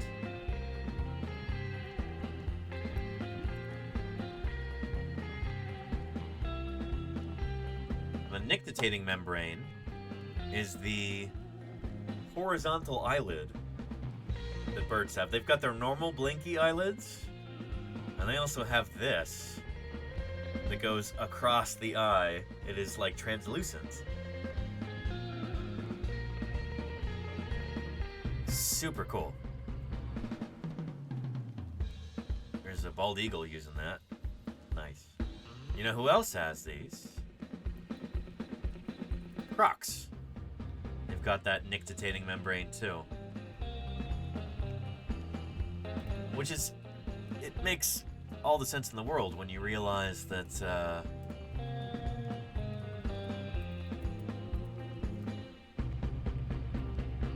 the closest living relatives of birds are crocodiles. There's a group called Archosauria that includes the birds and the crocs. And some of you might be saying, what? It's like you go to the shoe store and they're like, maybe we have it in the back, and it was like all the fossils back there. It's pretty sick. That is pretty sick. Executive Storm, thank you so much for the 64 months of support. Holy cow. I appreciate that, Executive Storm. Holy moly. Anyway, you might be saying, birds and crocs, what? Danny, I thought you said that birds evolved from dinosaurs. Well, that's because this tree doesn't really include extinct groups. So dinosaurs should be right here. And if we're gonna look at our,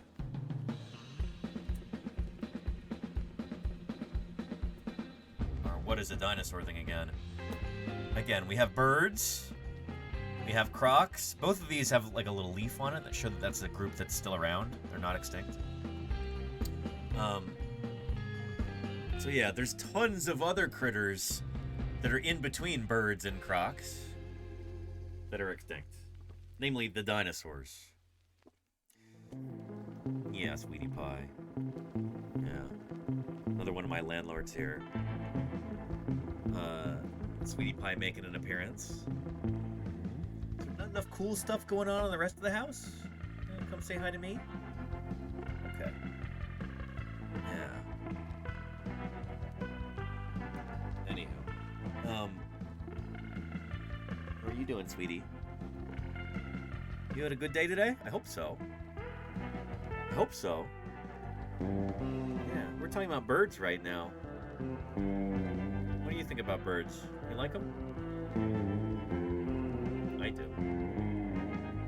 you like birds too. I've seen you watch birds like all day long out the window. Yeah.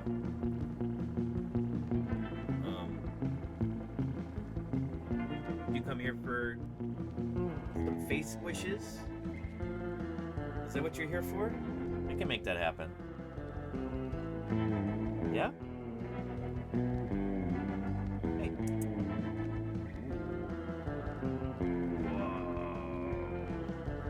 How's that? More? No, you just want some treats, huh? Okay. She doesn't want the face squishes at the moment. I think she's after the treats, huh? Yeah, being mercenary. I just want pay me. Okay.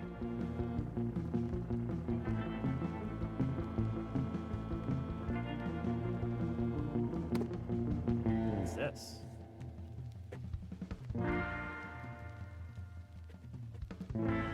Look at all those. My goodness, such riches.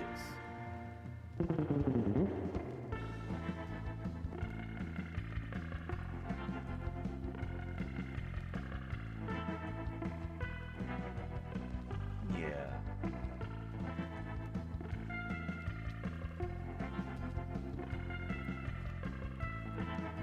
There you go, Neverwinter. I think we actually have had at least one moment when all three of the cats have been here at the same time. But I'm not totally sure. I know we've had at least two. I know Sweetie Pie and Minnie Pie have been on screen together at the same time. But Moon Pie rarely shows up. And the main reason for that, I think, is Moon Pie doesn't like treats. She refuses to eat them. And so it's difficult to entice her to make an appearance on stream. But Sweetie Pie and Minnie Pie, they are all about those treats. Oh, sweetie. Yeah. Oh.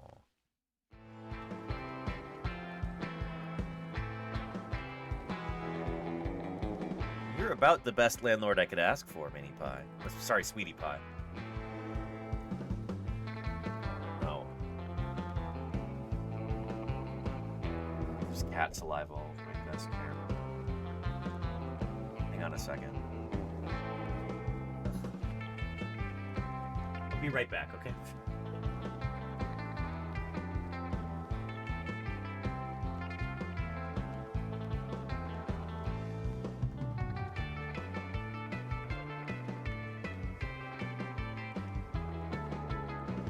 Gross.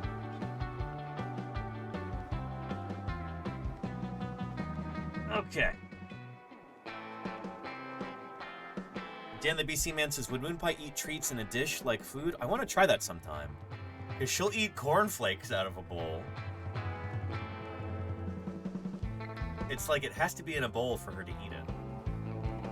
And Moon Pie really likes plants. Yeah, Jazzy Cat. In fact, I'm kind of surprised she hasn't come over here to... I guess I already clipped off other parts of this that are upstairs right now. And Moon Pie's probably enjoying those. She loves plants. I didn't think that went through.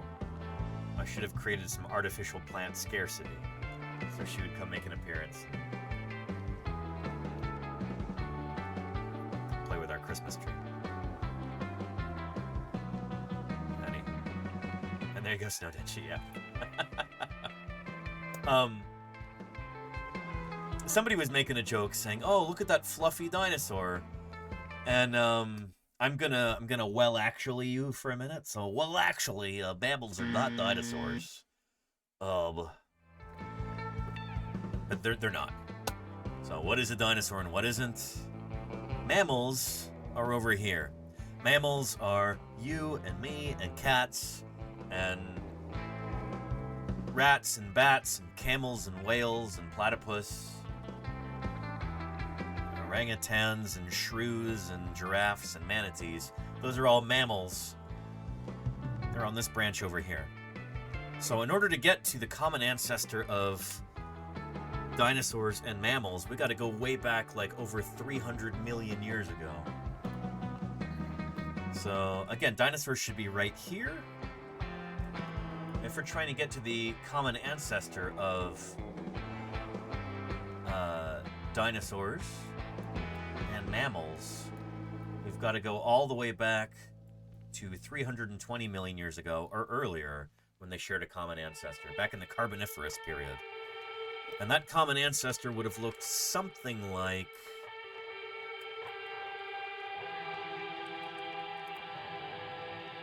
something kind of like this. This is not a lizard. Lizards evolved way later. This is a lizard-like animal that's not a lizard. It doesn't have a bunch of, like, key lizard traits. Anyway, and frankly, like, they kind of drew it to look too much like a lizard here, I suspect. Probably would have looked significantly different. But anyway, it's got too much of a lizard vibe. I would draw Hylonomus in a different way. Anyway, this is vaguely what, like, the common ancestor of mammals and reptiles would have looked like. So, interactive tree of life, here we go.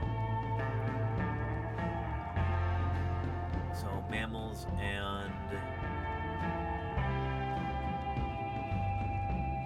theropod dinosaurs. To get to our common ancestor, you gotta go back, whoa, really far. So yeah, it would have looked something kind of like this, maybe, sort of. So that's about 325 million years ago, give or take. Yeah. Yeah. Anyhow. Yeah.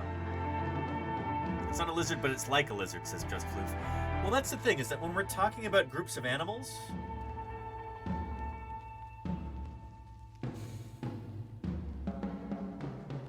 we're talking about evolutionary groups, you know?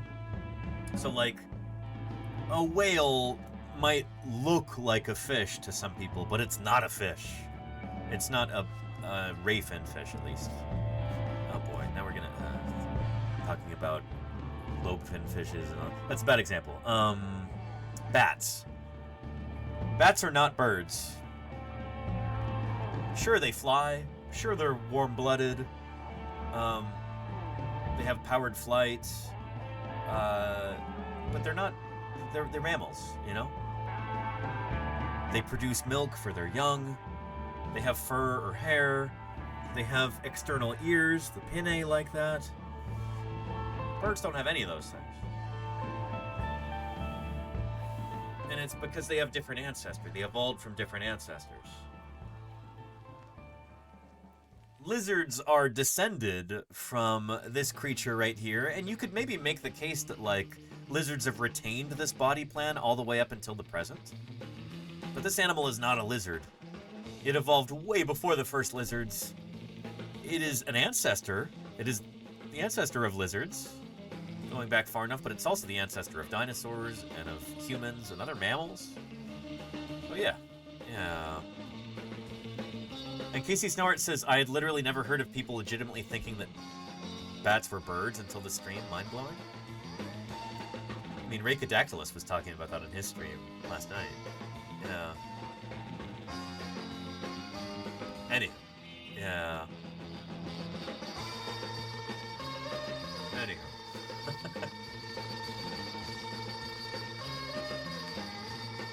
We've got more birds to do. Super cool seeing that nictitating membrane right there. Oh yeah, that's how I got on this subject. Is, yeah. So both birds and crocs have that nictitating membrane. This right here. The, like, clear horizontal eyelid that slides across the eye under the main blinky eyelids.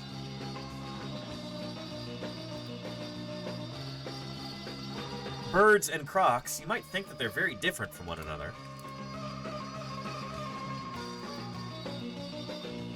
And to be fair, they are. Like, these are very different animals.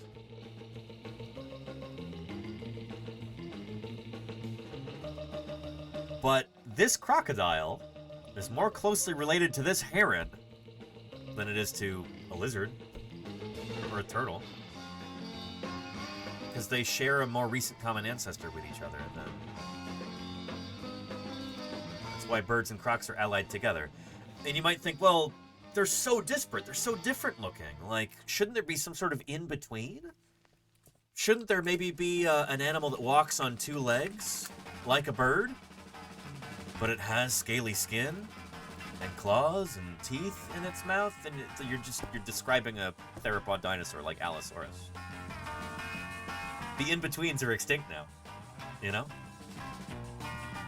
Oh, it's a great egret. Oh, sorry. It's still part of Ardeaday, Neverwinter. That's a member of the heron family. But anyway, what is the in-between? For these creatures, it's essentially this. Does that make sense? It's a big group of now extinct animals. Big theropod dinosaurs. That are... insert Danny, actually emote. There you go, Casey, yeah. There is an emote like that. The, like, pushing up the glasses emote. Where have I seen this? Is it a Better Twitch TV emote? Somebody has to know what I'm talking about. Jolly good show, chaps. Stabby Squirrel. That's not quite the... I love that, though. That's a Hassan one. Yeah. No, it's not a Hassan one. That's a different one. Interesting.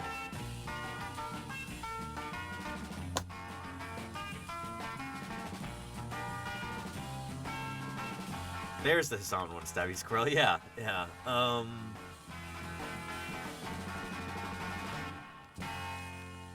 that one, Casey. Not that one, Golden. These are all great, but it's... It looks kind of like this, but it's different. I'm not being super helpful right now.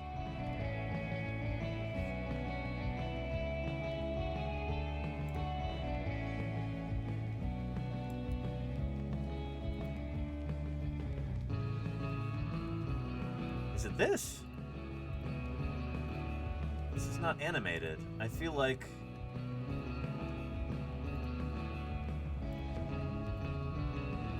it's this, but it moves and it goes... Oh. Yeah.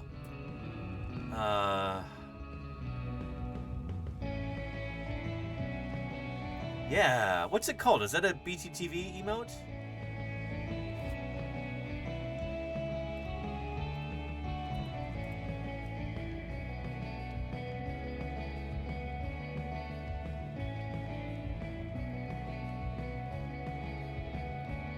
There we go. It might be this one.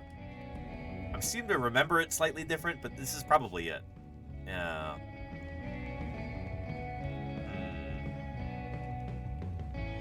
It's just like nerd? Interesting. Okay. But nobody has that at the ready. Nobody's got that holstered and ready to go. His BTTV emotes, those work in my chat, right? I don't have that. That's not a shortcoming that our chat has, because if I don't have that, I need to remedy this.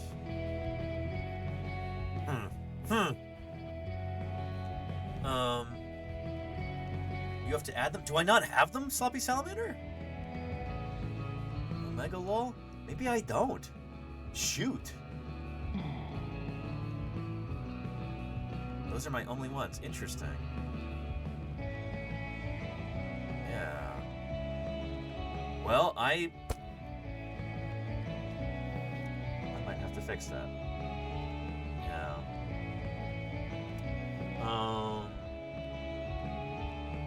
Yeah. So we need to enable.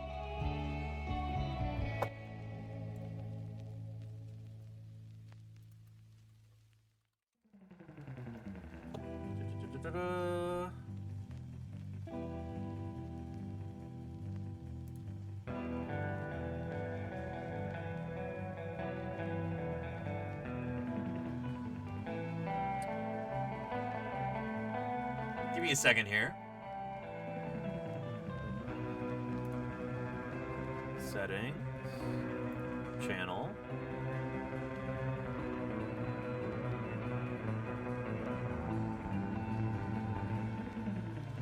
It's there. Moderation.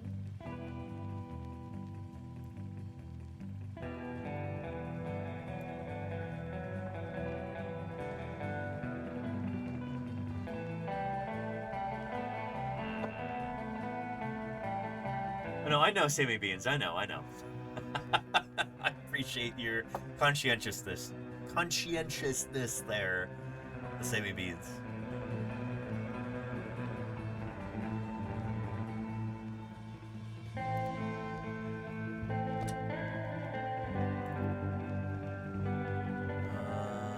Access chat settings. Open better TTV settings. Make sure emotes are on. This is how it should look.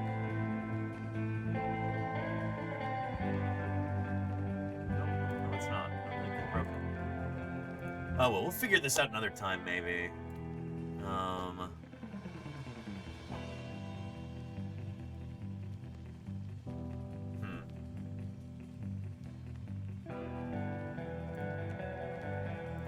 Anyway. But I should make one of those emotes at some point, shouldn't I? The well, actually one. Sound like Professor Frank. That'd be cool. I should do that sometime, Casey. Yeah. Please. I don't know how many open emote slots I have. It's an embarrassing number.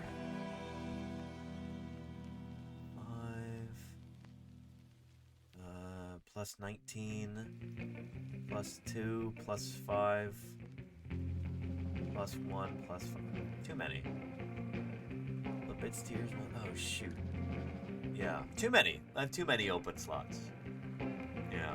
The chicken with the clown wing. It's getting 60 more switch. That wasn't even in my stream. That was in Reiko's stream last night. That's a throwaway gag from The Simpsons that I didn't even talk about on this channel.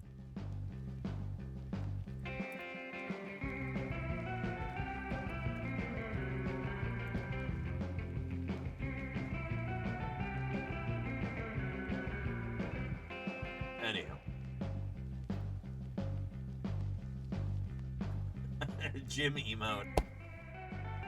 Wombat hole, that almost sounds, well, I guess we have a Kevin Padian emote. She doesn't really know about? I tried to explain this to him at one point. Dirter. And yeah. Dirter. Oh goodness, and now I have to pull that up. That's dirter. Okay.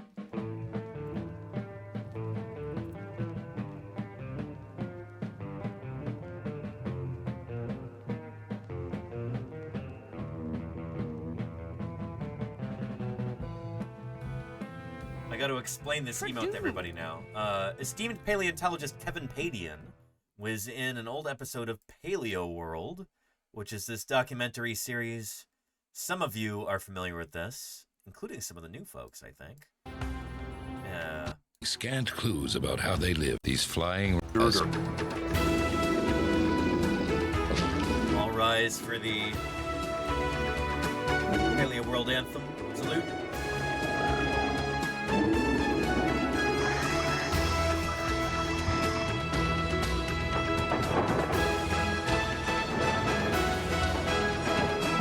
Dinosaurs. Dirter. On the Here's the part lightweight but very strong skeleton. Berkeley paleontologist Kevin Padian is an expert on the evolution of flight and the anatomy of pterosaurs. First thing to know about pterosaur bones is that they have the thinnest bones of any vertebrates. This one's squashed completely flat as a pancake. And it's like it was run over by an 18-wheeler sometime in the Cretaceous there in the middle of the ocean, right? And this bone comes from the upper arm like this. It's squashed completely flat. The bone wall is so thin, it's about the same dimension as the wall of a dirter. A dirter is one of those things you get at the end of the paper towels, the cardboard thing in the middle, you go dir in it. Well, that's what this thing is like. A dirter. Dirter. That's where that came from. Yeah. Dirter. I tried explaining this to Kevin a while ago when I was talking about the whole Twitch thing. This is before I did that big talk at Berkeley, when I got to present all of this to the other paleontologists. He might get it a little bit better now, but again, I was trying to explain this to him, and he's like, "I don't remember doing that interview. What are you talking about?" He didn't get it. So, yeah. Dirter is about the same dimension as the wall of a dirter. A dirter is one of those things you get at the end of the paper towels, the cardboard thing in the middle, you go dirter in it. Well, that's what this thing is like. Casey says there's so much context with this, especially if you've never really been on Twitch. Exactly, yeah. Because not only do I have to, like, he doesn't remember doing this interview because it's a long time ago. This is like the 90s. So he's got to remember that he said that at that time. Which, Kevin's in all kinds of media stuff. He doesn't remember this. And I have to explain what Twitch is, which I think he understands now that he saw that talk. But I have to explain the concept of an emote. And an emote with an associated sound command. And like the concept of like an inside internet joke like that. And that it's a term of endearment. Like it's an affectionate thing. We're not, it's a joke, but it's not making fun of him. It's just like, this is a thing that we really enjoyed that brought us a lot of joy. So yeah. Just explain the internet, that's all, says Casey. Yeah. Easy task, Yeah. Anyhow. I really want to bring on Kevin for an interview at some point in the next year.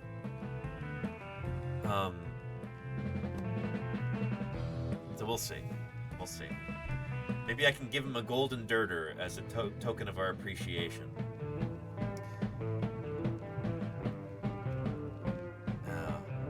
Anyway, definitely the gym emote right there. Wait, which one was this, Casey? Open thread. Oh, I can't use this. This is already, well, maybe I could. But yeah, this is from a YouTuber has this as a thumbnail for a gym video, I think. Right? It would make a good emote, though. I don't know. We could do that, or we could do gym suspenders.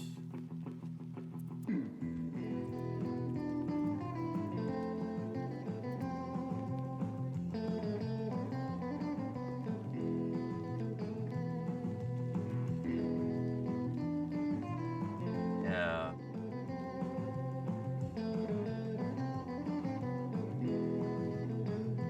And Jim shows up here in chat, usually multiple times a week. Who's he talking to in this thumbnail? Or in this one? Yeah.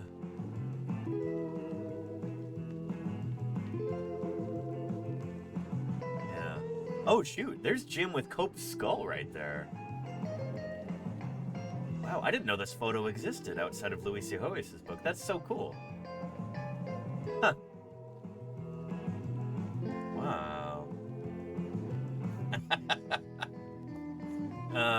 Nice. No, it's a different photo there from in Dinosaur, Hunting Dinosaurs. Deathsaurus, yeah. Yeah. That's the Cope? Yeah, Starmy. I talked about this, what was it, yesterday or the day before? But different photo, I'll show you. Here.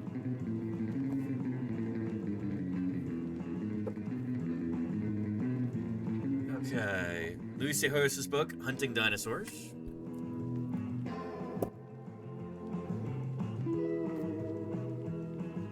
We are probably not going to finish Thursday BIRDSday today, just so everybody knows. Oh boy, we're not on track to do that. There we go. There's the photo of Jim with Cope's skull right there. And then there's that photo. You will notice several key differences, like how they're not the same. Yeah.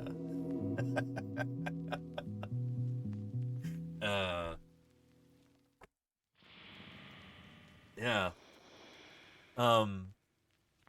It was the same day that those photos were taken. It's the same, but like different camera and everything. This is probably like Jim wanted a personal photo taken with his own camera or something. It's super cool. Yeah. You love a rabbit hole though? Of course. Yeah, these tangents they're fun. We should have a tangents emote too. I know Science has the rabbit holes emote, right? Yeah. And Lenina says Thursday BIRDSday speedrun. Yeah, we should do that. Let's get back to Thursday BIRDSday here. And let's speed run through the rest of these. We have that nictitating membrane from Rushwing. Little wattle bird, very cool. Australian bird. Alexander Morrison has got... Oh. Hang on. Trip to Florida's East Coast, my friend, 9 months ago. Archelosaur content, very cool. Alright, let's take a look at this video.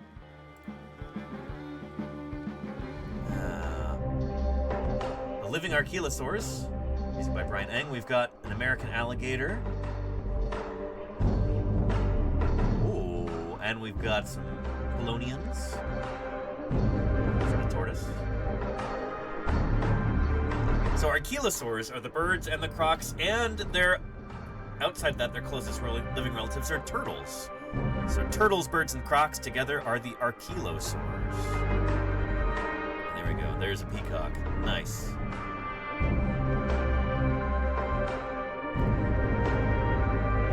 Super cool. Alexander Morrison, thank you for posting.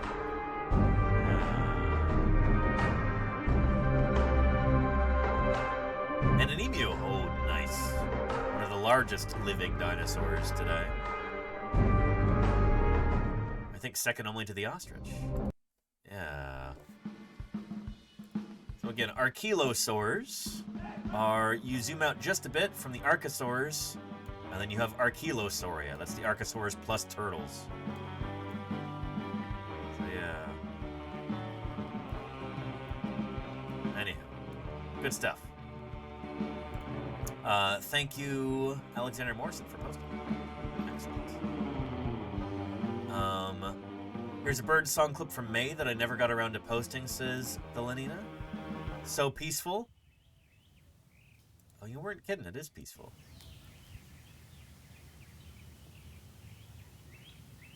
We came in search of dinosaurs, but we bit off more than we could chew. Not what I was expecting. Mossbile, thank you so much for the raid.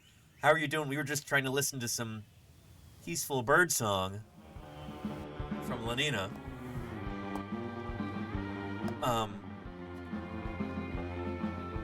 There's a moth that got into here. I will deal with you later. I will capture you and put you outside. Mossball, how was your stream? I hope it was really good. Welcome to Paleontologizing. Heard there were fossils here? It's true. Yeah. I don't have as many fossils as I typically have on a given day. Because we've got our beautiful Christmas tree here now taking up some space. And it's Thursday BIRDSday, so we're going over some bird images and videos and sound clips, like this one from Lenina. Nice.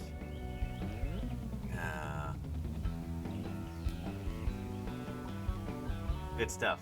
Big fans of birds myself. Big fan of birds myself. Very cool. Oswald. And Chris, right, that is a forest racket skull. Yeah, that's is that Andal Galornis?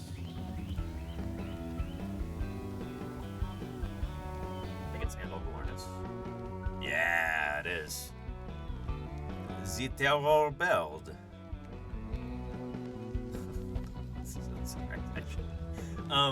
Andal Galornis, which is a kind of terror bird. Yeah. So, giant predatory bird that lived in South America just a few million years ago. 8 horses and stuff. Yeah. Cool critter, Andal Galornis. Pretty neat.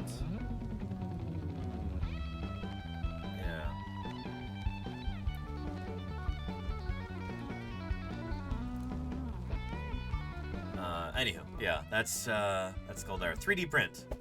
I do a lot of 3D printing here. It's where most of our fossil replicas come from. Yeah, and Chris Wright, there's a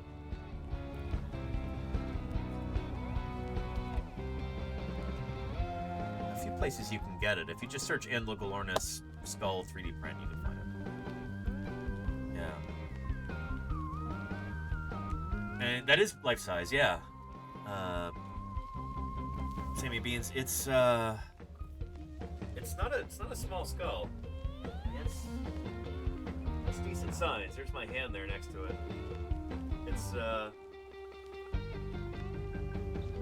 It's a big critter, you know? It's not a small bird. And they ate horses.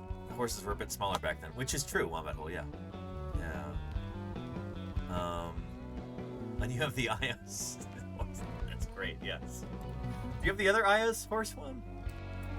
Ios. What's the horse's name?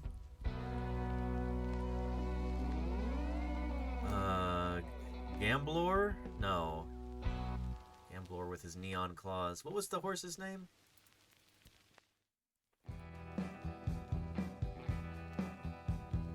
No, not Mr. Ed. Shoot.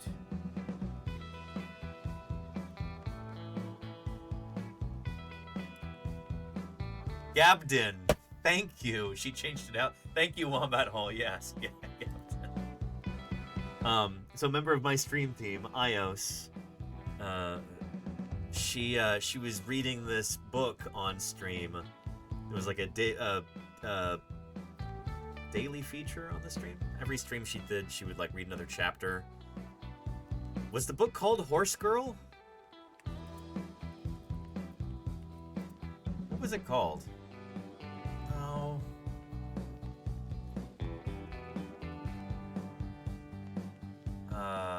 No, it was called, anyway. It was really funny cover art, and, gosh darn it. It was really amusing. The cover art was incredible. That's why she bought the book, and then she had showed it to chat, and chat's like, "You're gonna read this to us, right?" And it became a thing for months, right? Horsemaster.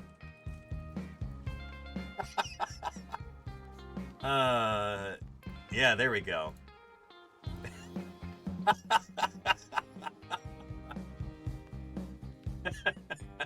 And then it's like a fantasy book, and the horse is he's essentially like a deity, I think. And does the girl marry the horse or something? I forget, but yeah, Horsemaster.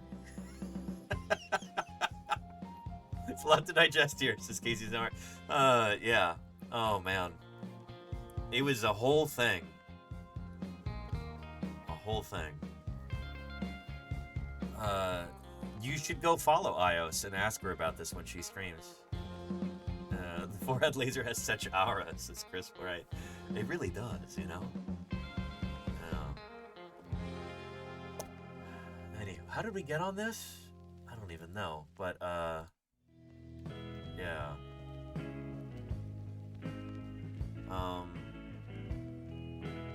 And just floof, I love that didn't get automodded, right? I love that we talk about birds enough on this channel that when people are referencing birds, they can type in the word TITS, tits, in reference to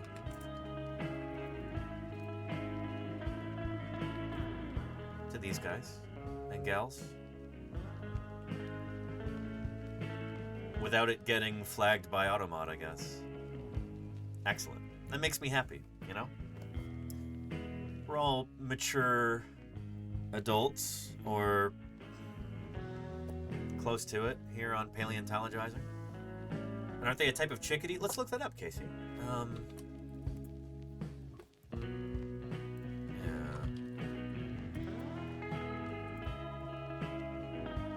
There we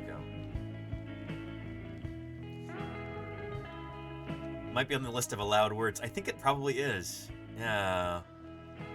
Paris major. There you go, Crimson. Yeah. That is the genus and species for the great tit. You got that right, Crimson. Right on the money. And are they related to chickadees, says Casey Snowart.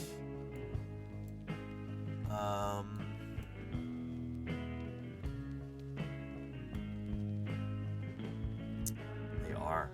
Yeah. We've got our chickadees over here. Yeah, member of the same clade, same evolutionary group, which means that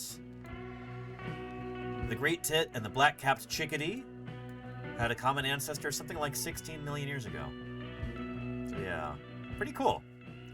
Thought I recalled them being close? You're right, Casey. Right on the money. Yeah.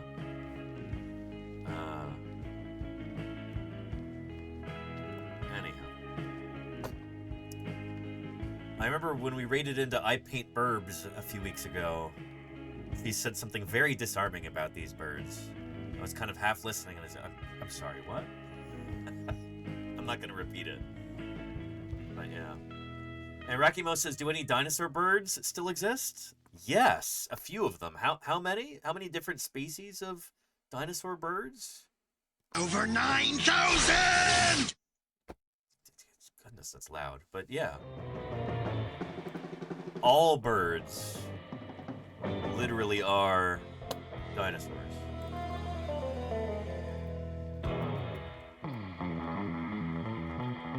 Birds evolved from dinosaurs, and thus they are dinosaurs. You can't evolve out of a group. And there are, according to this tree here, over 10,000 species. So yeah. We usually talk about this a ton during the month of November, because that's when Thanksgiving is here in the United States. And during Thanksgiving every year, millions of American families sit down and dissect a dinosaur carcass on their dinner table. And so it's a wonderful opportunity to talk about. There we go. You beat me to it, Claire. Excellent. How your turkey is a dinosaur. This is an infographic that I put together a few years back. The skeleton of a velociraptor and the skeleton of a turkey. Just try and tell them apart. I dare you. I'm joking, but they are extraordinarily similar in so many different ways. There's so many different characteristics that they share that they have from their common ancestor.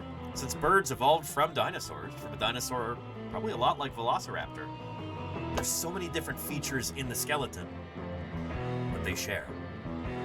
From the shape of their wrist bone, that semilunate carpal, to the structure of their ankles, their S-shaped curve to their neck, the hollowness of their bones, their feathers. Dinosaurs like Velociraptor had feathers all over their bodies. Even the wishbone is a feature that birds didn't evolve independently. They inherited that from their dinosaur ancestor. It's pretty extraordinary when you really look into it. And when you're dissecting a turkey carcass, you can find all of those features. You can let that infographic be your guide to that if you'd like. But yeah, the wishbone one always gets people too. A lot of people find that really fascinating. We started finding them. Here we go. Hang on. Scientists did not accept this idea at first. Supporting evidence continued to accumulate, including the discovery that theropods had a feature of birds not previously found: a wishbone. Yep. People had sort of looked for them and really didn't know what it was going to look like. And then all of a sudden, we started finding them. Here is the wishbone of Tyrannosaurus rex. Yep. That is a T-Rex wishbone right there. I have one here in my office too. But mine is a 3D print. Printed more or less life-size here. The one that Jack Horner is holding there, that's my old boss at Museum of the Rockies. That one's real. So you can see the real fossil bone here in brown, and then there's a bunch of pieces missing, and those are filled in with kind of yellowish water putty. That's a T-Rex wishbone right there. Yeah. Pretty cool. So dinosaurs like Velociraptor have got a wishbone as well, as do modern dinosaurs like this turkey.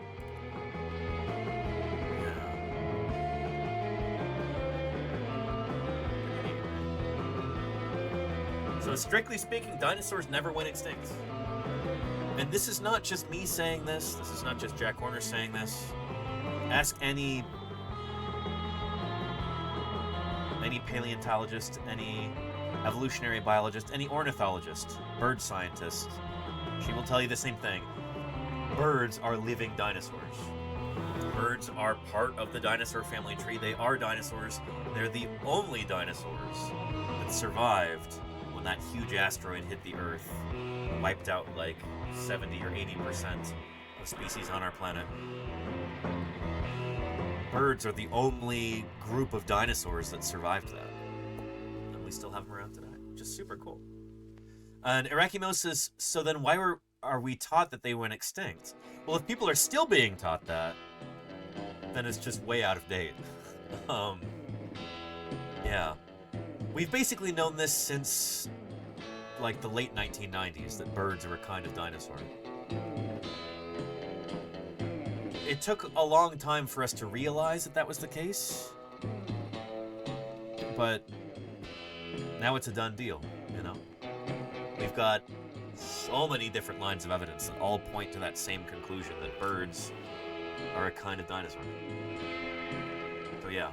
But yeah, and then all of the non-bird dinosaurs went extinct. This is true, Neverwinter. Yeah, so going back to our phylogeny here. So, what is a dinosaur and what isn't? Dinosaurs start right here. Everything that evolves from this ancestor is a dinosaur, including birds. But all of these lineages went extinct at the end of the Cretaceous, except for birds. So dinosaurs are extinct, except for birds. So it's like saying, well, all humans are extinct, except for Homo sapiens, our particular species, you know? Well, okay, we're not extinct. You see what I mean? It's like saying, oh yeah, all... What's another group? All rhinoceros are extinct, except for the 5 species that are still living today. You know? Yeah. Does that make sense? Like, yes, only the birds are still alive, as far as dinosaur species go. But we've got 10,000 species of birds still around, so, like, yeah.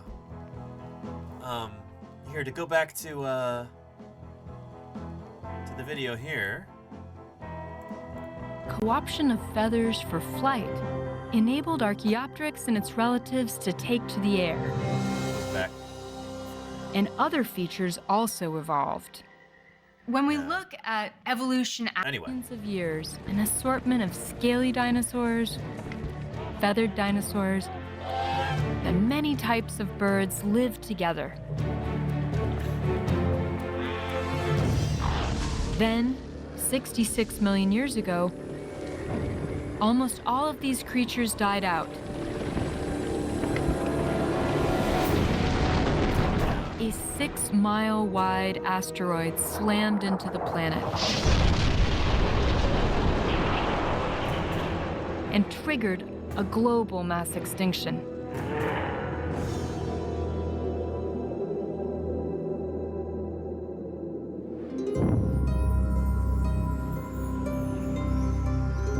Only a small group of toothless birds survived. Yep, so there were toothy birds, they died out. And they evolved into the 10,000 species of birds we see today. How many? Over 9,000! We once might have said that the dinosaurs all died out. But now we know that living birds are a lineage of theropod dinosaurs in the same way that we are a lineage of primates. Yep. Have dinosaurs gone extinct? Absolutely not. We separate dinosaurs into two groups now. The non-avian dinosaurs, fortunately, have gone extinct. And the avian dinosaurs are still alive, making it a beautiful world. Dinosaurs are still with us. We just call them birds. Yep. How cool is that?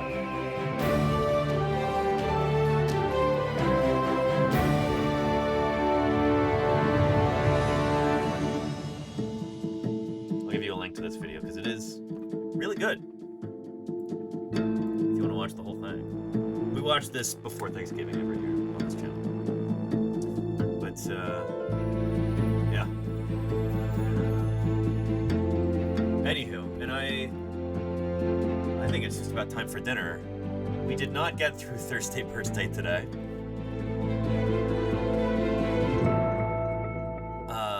So we will have to continue this another time, and maybe we'll do it sometime next week before Christmas. We'll see.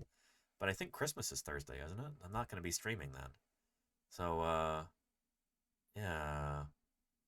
And how are birds able to survive after the mass extinction? Oh, holy cow, Zool. I'm trying to wrap up. We'll ask me next time, and we'll answer that for you. There's a lot to talk about there. Anywho, it's time to wrap up today's broadcast. So let's go ahead and do that. We've got our Archaeopteryx under the credits here.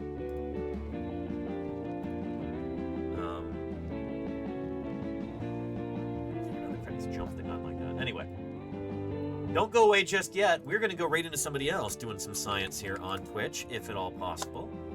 Who else is doing some science right now?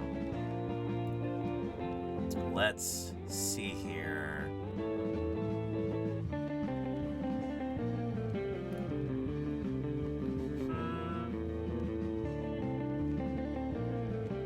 Let's go say hello to Science Streams. Science Streams, as the name would imply. You might see some ants there. But Balint and Lita are both molecular and systems biologists, geneticists. They are research scientists who also stream here on Twitch, now full-time. I want to make sure that, I don't know, Balint and Lita are making the transition to doing science outreach as a way to pay the bills. And so I want to support them in whatever way I can. So we're going to go right into them and say hello. I hope to see you there, everybody. Thank you to everybody appearing in our credits, by the way. Huge raid from Jay Marianne. Really appreciate that. And raid from Chris Wright, and Mossball. Thank you for the raids as well. Thank you to the new followers. Thank you to the subscribers and the resubscribers, the gifters and the cheerers, the people who make these streams possible through their contributions financially. It's the reason I can do this full time, and I am eternally grateful. Thank you very, very much. Thank you also to our moderators who keep this a safe and welcoming community for everybody. Couldn't do this without you, mods. Appreciate you. And I'm looking forward to seeing everybody on Monday when we stream next for Fishmas. Holy cow. Tune in for our Fishmas Day stream. Anyway, everybody, let's go check out Science Streams. I'll see you there, and I hope to see you on Monday too.